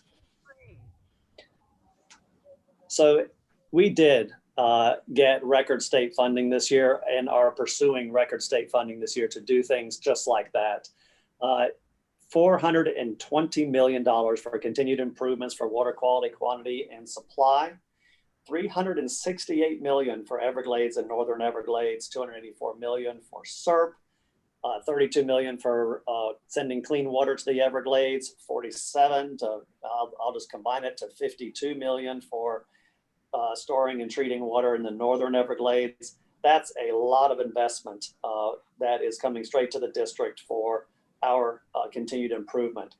On top of that, district staff have been working hard to pursue additional funding through DEP, because they also get water quality projects for local governments of which we can participate.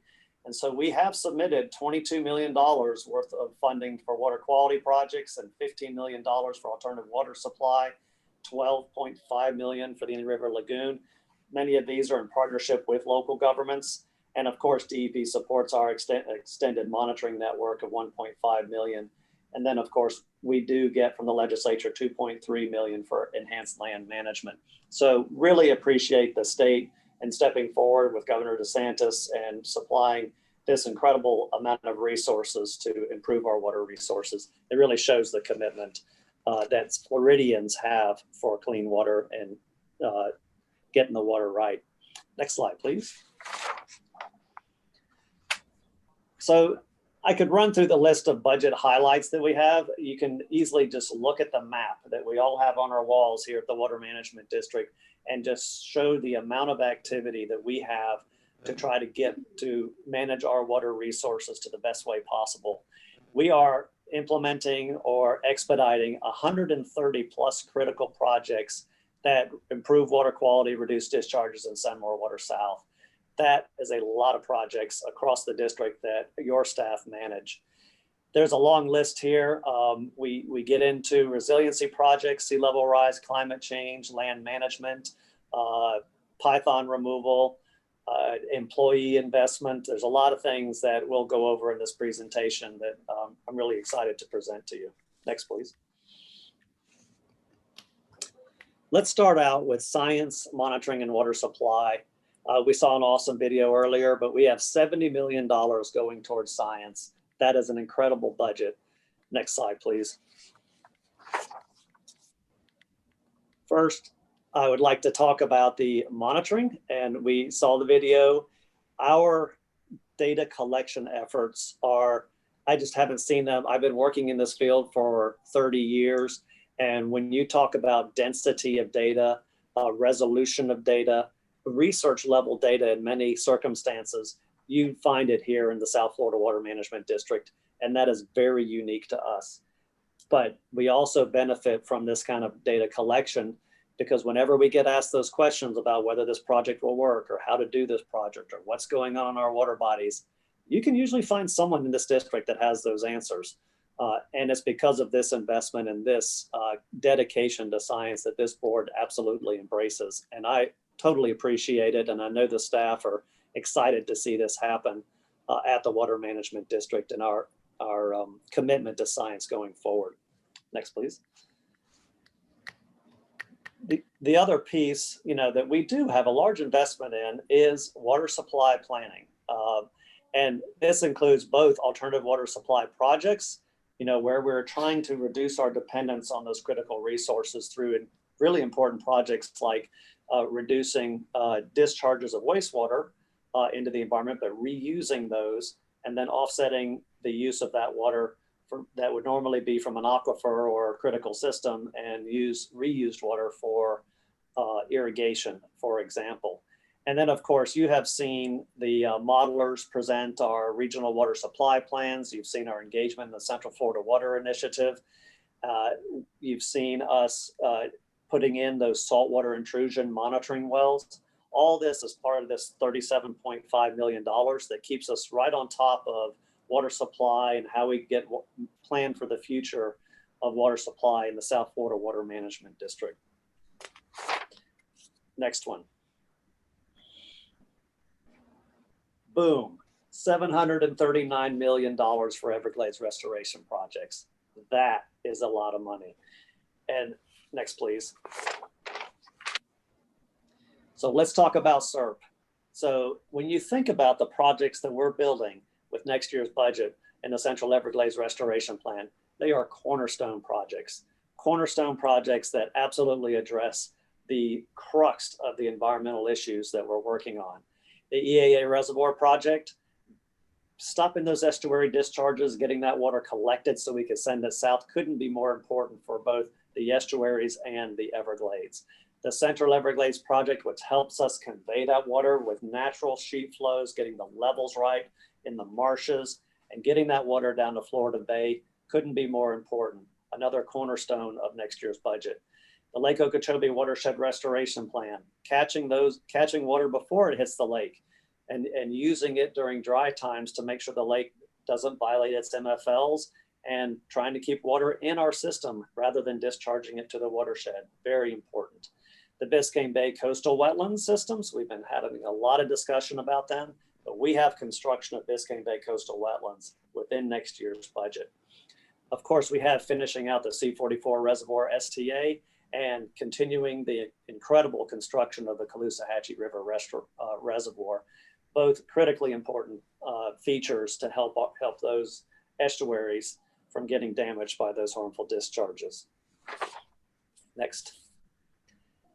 And then when you talk about the Northern Everglades and Estuaries program, we have $122 million in next year's budget for many, many critical projects to try to capture water, treat it, hold it on the landscape in these northern watersheds. We know we have pollution problems and water problems in Lake Okeechobee, St. Lucie, and Caloosahatchee estuaries. And this is that kind of investment we've been waiting for to try to take care of those water bodies from their nutrient pollution.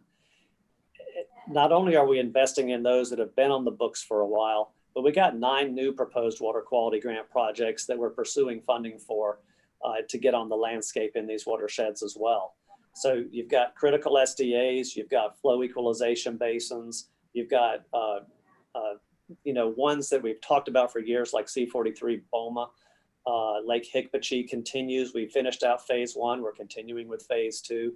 All these projects are critically important. And of course, we have our public-private partnerships where the private landowners will hold water on their lands rather than send it to the lake and the 2 estuaries. A lot of investment in the Northern Everglades happening in next year's budget. Next, please. And of course, we have the restoration strategies. We talk about it every board meeting, but almost $100 million going towards getting clean water into the Everglades.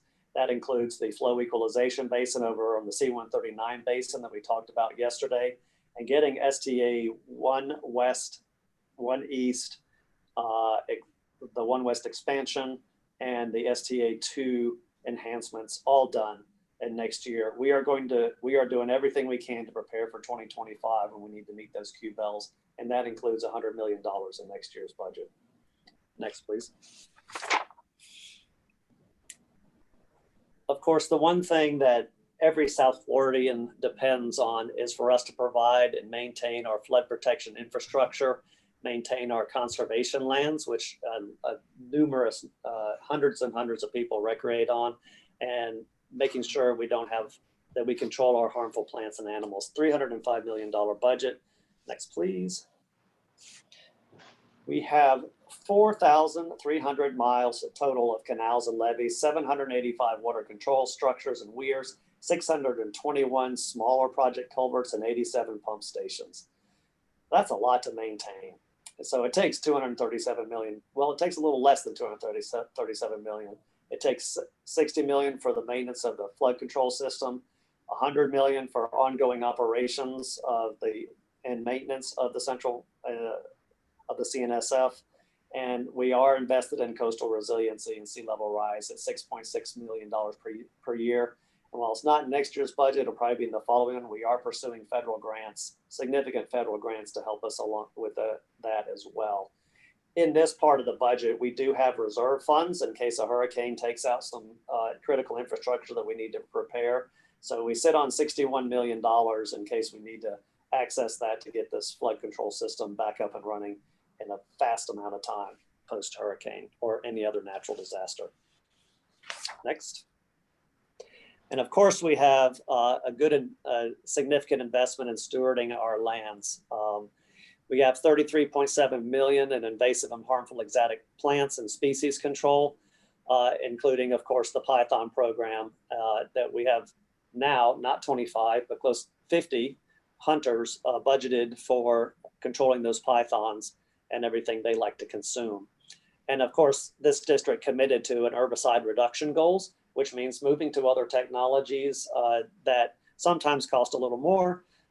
And so we are making sure we listen to the public and engage on that public concern to reduce our dependence on herbicide. And of course, our 400,000 acres need to be maintained. We do a great job of that. 34.4 million in land management. I'd like to point out just one area that I've been hearing about recently down on the southern end of the system, where at the southern end of the C-111 system, where we have Cape Sable seaside sparrow habitat.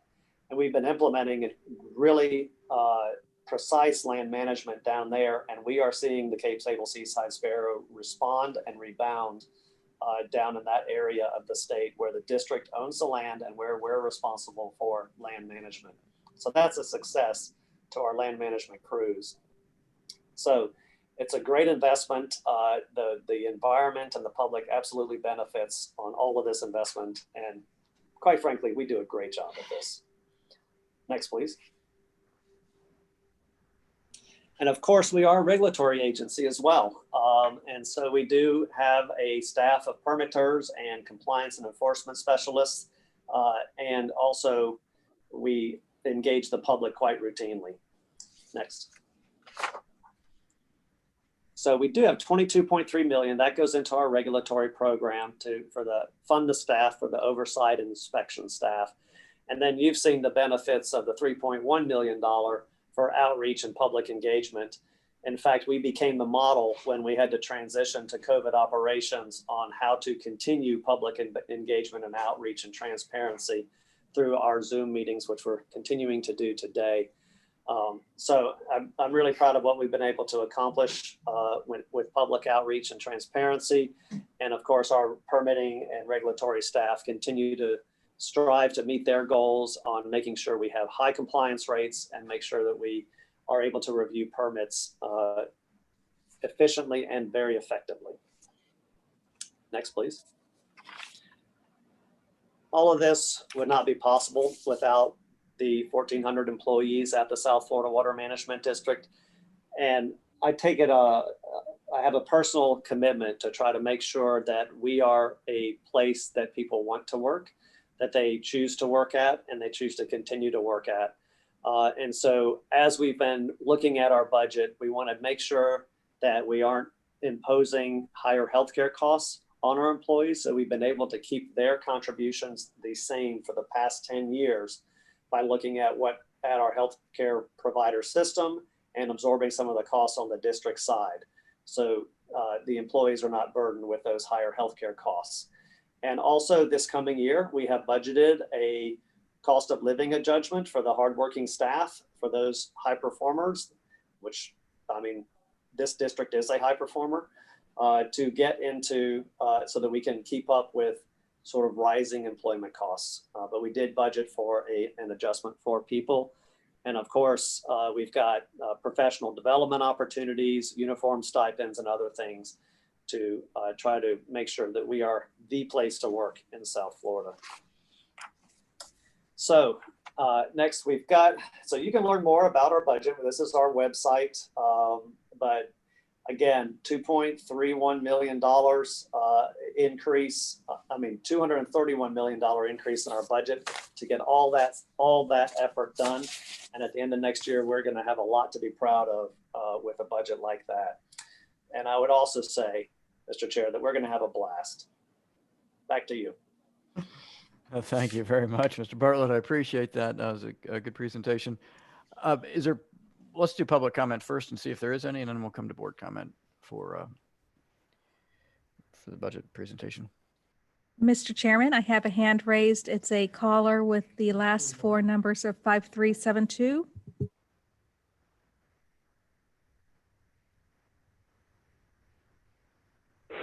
Yes, this is Drew Martin. I had to call back in. Is this general public comment? This is public comment on item 39. Okay, on the budget. Okay, I wasn't sure. I wanted to make sure I didn't miss. I just wanted to compliment Drew Bartlett and the staff. I think they're doing an excellent job, and the budget sounds very reasonable to me, and I hope it will move forward. Thank you. And I would like to do general public comment when that comes up. Thank you. Thank you, Mr. Martin. Gary Ritter, you're recognized to speak on item 39.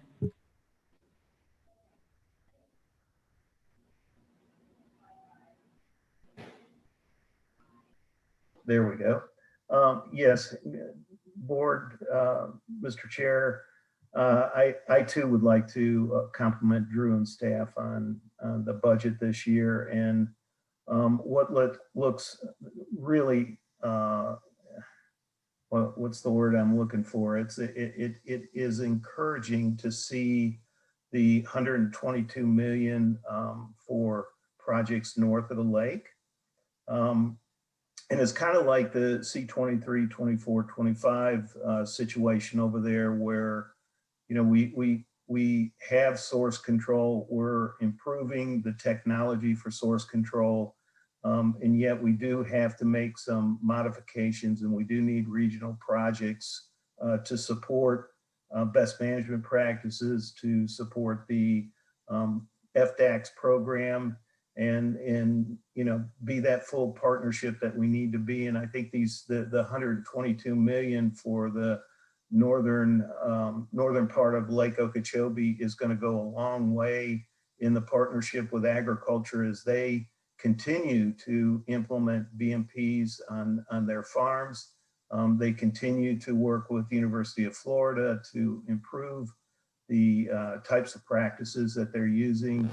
And so this is extremely encouraging, along with all the other funding for Everglades restoration, all up and down the lake to the east coast to the west coast. So kudos to staff, and we look forward to working with you as you move forward on all of these projects. Thank you. Thank you, Mr. Ritter. Mr. Chairman, that concludes public comment on item 39. Thanks, Rosie. We'll move to board comment if there are any on the budget. I have one question for you, Drew. I remember last year when we were doing this, there were some concerns, I think, that Mr. Mitnick had, and it had to do with infrastructure. And you had put together sort of you had a subline for making sure that we had enough money for some of his infrastructure projects, and that was going to carry forward into the out years. I was wondering, I'm assuming that's still in there, and I just wanted to touch base on that. Yeah. So last year, I think we invested another, Candy, you have to correct me if I'm wrong, it was like $4 or $5 million into the capital operation and the maintenance program. That's what we call it, for infrastructure investment. That recurs, right? Good. Over and over again. This year, I'm not sure how much we raised that. It wouldn't have been as much. But the other thing I did was I put $10 million into a budget that Mr. Mitnick controls, and for when these things come online, right? So that he can, as he deals with either capital infrastructure or O&M or anything that suddenly has, you know, they become ready for that capital investment, he has that money available to him to make sure that it's there and can be spent when the project becomes ready. Great. Thank you. I appreciate that. Are there any other board members with questions for Mr. Bartlett? Seeing none, I don't think you require action on that. We're going to have another meeting at 5:15 to discuss it. So we'll move on to staff reports, and we'll do the monthly financials with Ms. Heater. Thank you, Mr. Chairman and board members and members of the public. I must say that is a very, very hard act to follow. Our executive director, Mr. Bartlett, on the exciting moving forward in the excitement for 21 budget. So I'm here to tell you how we're doing in 20 with collections. So thus far, we have collected over $586 million.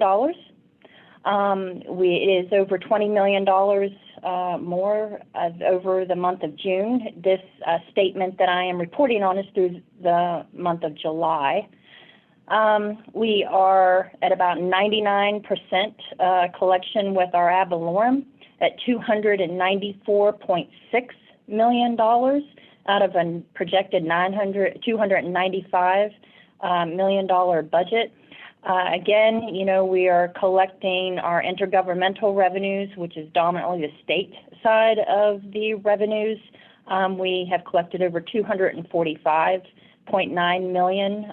This is much higher than previous years because of our monthly invoicing and our great partnership with DEP.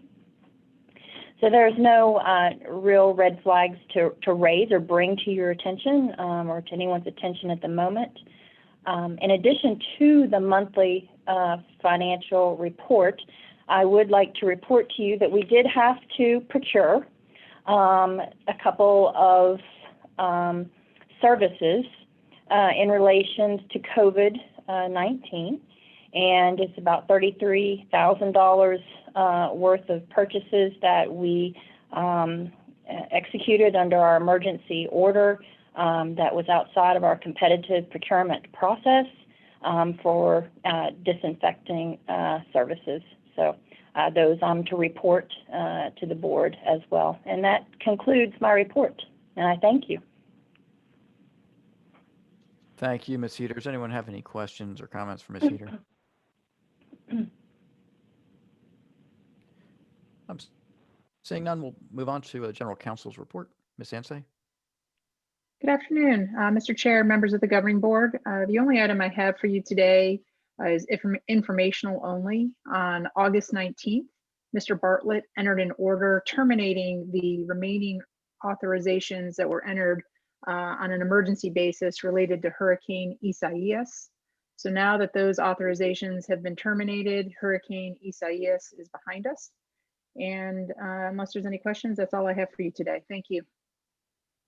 Thanks, Ms. Sensei. I've got one question, and it would have to do with the governor's emergency order. He extended it, I believe. And can you tell me how long, if you know? Yes, sir. You're referring to the emergency order related to COVID. And yes, and the governor did extend his emergency order last week. And that emergency order now runs through November 3rd. And so the executive director also on the same day entered a corresponding emergency order for the South Florida Water Management District that extends the prior emergency authorizations related to COVID to correspond with that same date. So we're now on that same date, which runs through November 3rd. Great. Thanks very much. I appreciate the update. Sure. Mr. Bartlett, the executive director's report. Thank you, Mr. Chair. This will be a brief executive director's report. Just following up on that COVID discussion, Palm Beach County has started transitioning to phase 2. The rest of the state was at phase 2, except for the southeastern counties. So as far as reopening goes, that really does not apply to the Water Management District. It's more to restaurants and venues. And so I did extend as Carolyn said, our executive order to November 3rd. However, we are looking at how to start a transition to slowly repopulate buildings. I mean, so I think maybe over this month, possibly next month, we may take a few actions to try to get repopulation started in the Water Management District facility. At this point, we're not looking at opening the buildings to the public yet, and we'll just continue to monitor the situation on that. But I think we are at a position where we'll start that transition. As part of that transition, I'm also looking at, and as I've started talking to Sean about how to have the October governing board meeting being face-to-face as an option. So as we have committed to the public, we do want to work towards continuing remote participation, whether that's for the public And so we're looking at maybe trying to craft a hybrid where if a board member desires to come to the board meeting and be face-to-face, that's a possibility. But we need to certainly look at how to engage the public. Certainly we will stay on the Zoom platform, for the foreseeable future, so there can be participation remotely. But we are actually looking at maybe in October, bringing you folks who want to join us back together under COVID. The other thing I wanted to mention is I want to follow up on the ordinances. 4 of our 16 counties do have adopted ordinances pursuant to district rules. This is for irrigation restrictions, and staff continue to engage the other counties on that. As we have talked to municipalities, the municipalities are often looking to the counties to make sure they're being consistent with the county ordinances, so that landscape providers are not juggling different ordinances as they do their jobs. So in trying to create incentive for counties to adopt ordinances, I have asked staff to think about tying cooperative funding for alternative water supply to the existence or non-existence of a county ordinance. When I look at the other water management districts, particularly Southwest Florida Water Management District and St. John's, they have adopted policies that if you want to qualify for funding for alternative water supply through the district, then you need to have a county ordinance on irrigation. And so I've tasked staff with coming up with a transition plan to report to the board and bring that back to the board on, and possibly associated with our current awarding of alternative water supply projects in the near future, when we hear back from DEP of which ones of our water supply projects have been selected. So that is in the works. And I think, as I've seen in other districts, that would create the right kind of incentive to bring counties on board with adopting those ordinances. I have to be mindful that they've had a lot to deal with lately. And so I can understand why they may not have picked it up in the near future. So that's going to be part of the policy consideration as we bring that back to the board. So that's all I have for now, Mr. Chair. So I appreciate the time. Thanks, Mr. Bartlett. I would like to say that as far as the counties go, if you need any help with any of your governing board, talking to county commissioners to get it on their radar, please do let us know with any of those counties who are not participating. Thank you, sir. And Perfect. I'd also like to say I do hope we can be back safely in Palm Beach in October, and if we can, I'll be there. Thank you. We'll go to general public comment. I don't see any raised hands at this moment, but if we could wait a few seconds. Sure.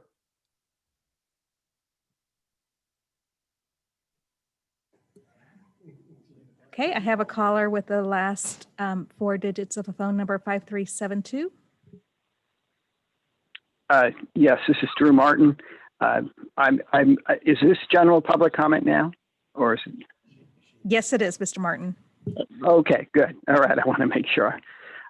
Yes, I want to thank the board and Drew, and I appreciate the fact that we're going to be allowed to remain participation through remote, even if you do come back in October. I think it's really a benefit to the public to be able to participate remotely. I just wanted to talk a little bit about both the landscape irrigation issue and the destruction of wetlands. But on the landscape irrigation issue, I ride a bicycle, I ride it home in the middle of the night. So I get to see, at a time when people are irrigating their properties. And one of the problems is that people do not follow the policy of not irrigating after, when the soils are wet. And that's because they're not being enforced to have soil sensors.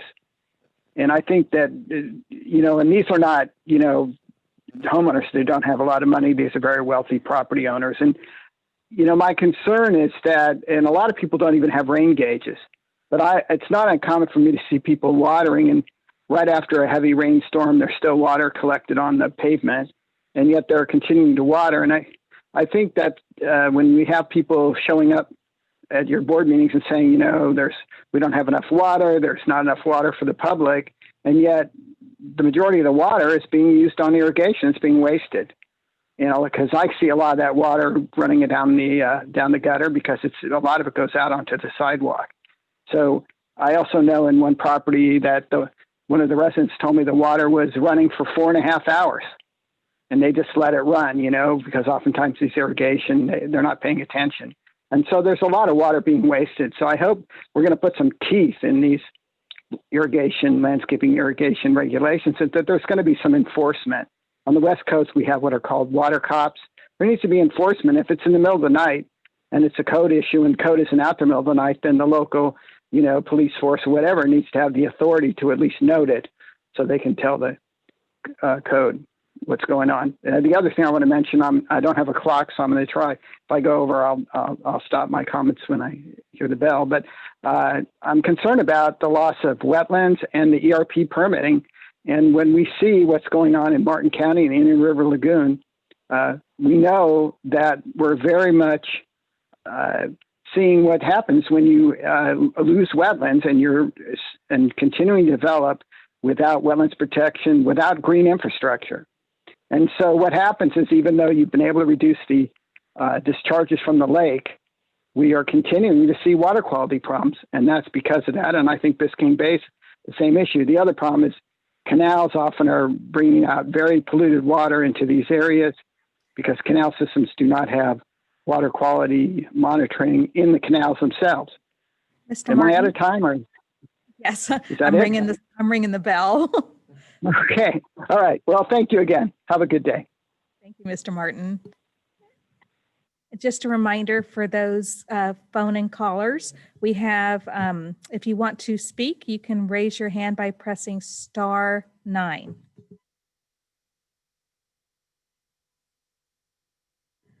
Doug Gaston, you're recognized to speak. Thank you. Doug Gaston, Audubon, Florida, governing board members, Chairman Goss.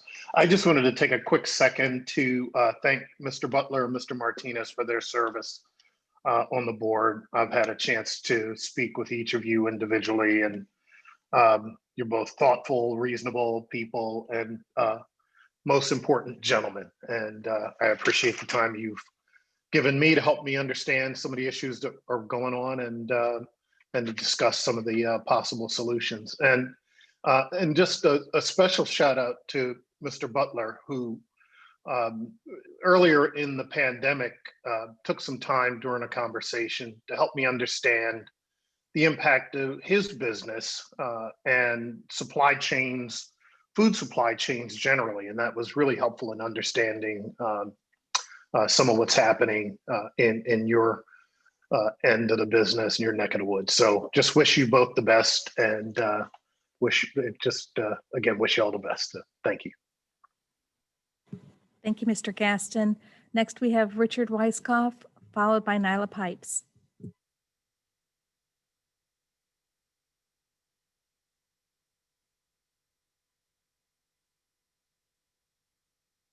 Mr. Weiskopf, if you could unmute yourself, that'd be great. That's it. Okay. Hi, this is Rich Weiskopf. I teach economics at the University of Miami. I've worked on Everglades restoration, and there's two areas I wanted to mention here. One is the growth, the economic growth of the region. And so, you know, when we talked about the Central and South Florida project, they said, oh, that was done 20, 30, 40 years ago. And we've grown since then from 5 million to 8 million people. Well, we're planning now for the next 20 years. So I don't hear much discussion of what that new society would look like when it's 10 million people, and probably have much more houses and different kind of agriculture, and what it's going to look like. And so we really need an economic growth trajectory of the different areas in order to get the water right now, so that we won't look like 20 years from now, oh, I'm sorry that we didn't do this and we didn't do that. The other angle is that we talk about water supply, but what about water disposal? So that with the increase of water supply and water quality and all that, we also have a problem with getting rid of the water. So the water treatment has not been addressed very thoroughly. And so we tend to inject it, or somehow dispose of it, and it comes off as a water quality problem because all the houses have, or many of the houses have not sewage, but septic tanks. And with sea level rise, that becomes a problem. And so we're creating, with good water supply, we also create a problem of good water disposal. And that has to be addressed.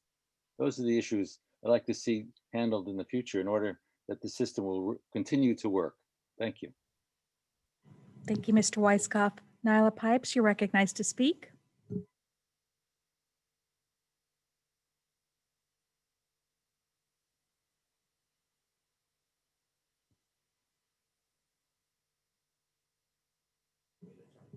Ms. Pipes, if you could unmute your mic. Sorry about that. Nyla Pipes, One Florida Foundation. I also want to thank Mr. Martinez and Mr. Butler for their service on the board. And I want to go a little further and say, I think it's really important that we either extend, appointments or get people appointed to these positions, because particularly in Mr. Butler's case, and you'll have to forgive me because I'm just more familiar with that part of the ecosystem living further north. That's an area that really deserves the representation because they have unique challenges and different land uses and unique perspective. I spoke earlier about the Kissimmee River and my dismay at seeing, how overgrown it is at the moment with exotic vegetation, for instance. And so having somebody in that region who could really represent the needs, not only of the people who live in that community, in that region that are being taxed, right? And that tax dollars are paying for all of this work we're all doing. To be represented, but also for the ecosystem to be represented. Because if you live and work in an ecosystem, you know it more intimately. And so I just think it's really, really, really important that we get people in these seats and that we keep fair representation on our water management district governing boards. So again, thanks for the service, and I look forward to hearing more at the budget hearing. Thanks. Thank you, Ms. Pipes. Mr. Chairman, I do not see any additional hands raised. Thanks very much, Rosie. We'll go to board comment. If there's any board comment, go ahead and raise your hands. Mr. Olipich.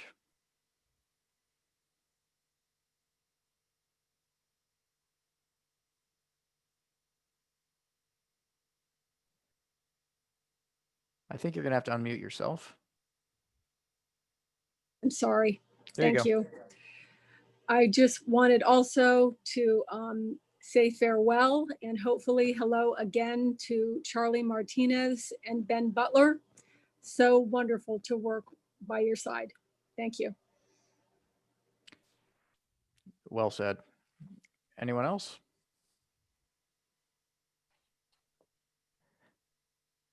Seeing no more board comment, I'm going to call the question and adjourn this meeting. I do want to remind folks that there's going to be a 5:15 budget hearing. It's going to take place on the same Zoom session using the same link. Board members, please stay connected and prepare to reconvene around 5:10, and we'll start promptly at 5:15. Members of the public are welcome to join the budget hearing, or encouraged to enjoy the budget hearing. And if you have any problems connecting to the public hearing, we'll have staff available 30 minutes prior to the start of the public hearing, starting at 4:45 to assist you. And you're going to want to call 561-686-8800 and press 6. So with that, we're going to adjourn this meeting. Thanks, everyone. Thank you, Mr. Chair.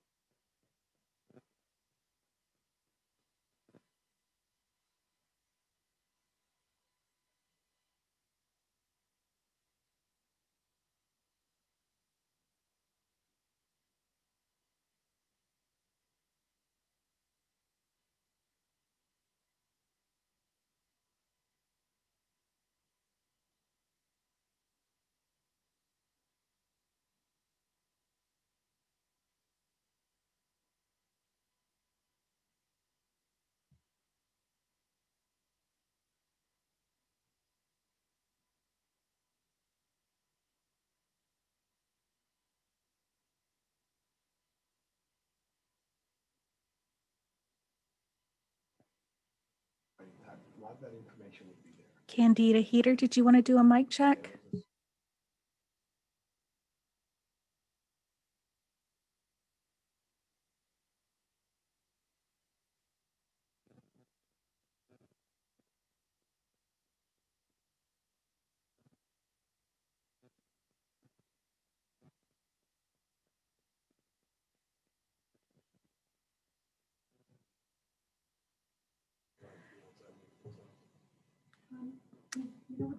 Just a reminder for all the panelists that this meeting is still a live meeting and you are unable to, well, right now you are able to unmute yourself. So if you need to speak, please speak, but just remember that we have a live connection.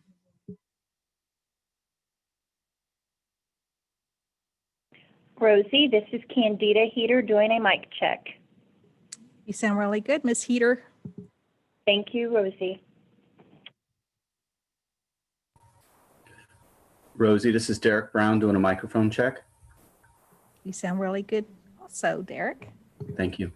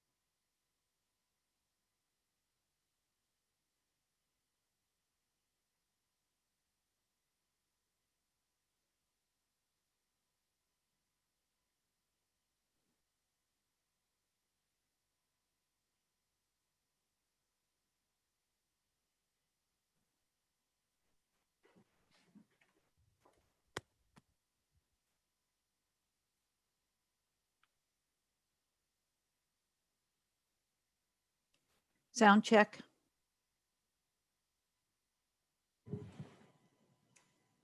Hi, Colonel Roman. How are you? Good. It was so quiet. I didn't even know if I was connected. Thank you so much. You are connected and we are still live. Thank you. This is Alligator Ron. Can you hear me? Good afternoon, Mr. Bergeron. Well, good afternoon. Hope everybody's safe. And I've got back on Zoom. I kind of lost y'all for quite a while due to the weather where I'm at. We're glad you're back. And just, I'm not sure if you heard, but we are still live. So we will be starting the meeting at 5:15. Okay. Looking forward to it. Thank you. Thank you. Ms. Meads, can we do a mic check with you?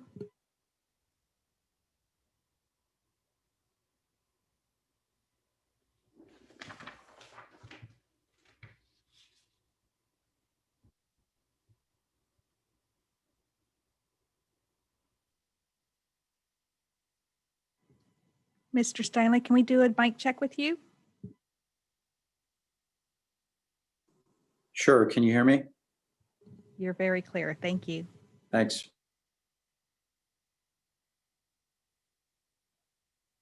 Ms. Thurlow Lippish, can we do a mic check with you?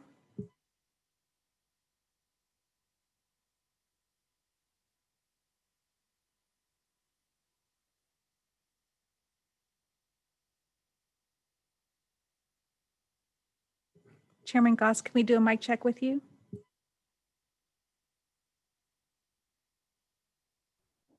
Yeah, how's that? Can you hear me? I hear you. Thank you. Great. Thank you, Rosie.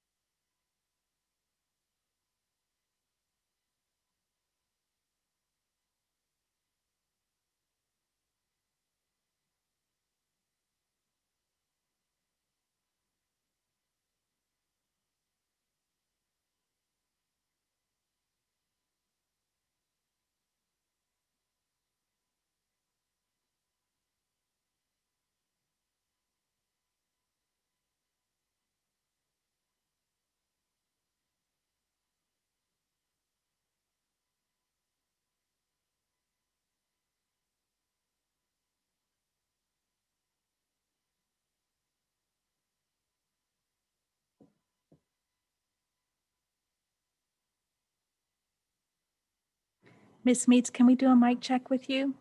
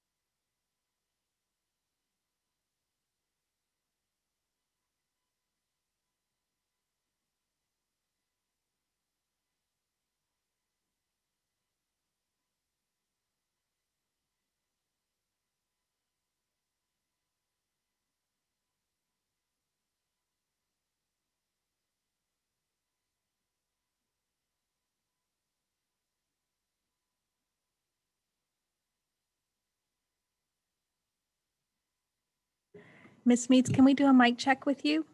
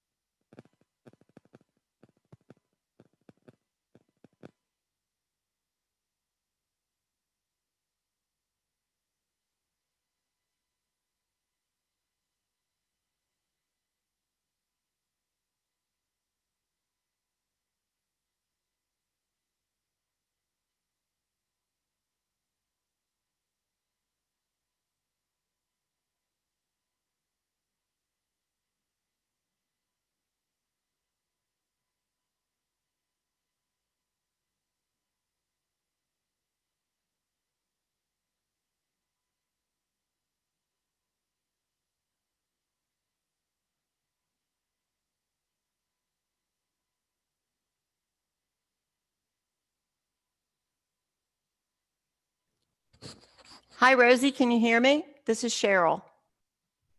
We hear you. Thank you, you. Ms. Meads.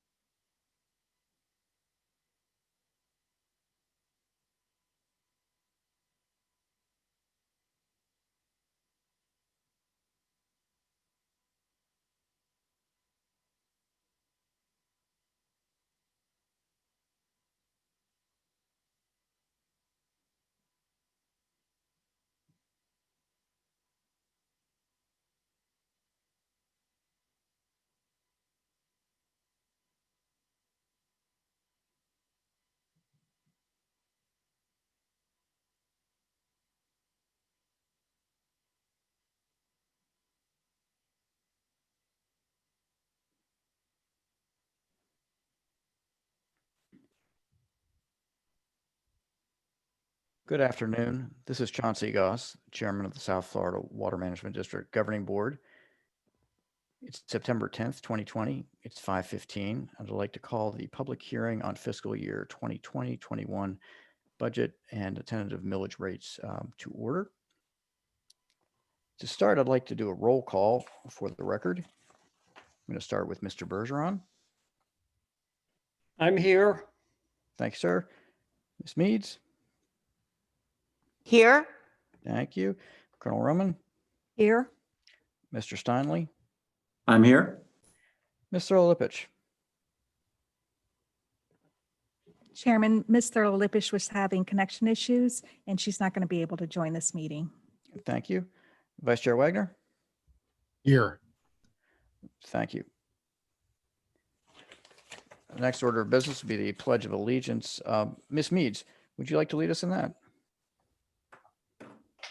Here we go. I've done this 3 times today.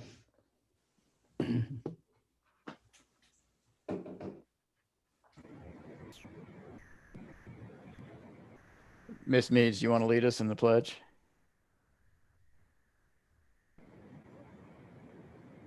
Sure. I pledge allegiance Allegiance to to the flag the flag of the of United the United States States of America, to the and to republic the republic for which which it stands, stands, one one nation, nation, under under God, God, indivisible, indivisible, for liberty with and liberty justice and for all. justice for all.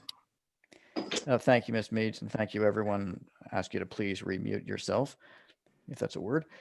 Welcome to this public hearing on the tentative millage and budget for fiscal year 2020-21. Members of the public who wish to address the board can use the raise your hand feature in Zoom. If members of the public are having technical trouble and need help, staff's available to help you. Call 561-686-8800 and press 6.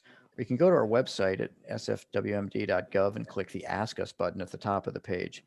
If you're using a phone and you'd like to comment, please press *9 and raise hand, and *6 to mute and unmute. Board members, I'm going to ask you to also use the raise your hand feature as we've been doing during the meeting, except when making a motion or seconding a motion. In those instances, please unmute yourself, state your last name, and then make the motion or the second. During the presentations, you can raise your hand at any point, and I will call on you. For actual voting, we'll be conducting a roll call vote. Please unmute yourself to cast your vote when I call your name. Rosie, are there any agenda revisions? No, Mr. Chairman. So we're going to start right off with public comment, and any written public comment that was submitted to before this public hearing that was provided to the board ahead of today's meeting. There's also going to be it will be published as part of the final meeting packet after the meeting. We've got a 3-minute comment guideline, and that'll apply today, and you'll see the timer on your screen. Rosie, if you have any comments. We do, Mr. Chairman. I have a call-in with the last 4 digits of a phone number 5372, which I believe belongs to Mr. Martin. Yes, very good, Rosie. This is Drew Martin with the Sierra Club. And since you're having public comment before the discussion, I don't know what the decision is on the rollback, but generally we've encouraged the board not to roll back the rates and to, get the existing rate. I really feel like I'm a homeowner and I feel like I get a great deal from the South Florida Water Management District. I feel the money is well spent, that you're doing a good job. And I would like you to, continue with your existing budget and whatever ability you have to raise money. I think you should take advantage of that. As well as, it's important that you continue to be able to pay your staff well and maintain the staff benefits. I also, my only concern about the budget is probably with the ASR program, which I think the legislature mandated, so I don't know if that's really anything you have control over. But the remainder of the budget, I support. And I haven't read it in detail, but overall, I think the money is well spent. So I recommend you move forward with the budget. Thanks so much. Thank you, Mr. Martin. I do not see any additional hands raised, Mr. Chairman, but if you don't mind waiting a few seconds. That's As a fine. reminder, thank you. As a reminder to those on the phone, if you would like to speak, please press *9 to raise your hand and *6 to mute or unmute. Thank you.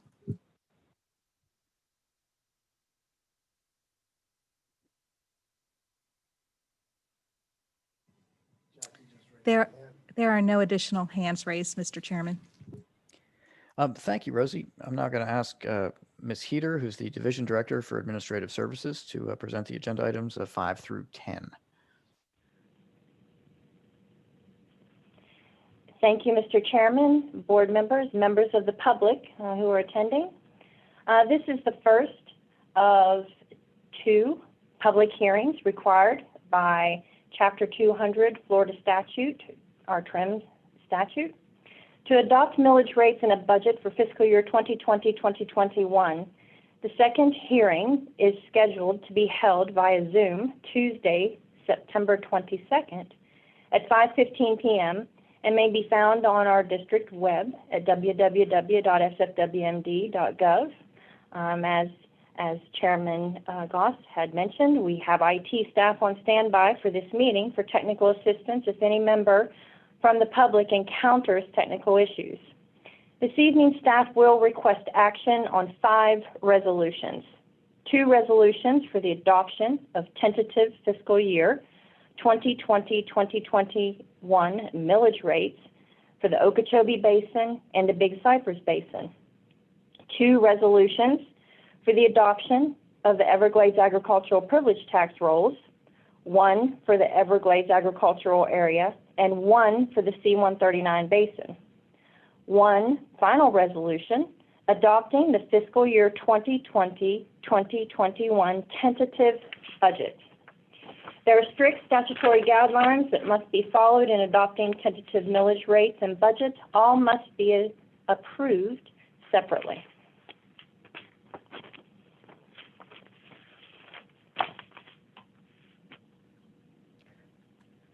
Are there any board member comments or questions? And before we move on, is Ms. Turley-Pitch, are you on?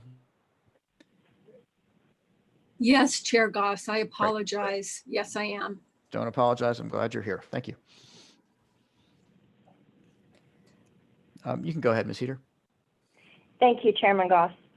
The first substantive issue to be discussed is the percentage increase in the millage rates over the rolled back rates necessary to fund the budget, if any, and the specific purposes for which ad valorem tax revenues are being increased.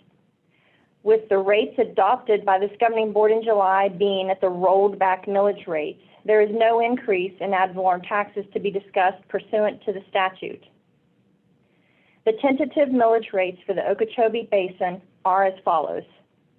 District-wide, 0.1103 mil at the rolled back rate. Okeechobee Basin, 0.1192 mil at the rolled back rate. Everglades Construction Project, 0.0380 mil at the rolled back rate, for a total combined Okeechobee Basin millage rate of 0.2675 mil. In the Okeechobee Basin, 15 of the 16 counties, these rates represent $2.67 per $10,000 of taxable value, or $26.75 per $100,000 of taxable value. The tentative millage rates for the Big Cypress Basin are as follows. District-wide, 0.1103 mil at the rolled back rate. Big Cypress Basin, 0.1152 mil at the rolled back rate, for a total combined Big Cypress Basin millage rate of 0.2255 mil.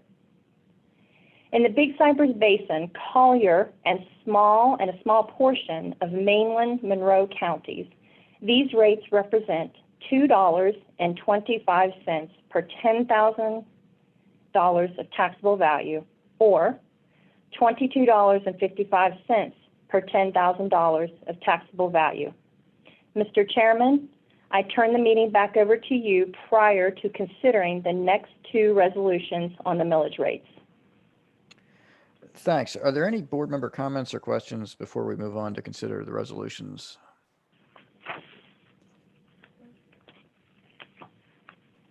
I have one question. It would be probably for Executive Director Bartlett. And it's given the comment we had regarding rollback. You presented a budget earlier today. It's a very robust budget. It does a tremendous amount of good for South Florida. We can achieve all the things that were in your budget, I'm assuming, with the proposed millage rate. That's correct, Mr. Chair. Much more than last year. You know, it's an increase of 235 million over the previous year's budget, thanks to state appropriations. And so we did have that deliberation back in July about rollback, and given what the forecast was for our budget and, you know, basically the recession conditions in the state, we thought rollback was the appropriate choice. Great. Thank you very much, Mr. Bartlett. Ms. Heater, you can proceed.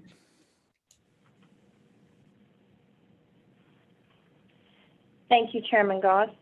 The staff considerations are outlined on this slide, and each must be separately voted on.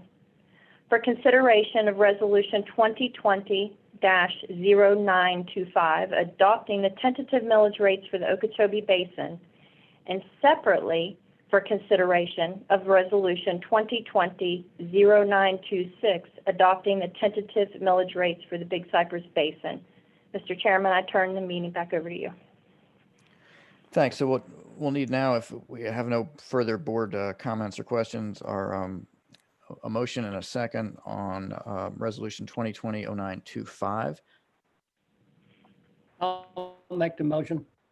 This is Thank you. Ron Bergeron. I have a motion by Mr. Bergeron. I'll second. Roman? I have a second by Colonel Roman. Any further discussion? I'll call that question. Mr. Bergeron? Yes. Thank you. Ms. Meads? Ms. Meads? We'll come back to Ms. Meads. Colonel Roman? Yes. Mr. Steinle? Yes. Mr. Lipich? Yes. Vice Chair Wagner? Yes. I vote yes, and we'll go back to Ms. Meads.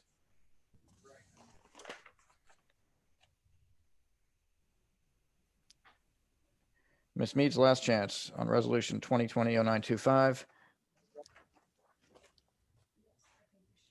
All right, that resolution passes unanimously. We'll go on to Resolution 2020-0926. Mr. Chair, I'd like to make a motion to adopt Resolution 2020-0926. This is Roman. Thank you. Do I have a second? I'll second it. I have a second by Mr. Bergeron. Thank you. Is there any further discussion by board? If not, we'll call that question. Mr. Bergeron? Yes. Ms. Meads? Colonel Roman? Yes. Mr. Steinle? Yes. Mr. Stolipich? Yes. Vice Chair Wagner?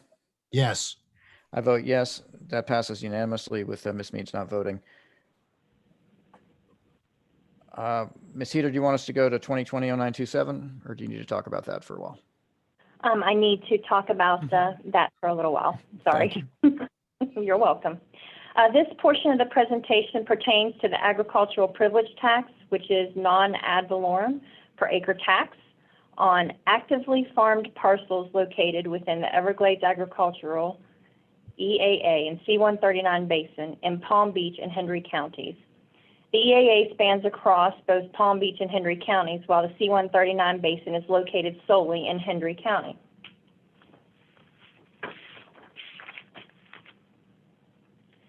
Beginning with the agricultural privilege tax for the Everglades agricultural area, staff requests for consideration that the governing board take action to adopt a resolution that approves previous vegetable acreage disaster tax deferrals from 1996, 2000, and 2016, approves and certifies the Everglades agricultural area tax roll. No new vegetable deferral applications were received. The tax rate is $25 per acre pursuant to Section 373-4592 Florida statute. The rate to be applied to the deferral acres is $25. For For the 448,417.08 acres at $25 per acre, total revenue generates taxes totaling $11,210,427. Staff applies a budgeted discount of $448,417 to account for early payment discount and budget trends for total budgeted revenue for the EAA at $10,762,010. Mr. Chairman, I turn the meeting back over to you prior to considering the adoption of the EAA resolution. Thank you, Ms. Heater. Are there any board comments or questions on this? I have one, and is the 448, 417 coincidental? That is the amount of tax acres that came to us as the tax roll for acreage. So it must be, yes, Okay. it is. Sorry. Thanks. If we have no further comments, I'd love a motion on this.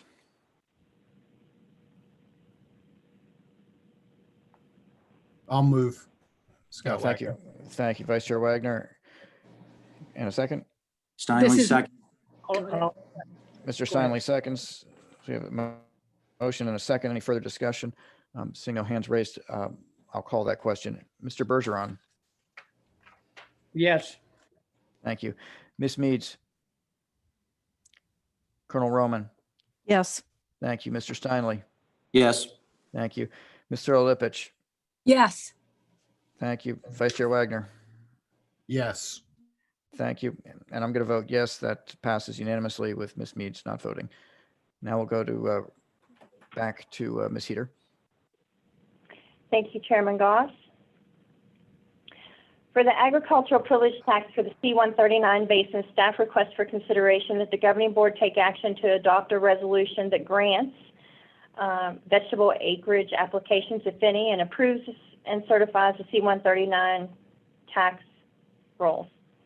No deferral vegetable applications were received. The agricultural privilege tax rate per acre of $1.80 is assessed on the total taxable acres in the C-139 basin of 130,775.39 acres, which yields a total tax of $235,396. Staff applied a budgeted discount of $9,416 to account for early payment discount and budget trends. The total 2020-2021 budgeted revenue for the C-139 basin is estimated at $25,980. Mr. Chairman, I turn the meeting back over to you prior to considering the adoption of the C-139 basin resolution. Thank you. Do any of the board members have any questions or comments regarding the C-139 basin resolution? Hearing none, I'd love a motion and a second on that.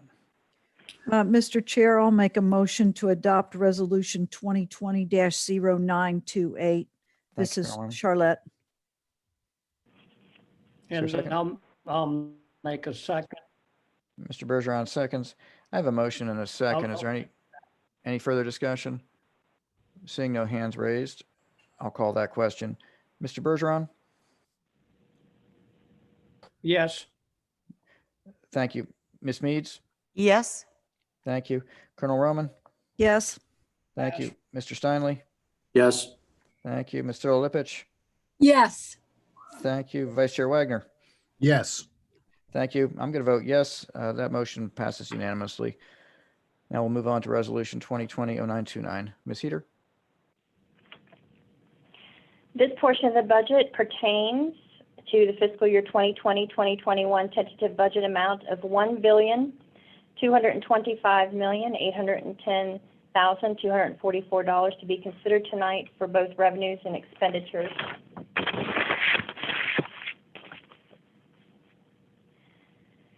First, I'd like to highlight the changes that have been added to the budget from the July-August tentative budget submittal. The budget has increased by $39.1 million, mainly attributed to state funding, particularly potential DEP, alternative water supply, water quality grant funds, and a portion of grant funds with St. John's Water Management District for Indian River Lagoon projects. Staff also applied for additional prescribed burn funds with FDACS. We moved some funding from Alligator Alley funds to fund balances due to some funding shortfalls projected for next year. And then $300,000 for Loxahatchee impoundment landscape assessment for some maintenance.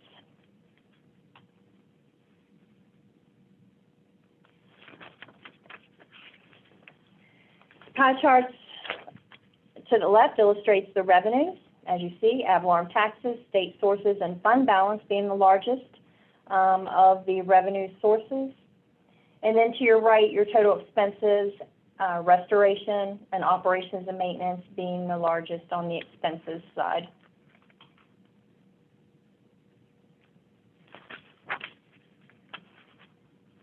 There are 2 deadlines for legislative comments. September 5th, General Legislative Committee and Subcommittee comments were due. Staff received no comments. September 15th, the Executive Office of the Governor and the Legislative Budget Commission comments are due. Mr. Chairman, I turn the meeting back over to you prior to considering the tentative budget adoption resolution. Thank you. Are there any comments or questions from the board? I see no hands. I have one question, Ms. Heater, on there's a minus 2.1 you had for DOT Alligator Alley for next year. Do you know why they're projecting their revenues to fall? Yes, sir. Per statute, as well as our MOU,